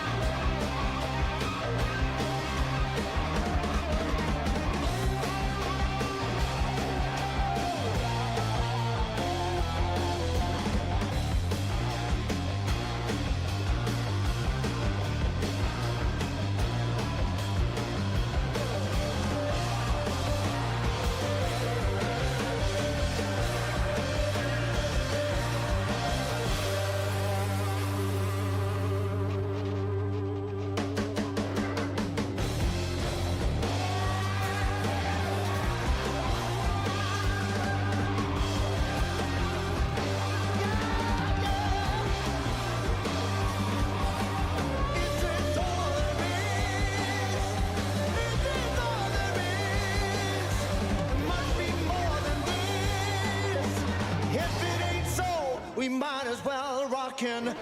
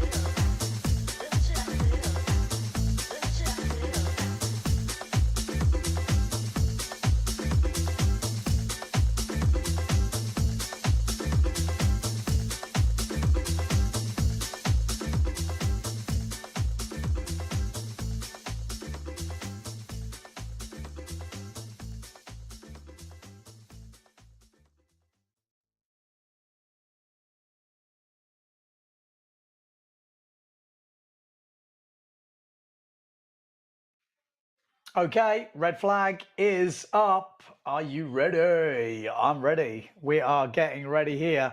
What are we going into? We're going to men's elimination number 3, day number 3 here in Guadeloupe for the Riviera PWA Windsurfing World Cup. And we've actually, the red flag is already down. So 3 minutes to go until the start. Have you seen any upsets so far? Have any riders jumped out at you that, oh, they're looking good this year? Is it the venue? Is it the training? Is it the gear? Let me know in the comments. If you're watching on YouTube, let me know, because we've been waiting for this. Obviously, this is day number 3. We've had 2 days of very light winds, but now we're into the groove and the 2025 season is kicking off. And this is what we've been hoping to see. It's always an exciting one because, yes, they've done the training. Yes, they've had the practice races. But until you show it on the race course in a PWA event, it doesn't count for nothing. So it is finally good to see it. And tell you what, the 2 big guns, Matteo Iachino, Pierre Mortefon, have already showed they've got what it takes once again this year. They've been the 2 most consistent guys on the water so far. 2 first places for Matteo Iachino and 2 second places for Pierre Mortefon. Who will be the first to slip up? One slip up in this 3rd elimination, it would mean the other one would be leading the event. Obviously, at the moment, it's Matteo Iachino, but something that happens in this elimination and Mortefon wins it or does well, he will be winning this event. So this could be the last elimination of the day. There might be one more. Who knows what it is? But this elimination will be big. No guarantees with the weather. But what we do know is we're going to have action very soon kicking off. So elimination 3, let's refresh the browser. Let's see who is in elimination 3. Heat number 1. It is, it's interesting. We've got El Presidente in this one. We've got Alexis Mattis in this. On the GA has been going well. Obviously, Alex Cousin. We've got Cedric Board in this, Nico Preen. We've got Lars Pogeman. We've got Hugo Schoberg. We've got Kayet. And we've got Ginipa. So, yeah, that's who we've got in this first heat. El Presidente took a bit of a hit in that last one, was winning that runners-up final, and then Bruno Martini slipped on the inside, and they both went down in the drink, threw away those results, which, again, it's a runners-up final, but a win in that runners-up final is still a single digit. A 9th place could be a result that you're going to count. And that will not be a counting result, I guess, now. So it does make a difference, but that's what we want to see. We're discussing it on YouTube. We want to see tight racing. We want to see guys pushing. We've got a comment here saying the Polish looks good, but ... Maciej Rakowski's been up there. You can see there's bits. It doesn't quite seem to have the pace for whatever reason, but he's always been up there at the first mark, or he has been unlucky. Let's not beat around the bush here. So green flag is up. Looks like we're off. Am I missing something here? Are we racing? Are we on? Is this the first heat? We are. We're almost on board with Alexis Mattis here. We've got, obviously, the Patrick rider, which is Cousin. Well, it is around the first mark. Alexis Mattis and Alexander Cousin through. Cedric Board's in the mix. Nico Preen's in about 4th place at the moment. And then we've got the S2 Maui Sails, which I think that's Pogeman. But dropping off the plane there, not going to make a difference. It does look like it's got lighter. They said the best chance of good conditions was in the morning. That's what I heard. So it'd be interesting to see how this pans out. But I think the wind will get lighter on the inside. But great to see some racing today. Alexander Cousin, he's had a good day. He's raced really well, actually. He's not had the best starts, and he's had to come back through the pack. And he's right up there in the overalls because of that. So Alexander Cousin round in first place, Alexis Mattis in second. The wind is getting lighter. You can see the boys are dropping off the foil. I can already see this could make for some interesting racing. You know, I'm not talking high power, crazy stuff, but we're talking 7 knots minimums at the moment out there. So there is some real light patches, and people will be gambling on some smaller gear because the smaller gear is faster. But you can't mistake people dropping off the foil because they're on small gear for light winds. So have they took the biggest stuff? Have they registered big enough stuff? That's going to be the question. We've got on the finish line 8 to 12, 7 to 11. That's the kind of wind speeds we've got coming through. Nico Preen at the moment in a qualifying position. Cedric Board in a qualifying position. Alexis Mattis in a qualifying position. But the guys are really on the edge. You can see Nico is really struggling to keep it flying. So right on the edge stuff. But it's Kuzan who's leading in Elimination 3. So a bit further back in the pack, but you can see how light it is. I think we're on the edge right now. It wouldn't surprise me if we see, you know, some heats getting cancelled. At the moment, this is going to pass for sure, because the top 4 riders are flying, but you can see they're right on the edge. I like this type of racing. Not everyone's in that same boat, but I like that sort of, you've got to have the fitness, you've got to pump, because with foils, as you know, if you've ever seen the prone foiling, the surf foiling, if you can move that board, if you can move that foil, you can keep it flying, if you can keep momentum. So it's a fitness game. It's not just park it on the foil and just, you know, sheet in and go. There is a fitness element. Now, some people like that, some people don't. Some people don't like pumping, you know. I'm a big fan. I come from an Olympic background, so I'm actually a big fan of that sort of stuff. But there is wind minimums, so we'll have to keep an eye on them. But Alexis Mattis, Kuzan, Cedric Board, and in theory, it should be Nico Preen going past in 4th place, although it's super light. So the guys are keeping an eye on those. Well, there you go. It looks like the last guy didn't actually make it around the course, foiling. So it's on the edge. And there we go. A little bit of a rerun.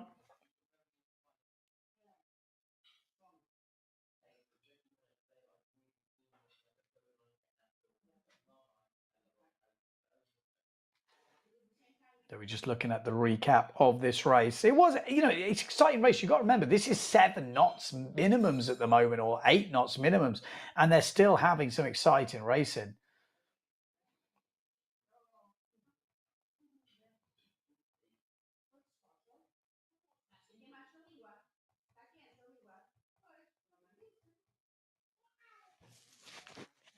Good to see. Have you been enjoying the racing so far? Let me know in the comments, because we are going to have a few little breaks around.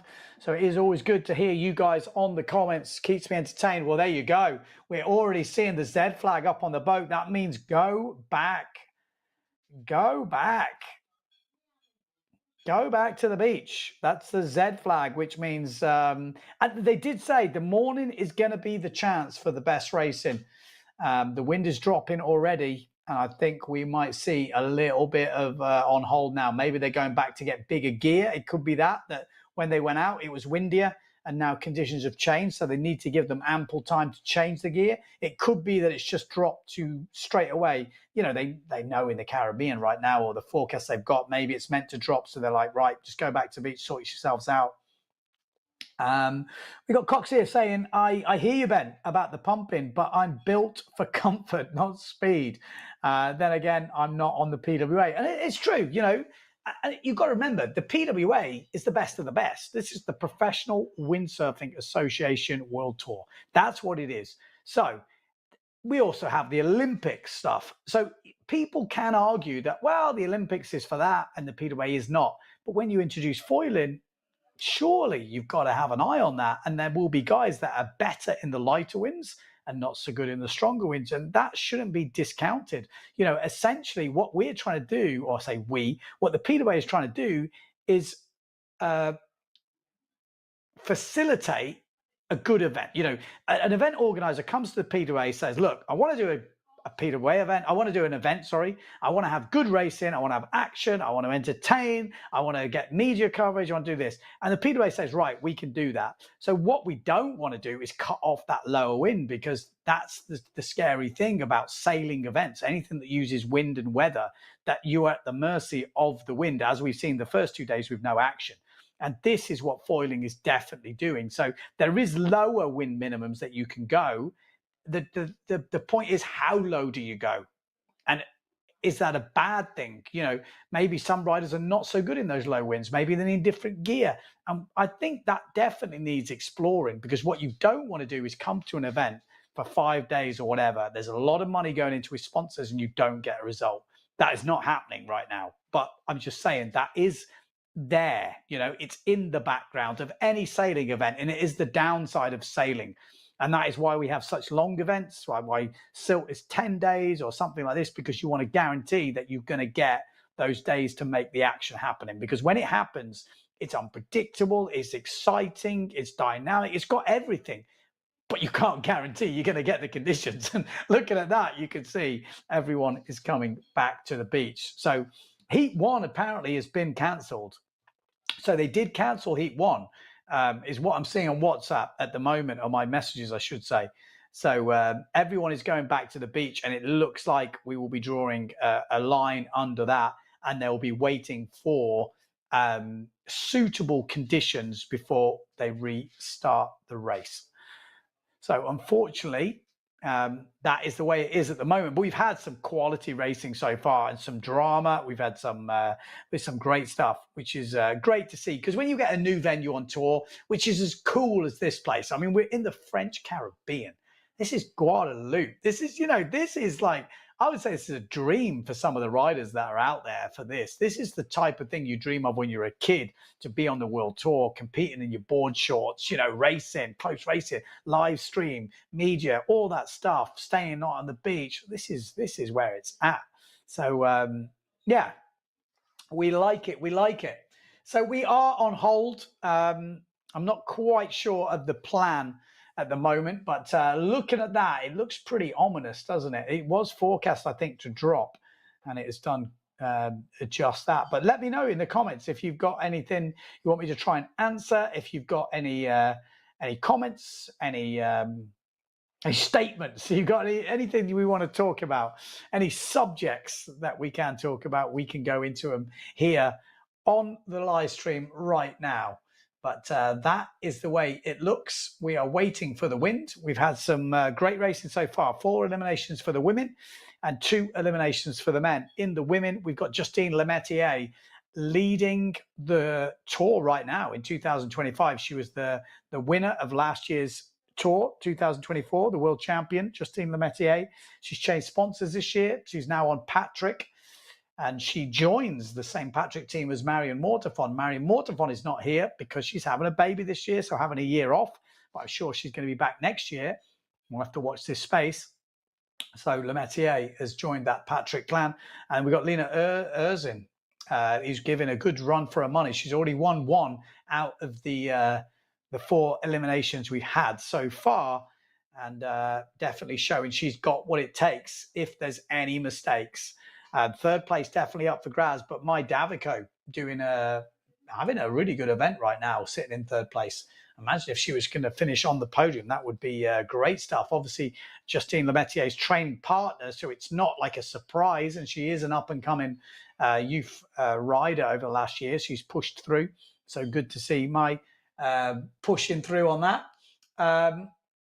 And then in the men, we've just seen basically Matteo Iachino and Pierre Mortafon just be dominant in those first 2 eliminations. Matteo Iachino winning both and Pierre Mortafon 2nd in both.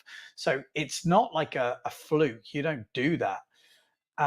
What else have we got? Well, results coming through. Let's take a look at the proper results, like further down the tree. So, like I said, Pierre Mortafon in 2nd, but we've got Alexander Cousin in 3rd place at the moment. So really solid for him. He's on level points with Jordi Vonk. Jordi Vonk getting a 4th and a 5th, and Alexander Cousin getting a 3rd and a 6th. So Alex started off that first elimination fighting to get out of the quarters, nearly didn't make the semis, like made it on the last reach, overtaking local hot shot, which is Sasha Fortune.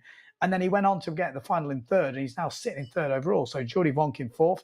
Alexis Mattis has been consistent, won the runners-up final and a third. So he's obviously shown some good skills. William Huber in their sixth place at the moment with a 10th and a fourth.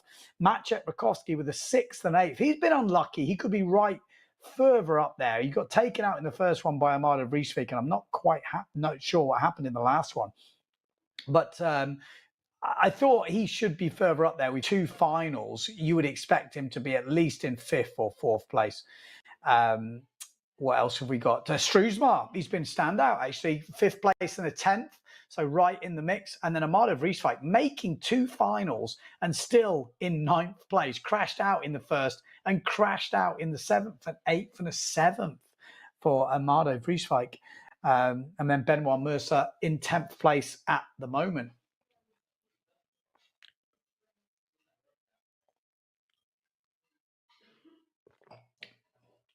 Well, it's not looking, I mean, they're foiling. When I say it's not looking great, I mean, they are foiling. But we've had some good competition so far, so maybe they won't push until it gets a little bit more consistent. Let's have a look at the YouTube comments coming through. What have we got? We've got a few comments coming through. Go Guadeloupe. Great racing. Good wave spot right there. Really? Where? Where? Let's have a look. I mean, they've got some good wave sailors coming out of Guadeloupe. You know, Camiju Ban, Antoine Martin. I mean, to name but a few. So it's you know, it's definitely a windsurfing paradise, because obviously good races as well. You know, over the years we've had some amazing races coming out of there as well. So it's and there's new stuff coming. There's Sasha Fortune and those guys coming through. You know, obviously showing there's a really good mix of windsurfing going on in Guadeloupe. So great to have a competition over there. It'd be amazing one day to have wave sailing competition, even if it's a 4-star or a 3-star or something, and the racing at the same time. That could be really cool. We got Tanner saying, happy Ben is commentating. Well, thanks, mate. I appreciate that. Brendan is on there. What else have we got? Big congratulations to all the true windsurfing brands and sailors that stay true to the best sport ever. I'm with you on that. The only one says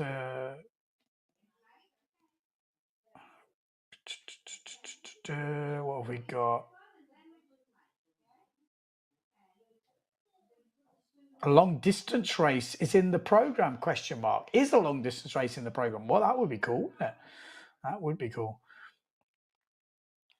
Tilo, also congratulations for the US Windsurfing Awards. What do you do for our sport is amazing. How many kids do you coach in Miami?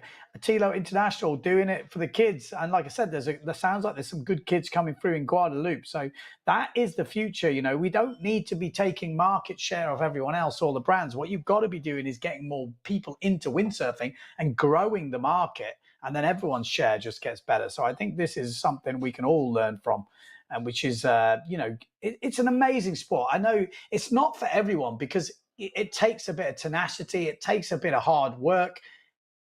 And that's why you notice a lot of people that are into windsurfing usually do all right for themselves in life, because it has got that sort of element that it's people who don't give up. I really think that, like, I've thought about it a lot. It's a lot of windsurfers you meet always kind of do well for themselves. And I think it's because to do well at windsurfing, to get to a certain level, you've got to be pretty tenacious. You've got to go for it. You don't give up easy. You work hard and then you get the rewards. And I think there's a few sports like that in the world, but windsurfing is definitely one of them, 100%. And it's a lifestyle. It's not just like you go and play squash or something. If you're a windsurfer, it kind of like, not that it defines you, but it's definitely a thing that you want to tell people. Like, I'm a windsurfer. That's what that's like, that's your thing. It's like a surfer. It's like a thing, isn't it? It's not just a sport. I don't know. I don't know what you guys think of that at home. I'm probably rambling a little bit, but I'll give you an update in a little bit. The equipment list has now been published in the PWA website. Ooh, interesting. So any interesting ones? Any foils? What's the, because the foil is the interesting one. We don't get to see it on the live stream, but it's obviously a massive, thing. What foil you are. So we only get to look at that when we hear the thing.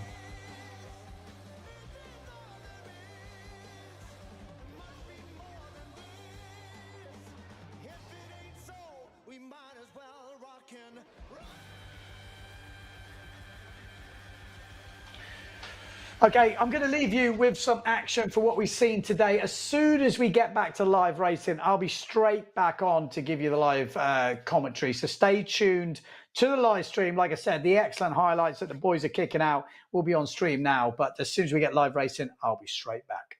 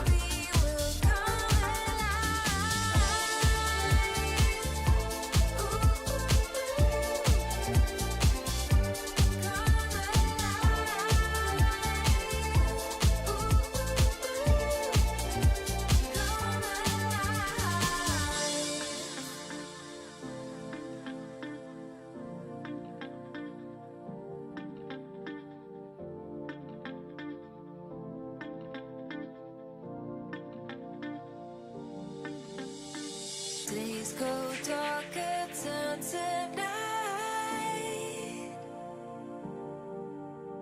Slowly when you come alive, and I could be the one, I could be in need. Nothing really matters when you're focusing on me. Yeah, I could be the burn, burning in your fire.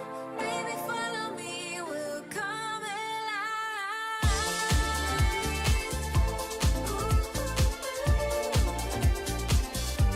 Come alive.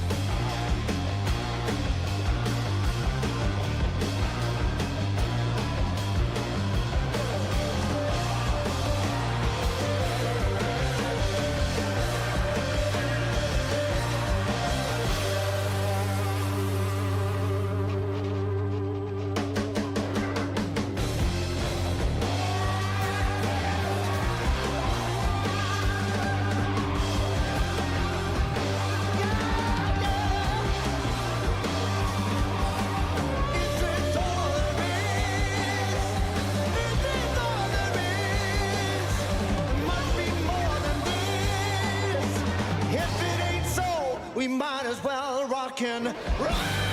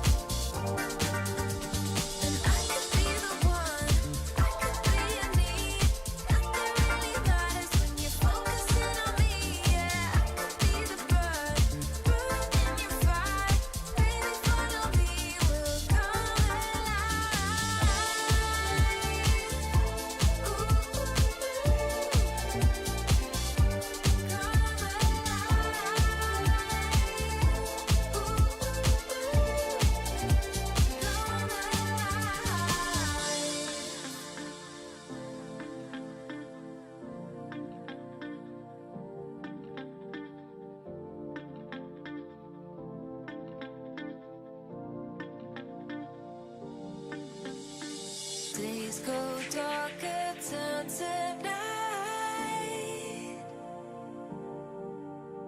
Slowly when you come alive, and I could be the one, I could be in need. Nothing really matters when you're focusing on me. Yeah, I could be the burn, burning in your fire. Baby, follow me, we'll come alive.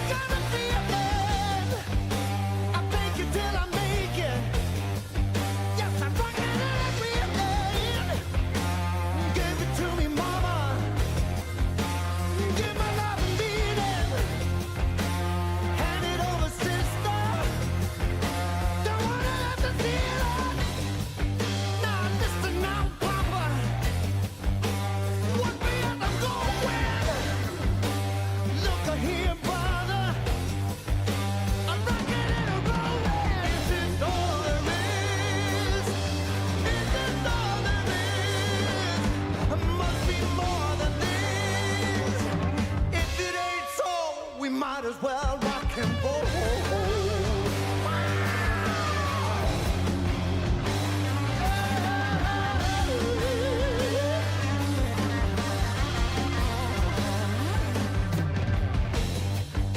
I woke up in the morning, in my dreaming, longing and I'm yearning, 'cause I don't know what I'm feeling. The voice on the radio said the world is ending. You wanna hear what I say? Yeah, I'm tired of pretending. Is this all there is? Is this all there is?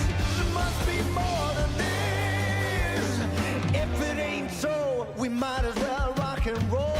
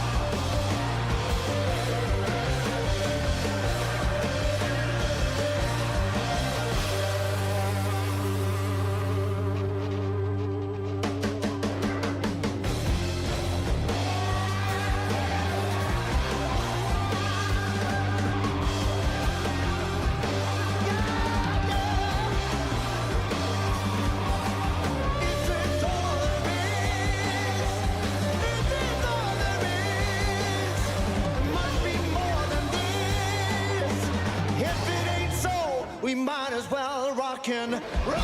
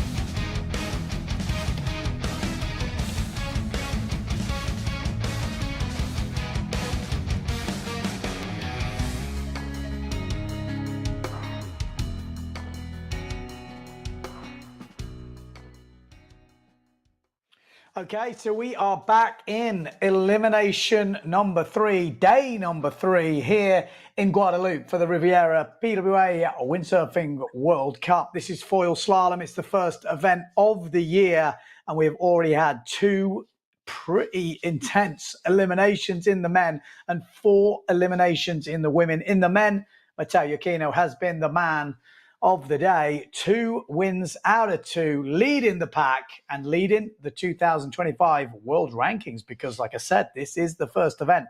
Right on his heels though, Pierre Mortefon, the 2024 world foil slalom champion, is right there. A mistake from Matteo in this third elimination could see Pierre Mortefon leading at the end of day 3. So it's definitely all to play for. In third place, it's Alexander Cousin, who's been pretty consistent, but it's a mixed bag for the rest of the pack. This third elimination should clear up a few of the unanswered questions. We've got to mention Amado Vrieswijk today. He's been in the both finals, same as Maciej Rakowski, but mistakes from both riders has really cost him as they've dropped down the leaderboard. And like I said, there is a few other guys that we've got to mention. Struismar's been up there. There's definitely been a few guys up there. It's been an interesting matchup. Yeah, Struismar's in there. Hoopert's in there. Mattis is in there. Vonk is right up there. So this third elimination will be the one that splits them. Obviously, the women 4 eliminations. Justine Lemaitre is the one of the moment. Obviously, last year's world champion. We were expecting her to be right at the front, especially with Marion Mortefon not doing the tour this year. So that's kind of gone according to plan, I think, for Justine Lemaitre. But she has done it all her own way. Lena Erzin from Slovenia actually got a bullet in between her bullet. So Erzin has had 3 second places and 1 first, and she's right there in the mix still.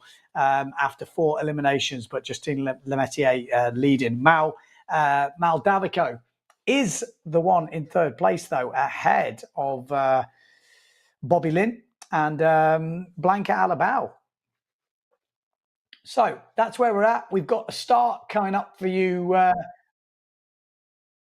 Yeah, relatively soon, because we have had a change of wind angle from what I've seen. This is the course we're going to do. So the starboard start by the looks of it. So right hand at the front will be the start. We've got buoy number 1, buoy number 2, buoy number 3, and then the last jibe mark is buoy number 4, and then to the finish. So it looks the same setup as we had before. We've got a bit of a mixture of winds, quite cloudy weather over in the French Caribbean at the moment in Guadeloupe, but it's still proving to have some pretty exciting racing. We had a bit of swell coming through, mix that in with a bit of chops and big gusts of wind, and it was very exciting racing. Plus, you know, you put the best guys and the best women in the world on a race course for foil slalom, and you definitely get some drama. I mean, standout moments has to be the takedown. Nico Breen, Bruno Martini, that caused a bit of controversy, difference of opinions there. We also saw Amado Vrieswijk going down at that first mark in the first final, taking out Maciej Rakowski as well.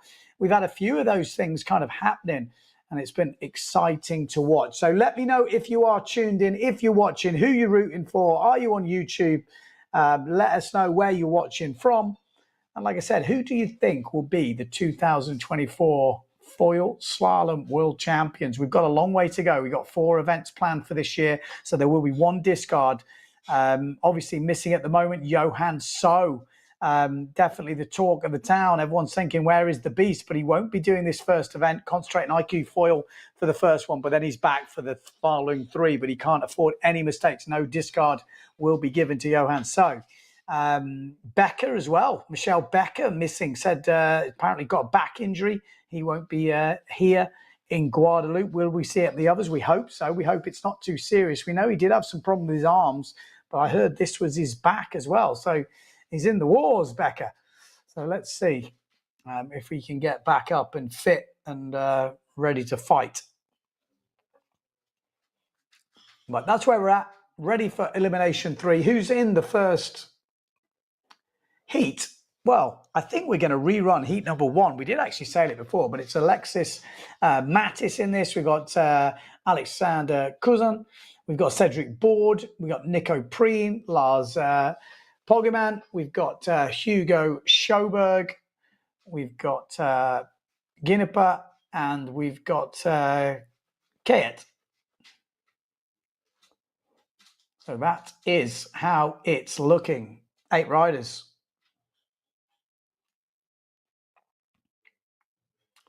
All fighting out to try and get into the top 4. That's all you got to do. I say all you got to do. It's not easy, but that's what you're aiming to do. It doesn't matter if you finished 1st, 2nd, 3rd. It doesn't matter.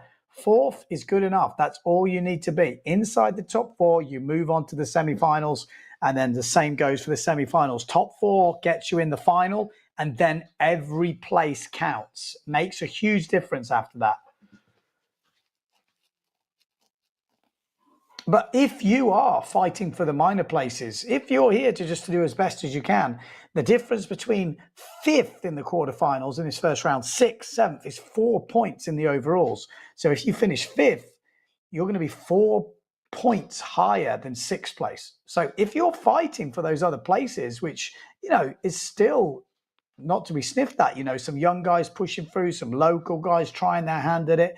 Each place, you know, beyond the top 4 does make a difference. But obviously, when you're talking about the top guys, when you're talking about top 10 places, you know, to try and get in the podium places to win the event, you know, they're not looking at that. They're looking at getting in those finals, and that's pretty much it. So we are nearly getting down to business here. Guadeloupe. Anyone bid to Guadeloupe? Anyone in Guadeloupe at the moment? Ready to go. Richard is ready to go.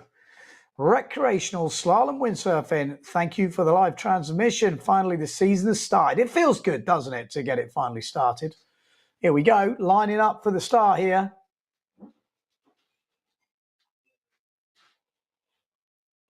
I think a few people thought it was called off for the day, but you got to follow the official notice board. It didn't say that. Nico Preen, keep your eye out for him. He's going to be on the Neil Pride sale closest to us down this bottom end, I think. Just upwind of him, Alexis Mattis on the GA, or he likes to start actually at the starboard end. So that could be Schoberg.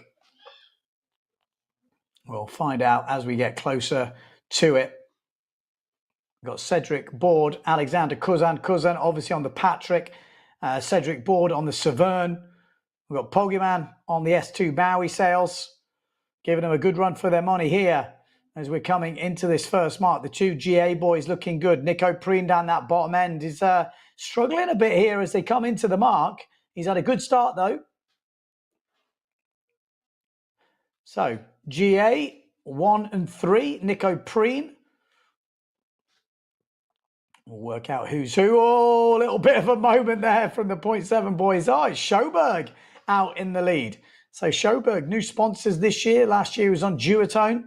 This year on GA Taboo. Leading at the front here, ahead of Nico Preen from Sweden. It's been a while since we've had a Swede leading the race, isn't it? Anders Bringdahl. No, I'm joking, but I mean, maybe. What's Christopher Rapper? Was he Swedish? Name some famous Swedish racers. And here we go. Schoberg round in first place. And Nico Preen. Then Alexis Mattis. I love his jibes. He really does bury that foil in. Oh, and a great jibe from Alexis Mattis. He's gone straight from 3rd all the way up, I think, into first place. And Schoberg's dropping off the foil here. They have said it's quite shifty wind at the moment with some big gusts coming through, and Schoberg had felt that one just on the bad end of that gust and maybe change of angle. And Poggyman's come back into this. Cedric Board's come into this. Obviously, Nico Preen is still there, but out in front now, Alexis Mattis. This is all up for grabs. There's no foregone conclusions, especially in this early round, and especially in these lighter, you know, gustier winds. One mistake can really cost you. If you touch down, as we saw with Schoberg there, it can be disastrous. But Alexis Mattis round, then Poggyman, then Cedric Board, Nico Preen. Needs to keep it together. Ooh, yeah, he does manage to keep it flying. Looked like he was lacking a bit of power, but the top 4 have got away from the pack here. Alexander Kuzan, you know, 3rd in the overalls at the moment, and he is not qualifying out of the first round here. unless there is a mistake from the top 4 riders. In these winds, you never know. One touchdown could be the end of your race. I mean, Alexander Kuzan is a long way back, but that wouldn't be the problem. If you touch down, you're gone. I mean, look at Sjoberg. He was winning this race, and now he's at the back door. So Alexis Mattis rounding first. Second place, Cedric Board, then Pogaman, then Nico Preen. Preen needs to keep that flying. He's looking on the edge, isn't he, Nico Preen? Kuzan looks like he's got a little bit more lift. So it's not all over, but Preen is up and running. It would take a mistake. He's going to have to be a mistake here. I mean, Alexander Kuzan is third in the overalls, and he's looking at an early exit here. This would be a disaster. Alexis Mattis has got this. It's not all over, is it? Look, I told you, Preen doesn't look super comfortable, and Alex is coming up with a bit more height. Preen's trying to sail him down. This isn't over. Alex has got this. What a comeback. What a comeback from Kuzan there. I really didn't see that. You sort of thought something could happen, but he was so far back with 2 reaches to go. Oh, Preen, he's having a shocker. That's not how he wanted to end that race. Taken out by Bruno in the one before, didn't make it out of the quarters, and he's just been reeled in. What a comeback from Kuzan. Wow. I mean, he looked nearly out of it in the first elimination. He came back to finish third in the final. He's done it again. The great escape. He's taken over Julian Kentel's spot. I mean, what? Look where he is now. So Kuzan is not that far behind that. He's in the mix, isn't he? It's hard to see how that happened. I mean, look at the change. Sjoberg was leading, and he ended up, not qualifying. It's light out there. They're obviously on the edge. This is when Sjoberg touched down there. Just couldn't get the power on, and the boys came round. They went more upwind, and I think that was Kuzan. He decided that, when it's light, they want to be going a little bit upwind to create the lift. Don't want to be going too far downwind, and that's where Kuzan used his racing skills there. So Alex, Board, Pogaman. Look at Preen. Look at the distance. It was quite a big shout. Even from here, you're thinking, no chance. Oh, what? Yeah. Oh, that's going to hurt. That is going to hurt. It's not been a great first day of action to kick off the season. Okay, so we're into the second heat by the looks of it. Mortefon, Vrieswijk, Struijsma, Gielen, Fortune, Canoli, Everard, Payen, and Bourgeois. Looks like Mortefon. He's looking in good form. I mean, it's light, but he just is on the money. Obviously, last year's world champion. It's not a surprise. But you never know. There's always questions, isn't there, every year where you think, oh, have they still got it? Have they lost any speed? Are they still motivated? I think all those questions are pretty much answered within these first couple of eliminations. He is right on the money right now, Pierre Mortefon. Even in these light conditions, he looks like he's in perfect control. I might have reached like a bit further back there, you can see, in 4th place. So it is going to be Mortefon that goes round in first. I think it could be Struijsma in second. And I might have Vrieswijk coming back on that jibe. Fortune is in there as well on the duotone. And then Everard on the Challenger.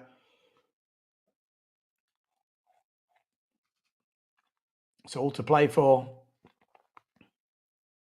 Mortefon, Vrieswijk, Struijsma.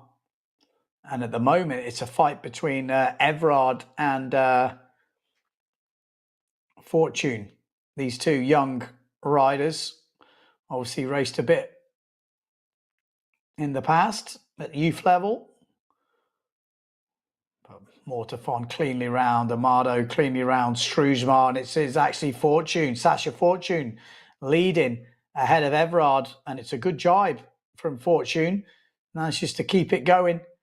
And there's a lot going on in these lighter winds. It's not just a question of hooking, pure out and out board speed. There's tactics. You know, do you go low? Do you use that upwind to your advantage?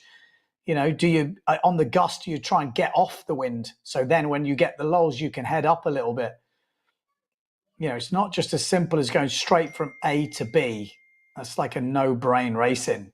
You know, there is a lot more going on with foils. You can choose different lines. And I think that's the exciting thing about it. You've got to look to the technical side of it. Mortavon touches down a little bit there, but manages to keep it going. And Armado with Vrieswijk took the advantage there in these light winds. And Fortune still got that fourth place by the looks of it. Struijsma holding on to third. We've got Everard still fighting out in fifth place to take any advantage of a mistake, but it's not working at the moment. Everyone at the front is keeping it high and dry. Armado Vrieswijk on 0.7 sales for 2025. He's made some costly mistakes earlier on, but just putting down the hammer a little bit here, maybe a bit of psychological racing going on. Just wants to get himself back in the groove. He's made both finals, but has had some mistakes. A few little pumps to get out of this. Mortafon still in second. Struijsma, and it is Fortune. It looks like it's going to take that fourth spot. Just needs to keep it from sticking down. And we are definitely on the lighter end of the racing side of it here, but I think it's perfectly legit. And Amado's looking quick in this lighter stuff. We did hear in his interview earlier, he wants the windy stuff. He likes the strong winds. But it will be Armado Vrieswijk that takes the win. Mortafon takes second. Third place will be Struijsma. And fourth place will be Fortune.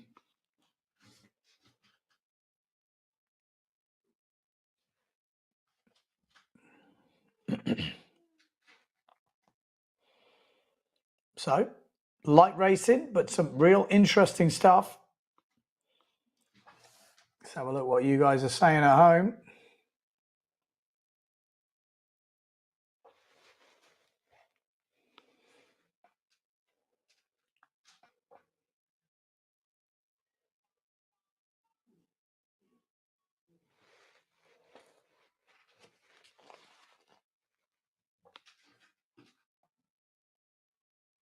Okay.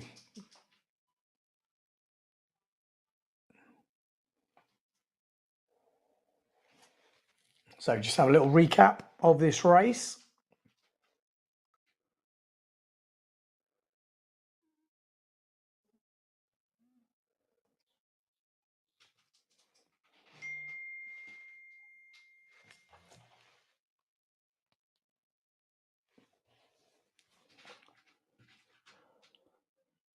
Who'd have thought 8 knots could be exciting? Come on. What we got here? Slick visual poetry. Armado seems to ride his foil higher than others. Less drag, but more risky, definitely. Where is Maltarusha? Good question.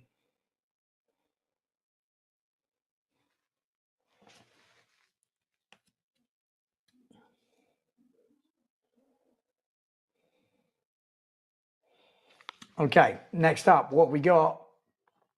We have got heat number 3, elimination 3. William Hooper. We've got Jordi Vonk. We've got Benoit Mercer, Pierre Macker. We've got Taton.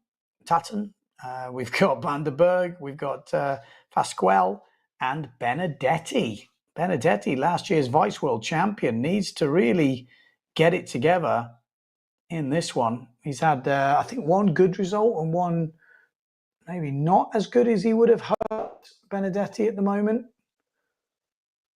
Where is he? I'm just looking at the overalls. I'll have to get back to you. I can't find him. Well, I'll give you an update in a minute, but he's looking quite good here. Or is that Jordi Vonk? Oh, that's Jordi Vonk down there. So Jordi Vonk. We've got Van der Berg in the mix again.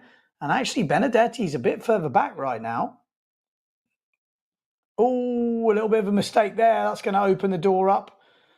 The Neil Pride of Macker just touching down. That does open the door up a little bit, but still a bit of work to do for Benedetti. Jordi Vonk leading the way. We got Vanderberg in the mix. He's had a few good races so far. We've definitely seen more of him this season. I'm saying this season, in the last 2 races, than we did last season. He's been pushing. It's his quarterfinal stages, and we're already, mentioning his name quite a lot in contention. So I think that's obviously good sign for Vanderberg fans. Not good news for Benedetti fans, though, because he's quite far back right now. He just can't see how he's going to get back into this race. Jordi Vonk's there. Vanderberg's there. It looks like Benoit Mercer is there. And then we've got, obviously, the Patrick rider, which is Hooper. And none of these riders... Well, actually, Vanderberg did make a mistake from this position earlier. But the other riders are usually pretty consistent. So Vanderberg just needs to get used to being into this sort of situation, being in this pressure, and being able to hold it on, because there is a bit different racing where he is now to a bit further back, but it looks like he's got it under control. Yeah, I mean, Benedetti is really struggling right now. He's not qualifying here unless there's a big change.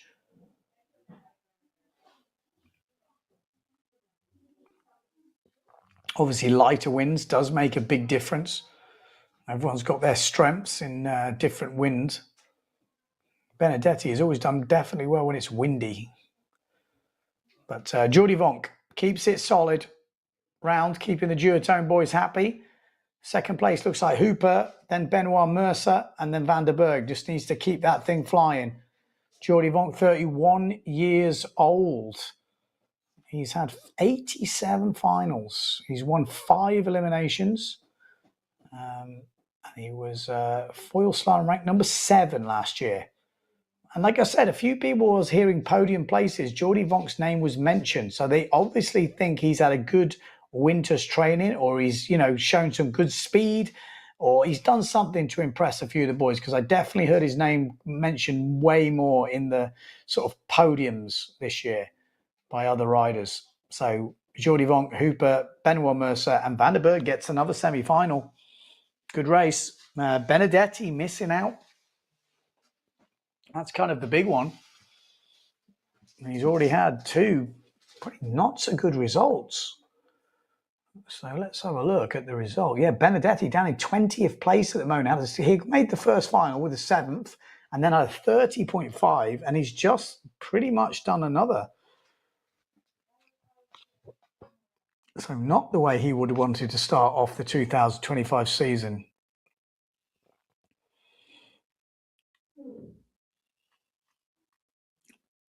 And that's the thing. There's no guarantees where you can finish in this tour. Everyone's pushing, everyone's training, everyone's tuning. You've got to come out the gates all guns blazing. Oh, that was a mistake there, wasn't it?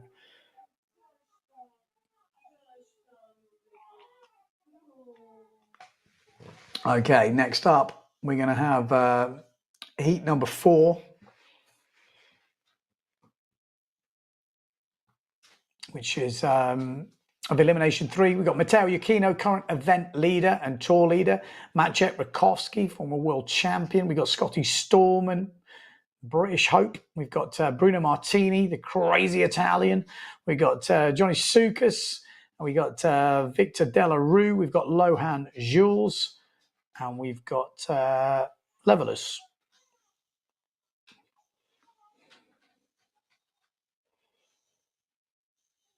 Well, a few spectators.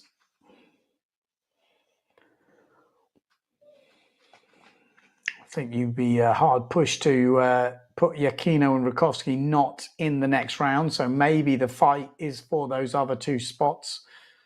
Bruno Martini, we saw him get a bit more confidence in that last round, but the lighter winds might not suit him. He's obviously on the S2 Maui sales this year, so keep your eye out for him. We saw John Sukas on the Challenger sales, new sponsors for him, and he was a bit of a standout in the odd round. Maybe not quite got the consistency yet, but definitely showed speed. It looks like he's up near the boat end, but that's not a best. Great start. He's been absolutely smashed there, Sukas. That was a disaster. And he's really now going to have to fight to get back in the mix. You can just see the difference on the start for the guys down the pin end to John Sukas up this top end. How much ground are you giving away? It's absolutely monstrous.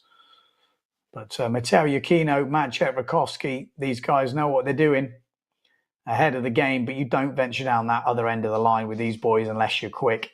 You've got to have the confidence, you've got the speed, or you just get rolled straight over the top. So if you are a little bit slower, if you're planning to play it safe, you've got to start up near the boat pretty much.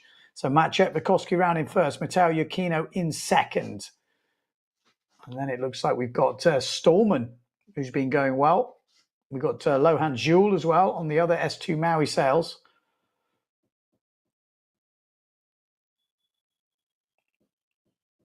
Nice angle that from the drone of Maciej Rakowski flying down this second reach. Second place, obviously, the Italian.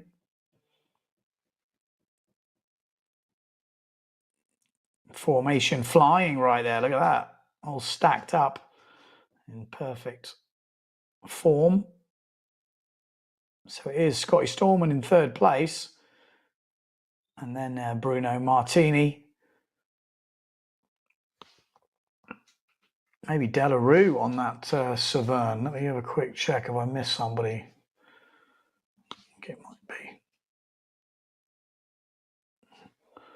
I have to check. I'm not so familiar with a few of the guys down that other end. But Maciej Rakowski, 184 and 95 kilos. 73 events entered, and he's leading this one. 33 years old. Maciej Rakowski, Matteo Yukino, Scotty Stallman, and then Bruno Martini. Can't afford to let that touch down. It's touching down too much, I was about to say. It just carried on going, didn't it? He never got the lift when he was pumping, and then the nose digs in, and then it's good night. Bruno not quite having the event that he would have wanted. He was quite late in choosing and changing sponsors. So he said he was still working on, tuning up. And it's always difficult that when you're late, getting it all sorted. But Matteo Yukino, he's definitely tried and tested on his gear. Maciej Rakowski, second place, Scotty Stallman. And then it is a big fight for that last spot. I have a feeling it could be Delarue. I don't want to give someone, I can't quite see, but it is maybe having a fight with the other S2. It could be Lohan Jules now. It looks like Lohan Jules is probably going to get that fourth spot. It's a close race. But Lohan Jules, it looks like, will claim that fourth spot. It was a good battle. They're still battling all the way to the line. So Matteo Yukino, Maciej Rakowski, Scotty Stallman, and it is. Ooh, which way did he go the wrong way? I'm not saying he went the wrong way, but it looked like a better line towards the end, near the buoy. We didn't see it from this angle, but sometimes it can be deceptive. Sometimes the guy who goes low can get the nod. So we'll have to wait and see what the official results were for that. It was pretty close. Pushed all the way to the line. So that was the fourth quarterfinal of Elimination 3 as we look at the highlights.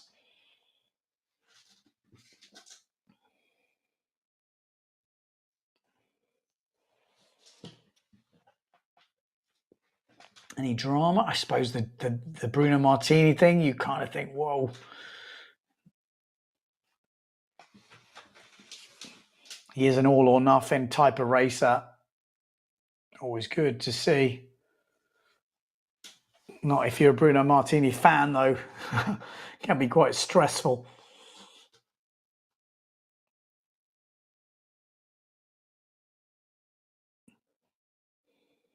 He looks comfortable, doesn't he? Matteo Iachino. Are we going to see another world title this year? It's hard to bet against him, isn't it? It's obviously there's other good riders in the mix, but he looks so solid.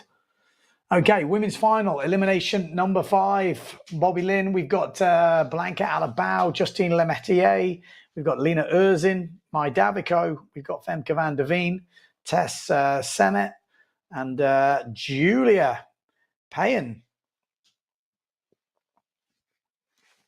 Just one final.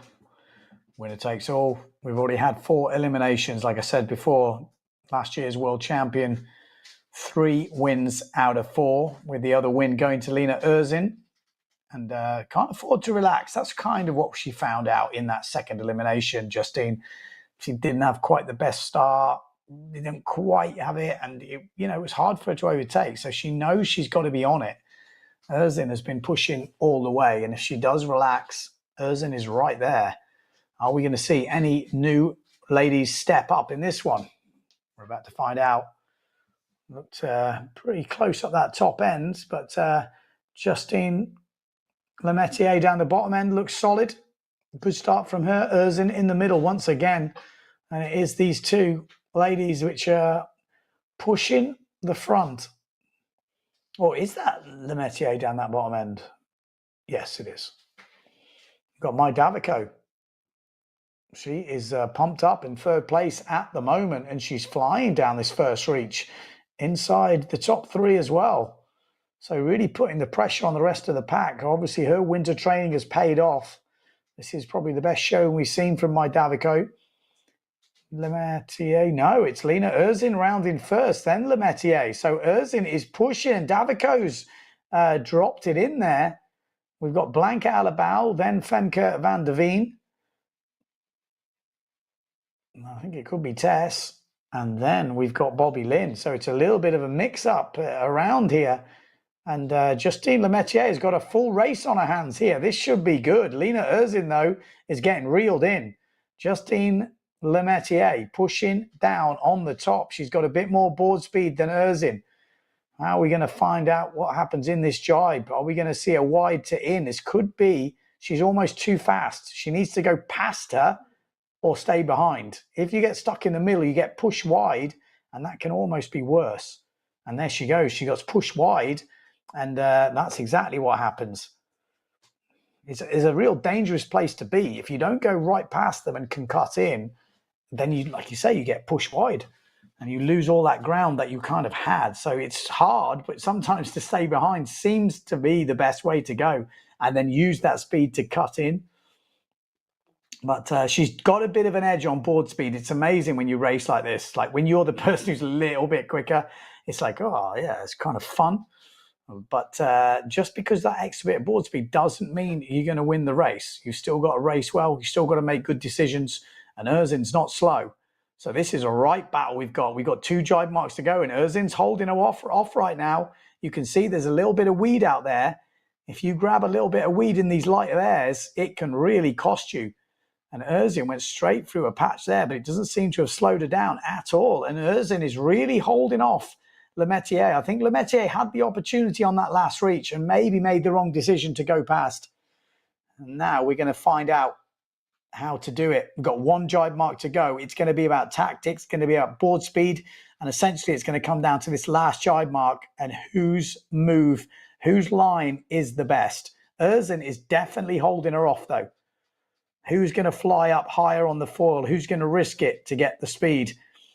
Can't afford for Erzin to get too many bullets because that would put more pressure on Lemetier. But Erzin is a little bit high there from Lemetier, and she's gone wide now to go in tight. I think she's going to get it. Erzin is holding her off. Great racing from Lena Erzin, just 19 years old. She's a real handy freestyler. I mean, that's what she used to do back a few years ago.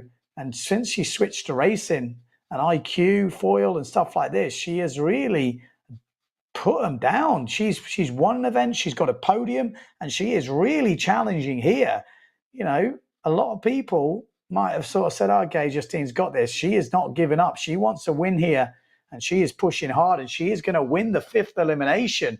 Great racing in the women's fleet. And Lena Erzin takes the 5th elimination, making this so close. 2 wins out of 5 for Lena Erzin. Justine Lemaitre has got 3 wins out of 5. Whoever wins the next one will be leading this competition.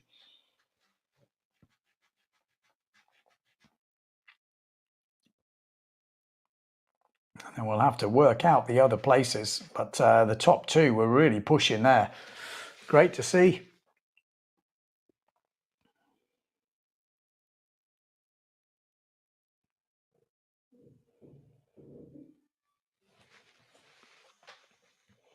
I'm just looking at the comments. Someone said, when do the women sail?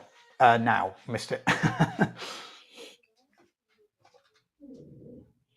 Yeah, I think that was the moment. I think when she looks back at that race, she might think, made the wrong decision there. And it's obviously easy when you're in the commentary booth, when you're seeing from the drone. It's a lot different when you're out there racing. But, you know, looking at that, you're kind of thinking, yeah, could I have done something better? Again, I'm not saying what's better or worse, but I think you've got to look at that and think, okay, where were my opportunities? Did I capitalize on them? Did I take them all? Did I make the right decisions? That's the only way you're going to learn and work out. And, you know, maybe she did do everything right, and that was just it. That was just the race was going to go like that. Semi-final, number 1, Elimination 3, Alexis Mattis. We've got Cedric Board in this, Lars Poggeman. We've got Alex Kuzan. We've got Amade Vrieswijk, Pierre Mortefon, Sasha Fortune, and Sam Struismar.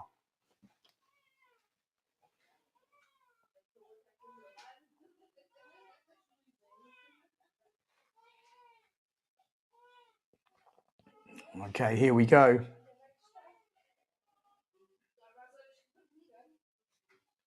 Lining up. Surely Mortefon, Vrieswijk. You know, these are names that kind of stand out. They've got to be right in the mix here. And it looks like a great start again. I mean, Mortefon is just in the zone, isn't he? You know, he's not scared, knows his timings. He's nailed that start. He's got, you know, probably the most pressure. He's one of the fastest, but he knows he's got to get a good start. In these light airs, you can't afford to be coming back. Amade Vrieswijk is one of the guys that always seems to be coming back, whereas Mortefon is leading from the front. It's a much easier race up there, that's for sure. Mortefon is going to go round in first place. We've got Cedric Board in this. We've obviously got the Patrick rider, which is Alexander Kuzan. Oh, a little bit of a hook in there. There's a few moments you can see. There's a few weird gusts coming through, and that caught out. I think it was Cedric Board there on the Severn, and that's probably his race over, because once you touch down in this stuff, you're not getting back on.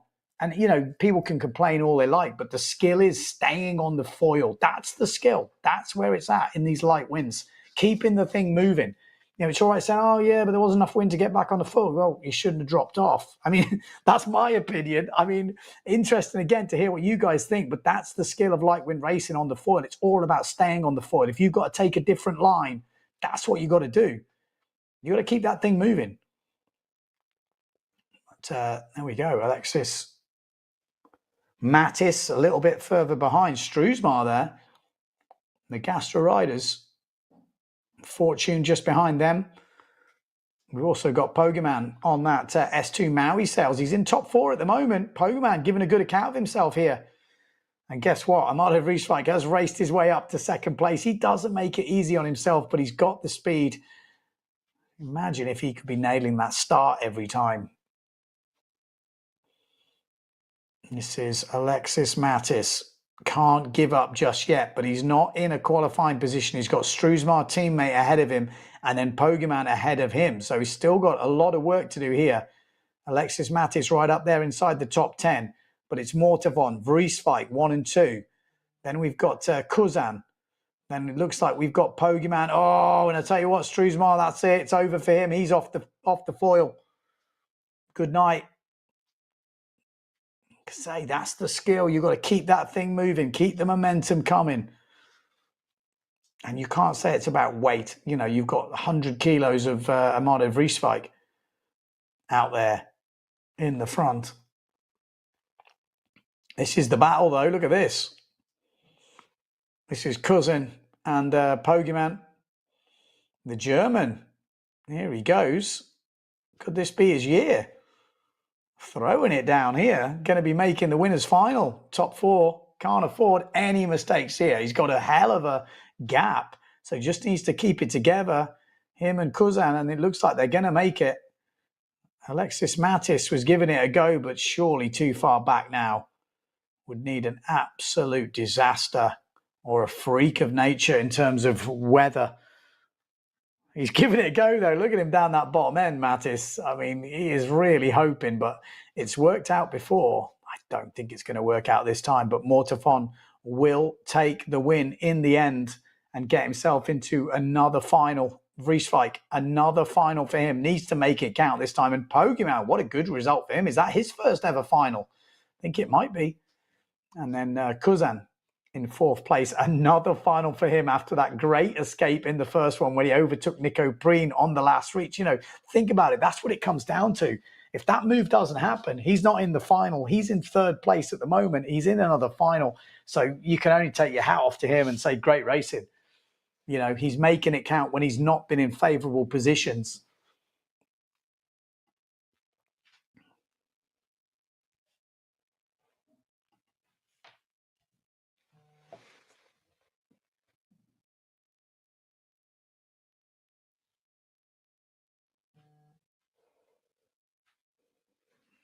Yeah, but it's the first final for Pokemon. So that's a big one for the German, you know. Michelle Becker, the other German, is obviously not here. He's out with a bad back. So it's been left to Nico Preen and Pokemon to hold it on for the Germans. Hope I haven't missed anyone. But yeah, tough field. Not easy.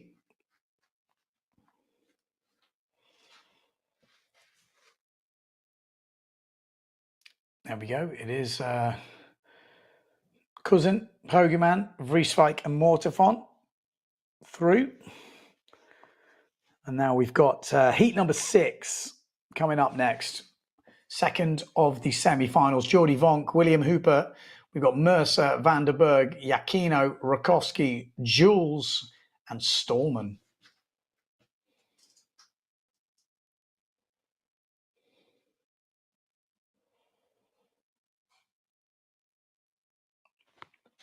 Who do we think's going to go through this one? I mean, from what we've seen earlier, Yakino and Rakowski have been looking very good. Vonk's been consistent. But, yeah, in these lighter airs, one mistake can really cost you.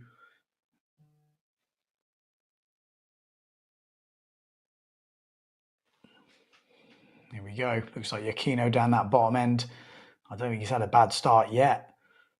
I mean, that's going to be the interesting one. Can these guys fight back if they have a bad one? The Neil Pride down that bottom end. Rakowski with a great start over the top of Matteo Yakino. So puts the pressure on the Italian straight from the off. And the Polish rider is heading it out here. Been looking good in these early eliminations. Just hasn't quite finished it off when he's got to the final. But he's looked really consistent getting there.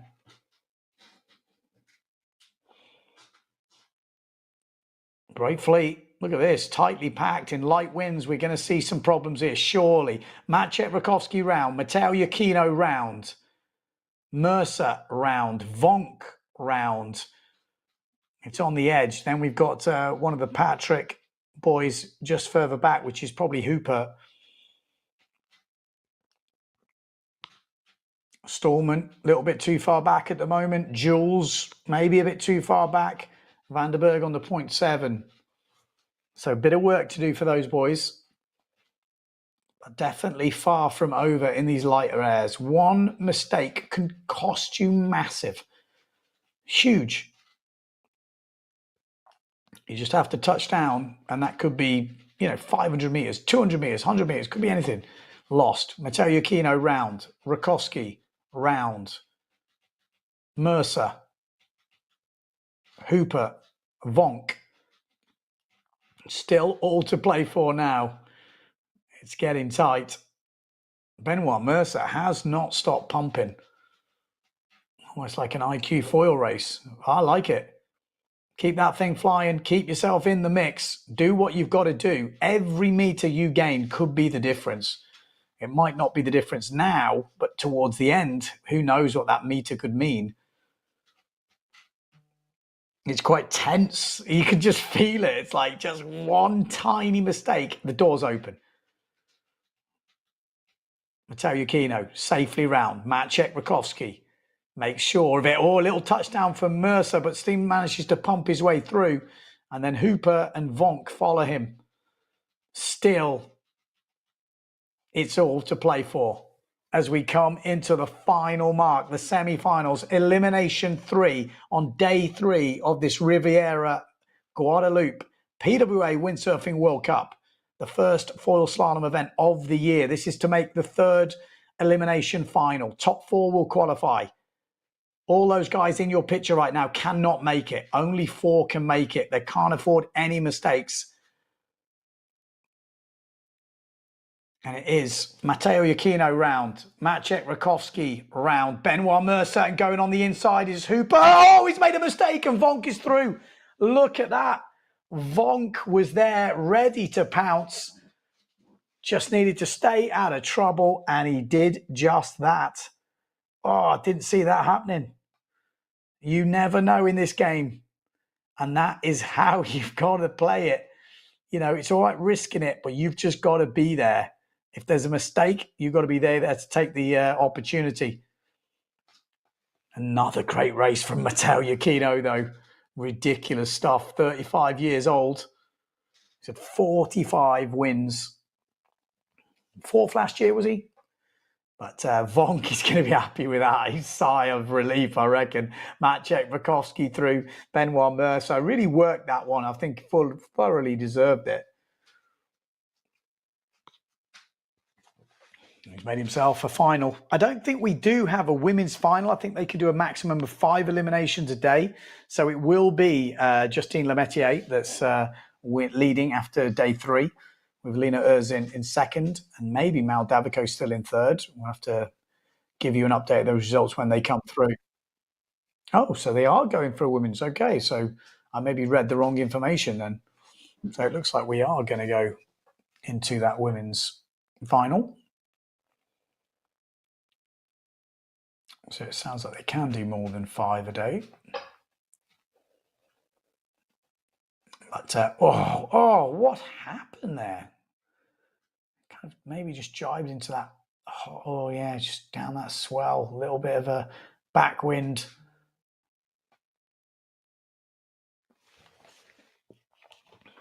So we are going to have another women's one.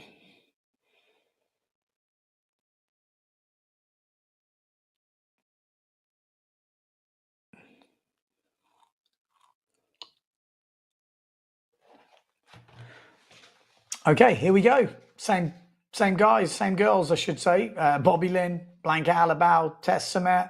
We've got Mai Davico, Lena Erzin, Julia Payen. We've got Justine Lemaitre and Femke van der Veen. Erzin going to be pushing hard here. A win here would, by my calculations, see her leading the event.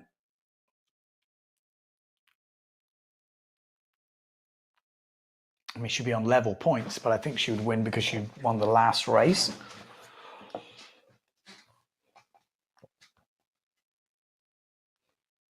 We'll soon find out.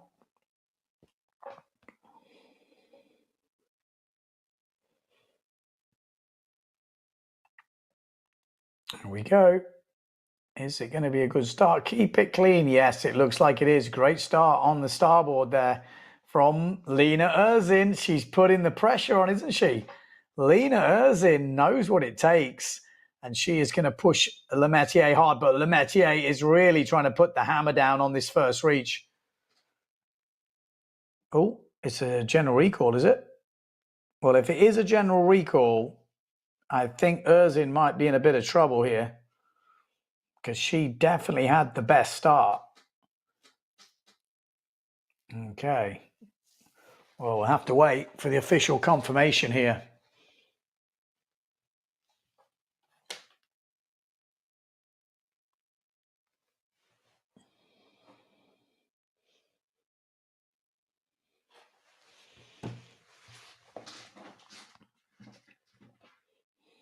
Probably got a jacket on. Must be getting cold. It's probably like 25 degrees now. Ooh. Well, we can't really pick it from here, but Erzin was definitely blanker almost as well. Let's have a look. No, up that top end. Well, if anyone's over it, there could be a few if it's close. Difficult to see. We'll have to wait for the official confirmation. Let me know what you think.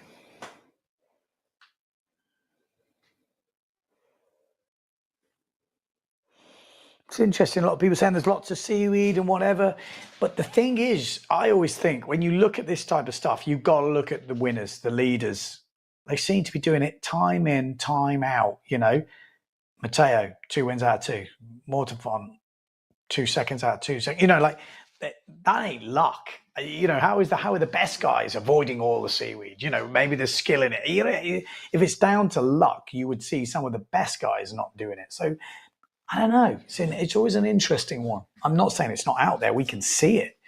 But how much does it affect it? Psychologically, it's a killer if you think you've got seaweed on. Honestly, it's very easy to crumble.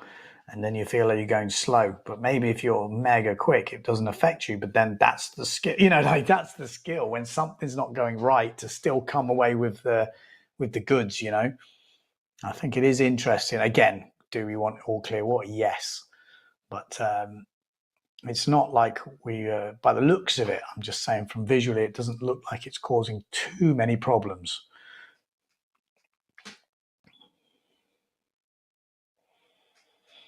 Okay, waiting for official confirmation. Could be more than one. If it is, it's close, but it is slow 51. Yeah. So it's Lena Erzin is over the line early, and that's a disaster because you kind of want it close racing. That's what you want, and she was definitely the one giving Le Métier, you know, the run for her money. That's what you want to see. You want to see that racing pushed, and it would have been a great race. We were already seeing it from the start, so it's a shame she was over because that had all the markings of a great race. She had a good start. She was already leading the way, and we were going to see another epic battle between those two.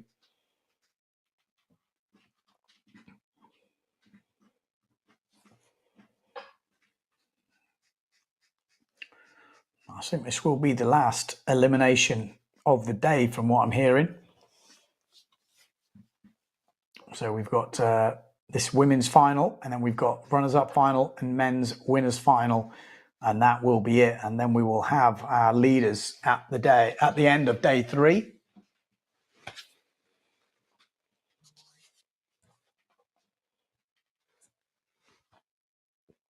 Wind does look like it's maybe dropped a little bit, but looks still contestable.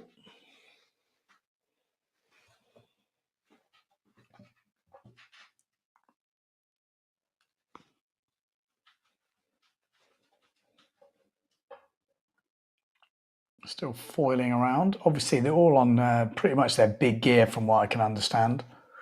There has been some proper wind today, though. I mean, we have seen some, well, I say proper wind, depends what you call proper wind, but we've seen probably up to 20 knots in some of the gusts in the earlier racing, which was good to see.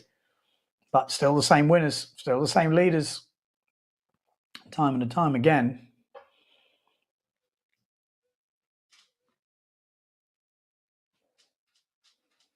So just waiting for the restart of this Elimination 6 women's winners final.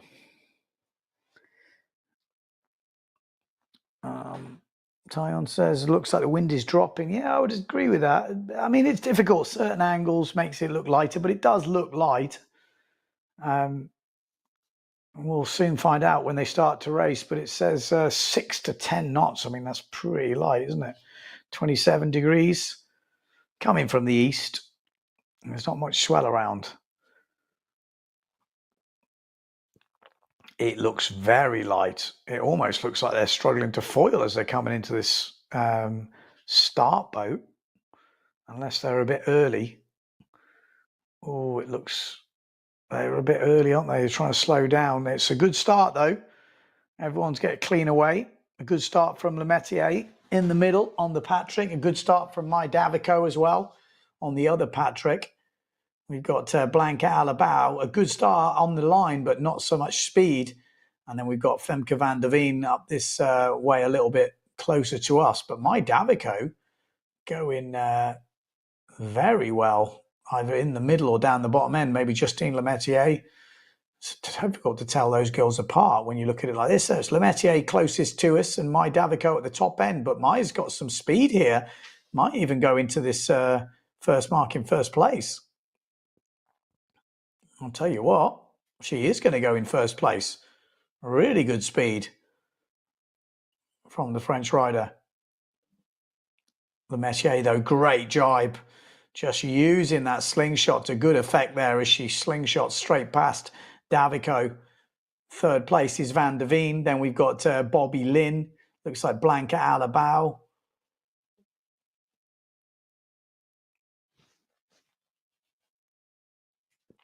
Yeah, there's the battle. The two Patricks at the front. Then we've got the two Saverns fighting out. And then the two Neil Pride. So the brands all sticking together at the moment.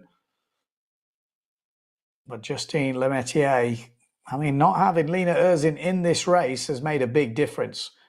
Another win for Erzin would have meant they were, tied at the end of day 3, which would have made it pretty pressurized. So Lemaitre round. Oh, Davico goes down. Oh, that's a wounder for Davico. She was in a really good position there, but Femke van der Veen says thank you very much and could get herself a nice second place here with 2 jibe marks to go. Still Blanca Aalvaa behind her, Bobby Lynn as well, trying to chase her down. But Lemaitre has got even further in the lead now. A little bit of a gap coming through.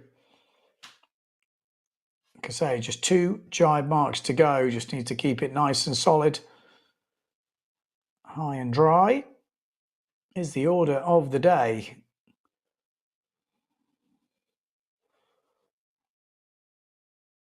Safely round. That's all you want to do. It's never safely round. You see it in the men. A backwind can change everything. So it's going to be a comfortable win here by the looks of it for Lemaitre. And like I said, the icing on the cake is Erzin not being in there for Lemaitre fans. Obviously, #1 ranked sailor last year, the world champion. And she is going to be leading after day 3 here in the Riviera Guadeloupe Windsurfing World Cup for the opening event on the foil slalom tour this year. And she's got a hell of a lead here. Just needs to stay out of trouble. No heroics needed. Nice and safe. And there we go. It's kind of getting that wrapped up. Femke van der Veen is holding on to second as well. This will be a good result. Bobby Lynn fighting it out with Blanca Aalvaa. This could be a good jibe here as the two come closing in. Bobby Lynn just goes into the back of that swell. That's not going to help her cause. She got a bit stuffed there. She slowed down to let Blanca go through, but then got stuck on the swell, and Blanca Aalvaa has said, thank you very much. And now she's got a clear run at that third place. But, Bobby Lynn definitely one to watch for the future. But Lemaitre, here we go. This is the win she wanted. Now she's got a bit of daylight between her and Erzin. And she wanted that. It wouldn't have been easy with Erzin in the race, but she knows how much it means. With the forecast that it is, you can't guarantee how many more eliminations we're going to sail. So every win, every one you get further ahead, they count big time. Femke van der Veen, good race for her in second. Third place, Blanca Aalvaa, and Bobby Lynn has to settle for 4th place. And that will be the 6th and final elimination of the day for the women here in Guadeloupe.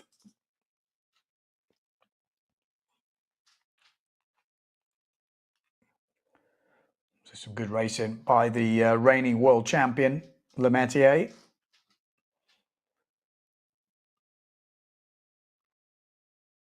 I mean, Urzid, she wouldn't have been over by much. It would have been a close run thing. But it was a good start. Actually, it was my Davico up here, wasn't it, with a good start? She thought it was the other way around, but she showed some good speed there, but just that one mistake on the jibe has really cost her.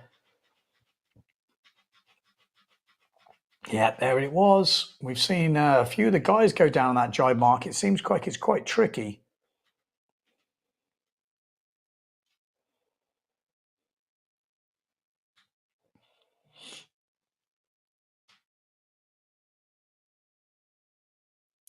Yeah, no more racing for the ladies today, we're hearing. So that will be it.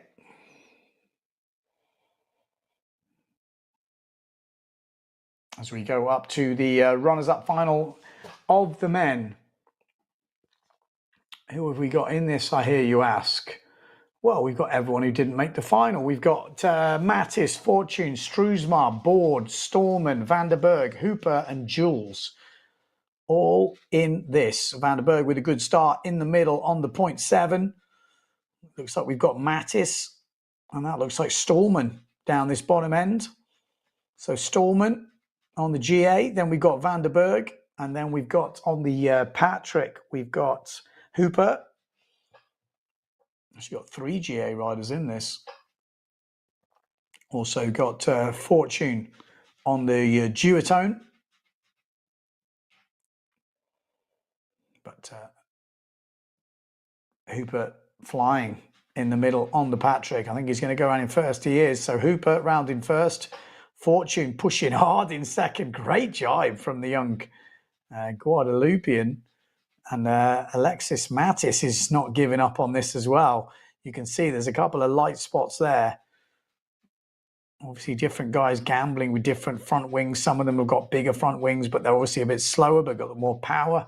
Some of them smaller, less power, but faster. And yeah, you really got to get that trim right between power and speed. Obviously, the best is something that's got a lot of power and a lot of speed. And Hooper will be going around in first place. So Hooper ran in first, then Fortune and Stallman, I think it is. No, Alexis Mattis, maybe.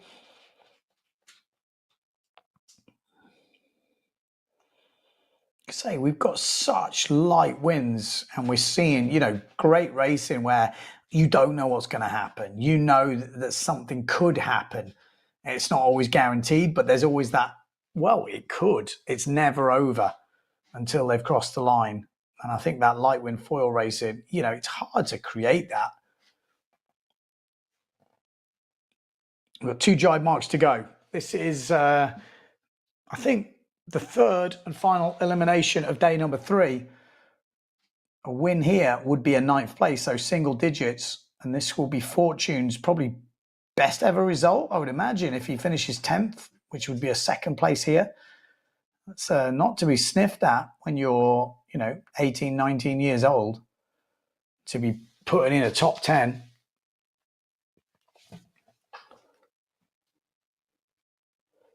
Obviously, with the foiling discipline, it does seem that there's more scope for the younger riders to push through. You know, definitely in the fin, it was a really tricky. It really took years before you could really challenge with the top guys. But within the foiling, because it's such a new discipline, we are seeing some younger riders pushing through and making a name for themselves. But it's Hooper that is going to win this. Fortune, great jibe from him. He's still in the mix here for a win in this runners-up final. It's definitely not over. Alexis Mattis is there. I think Jules, Lohan Jules on the S2 Maui sails. But it is going to be Hooper that's going to win it. Looks really comfortable. Yeah. Pretty much controlled that thing all the way through. So Hooper gets to win. 9th place for him. 10th place for Fortune. Good result for Sasha. And we've got the GA, which I'm guessing is Alexis Mattis. Hard to see from here. Lohan Jules. Struismar, Storman will also be on the GAs. Just keep your eye out for them. We've got Cedric Board on the Severn. Yeah, so I think Struismar and Storman in between is Cedric Board. We're going to take a little rerun of that heat, show you the highlights.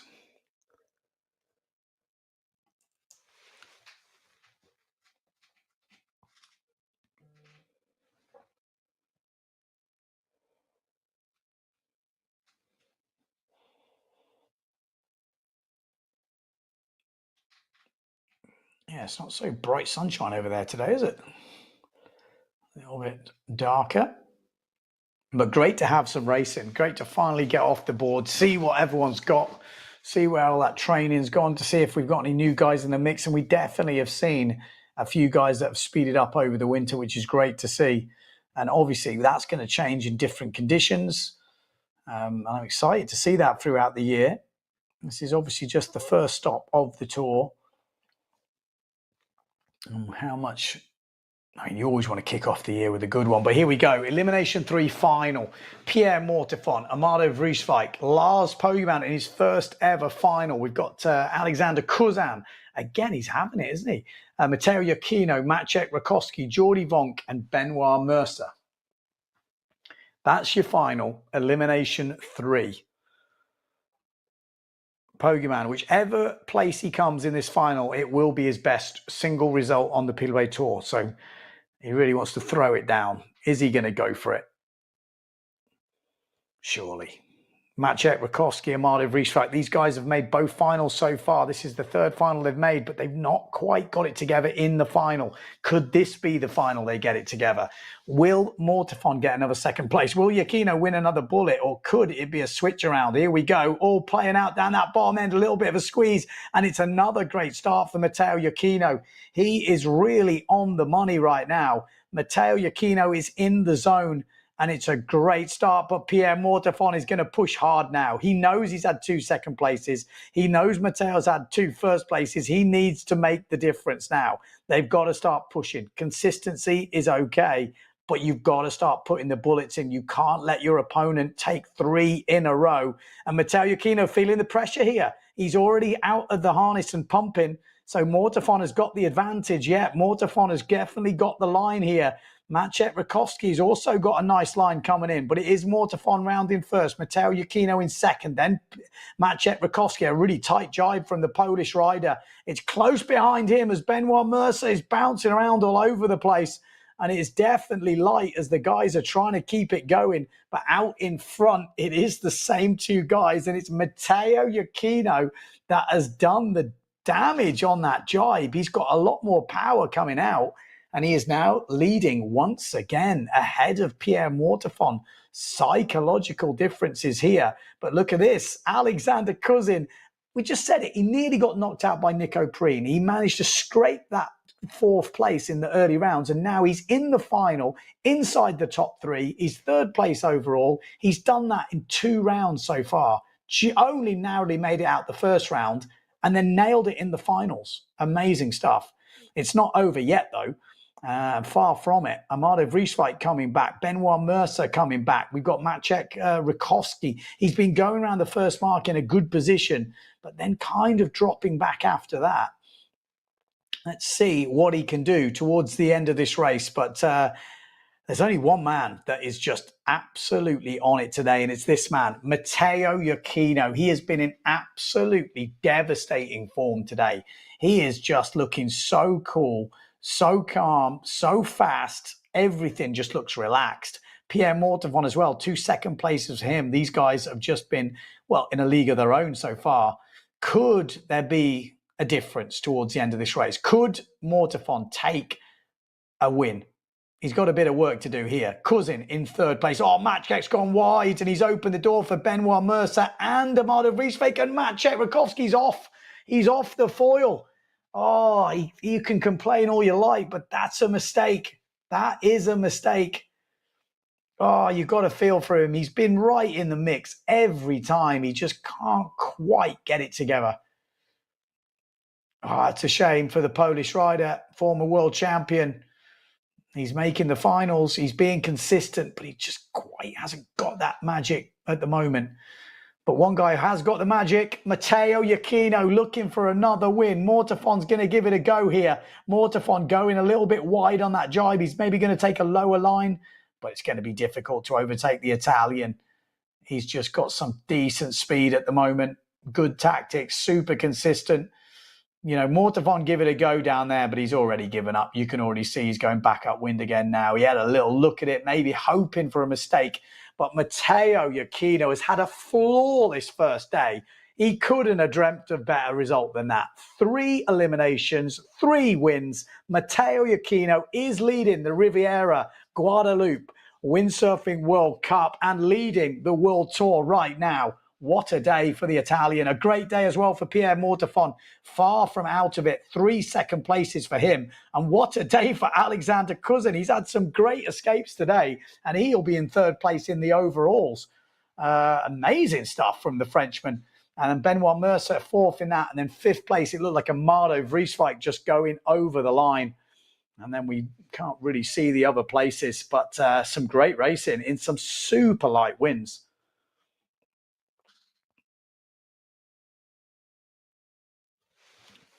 It's been good though. You know, we're talking about 7, 8 knots of wind, maybe even lighter in some of the holes.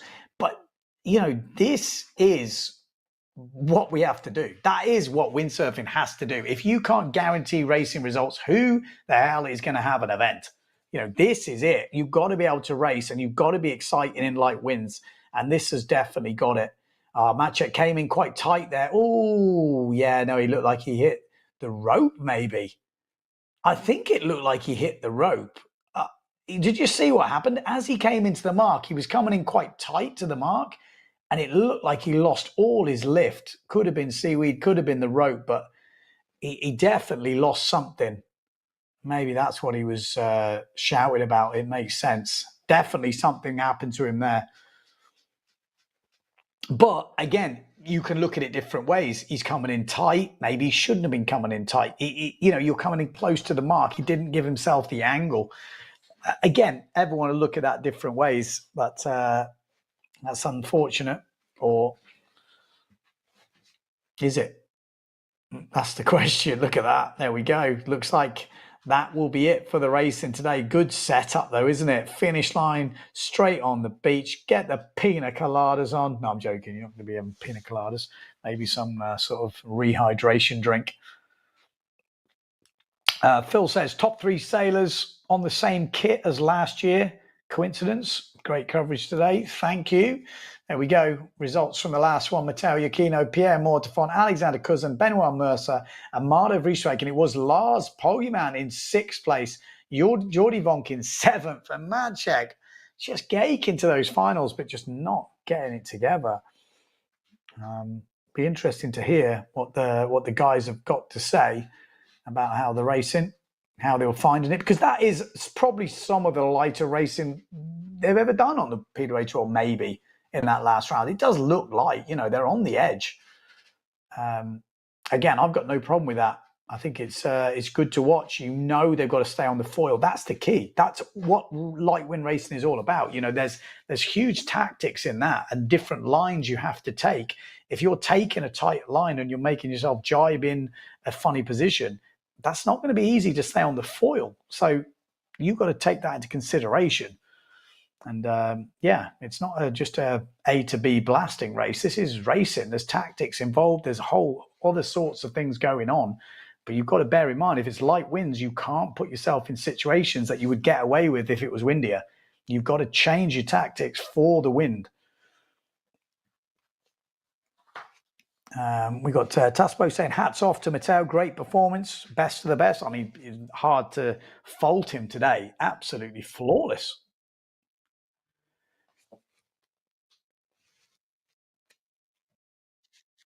Okay, so we're going to go down to the beach for some interviews. First up, Blanca Aalvaa. Blanca, solid couple of races to end the day. You're now in 3rd. How was the day? It was really tough. I couldn't find a good rhythm. In the end, I played safe, so I managed to do to 3rd. Potentially I can be there, so hopefully tomorrow I risk a little bit more so I can fight for a top position. What did you change into that last round? Nothing. No, I just wanted to go safe, so I go on my biggest.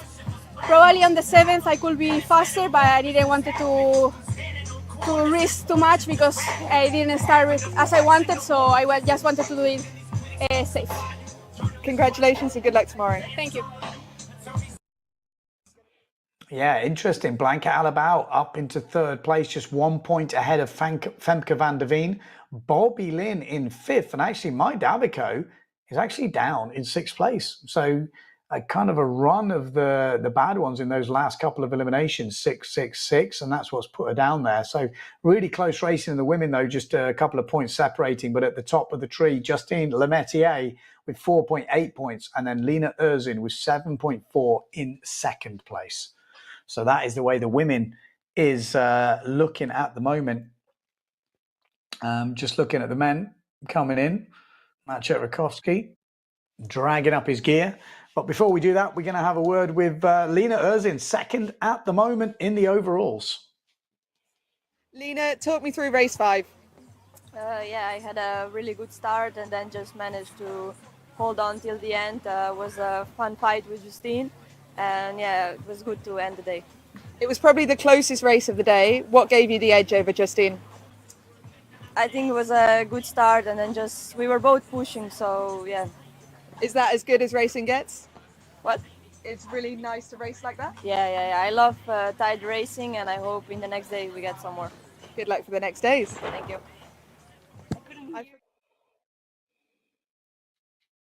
Yeah, so there you go. We didn't really ask her about the PMS. What can you ask her? What happened? Well, I went over the line. Okay, fine. But that's sometimes how it is. It's a shame. I would have loved to have seen a battle into that last race, and it would have made it super close, no doubt about it.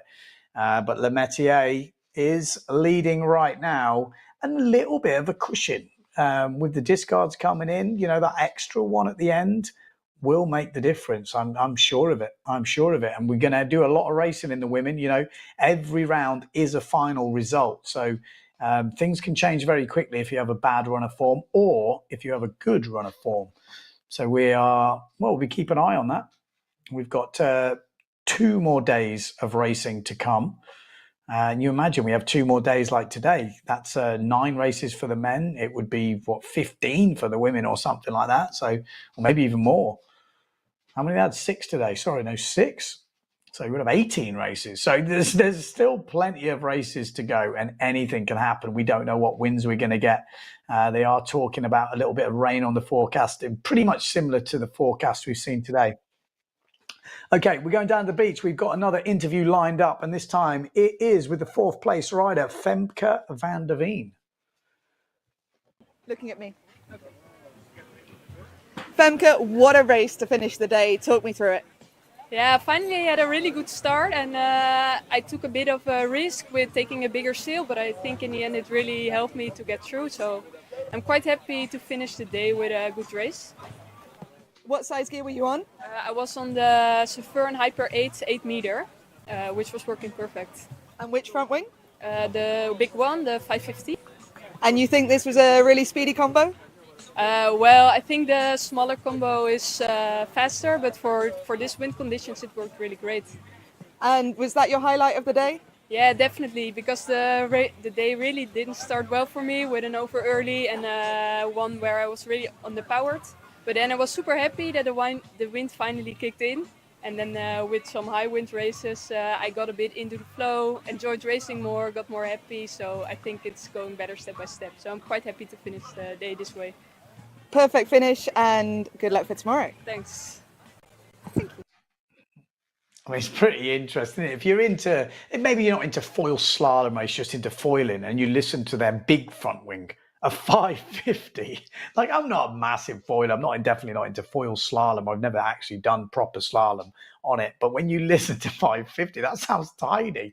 I seem to remember like small front winds, a few years ago was like 900 or something ridiculous. So maybe I'm over exaggerating, but I think for your average guy out there who goes foiling, like it probably is that. That's probably is like a normal size wing for them. So yeah, it's obviously a lot different when you're going just downwind and you've got to get that resistance down. And it is, you know, finding the balance between power and speed, and that is what we're seeing. Sounds like we have got another interview lined up on the beach, and it is the guy who has absolutely killed it today.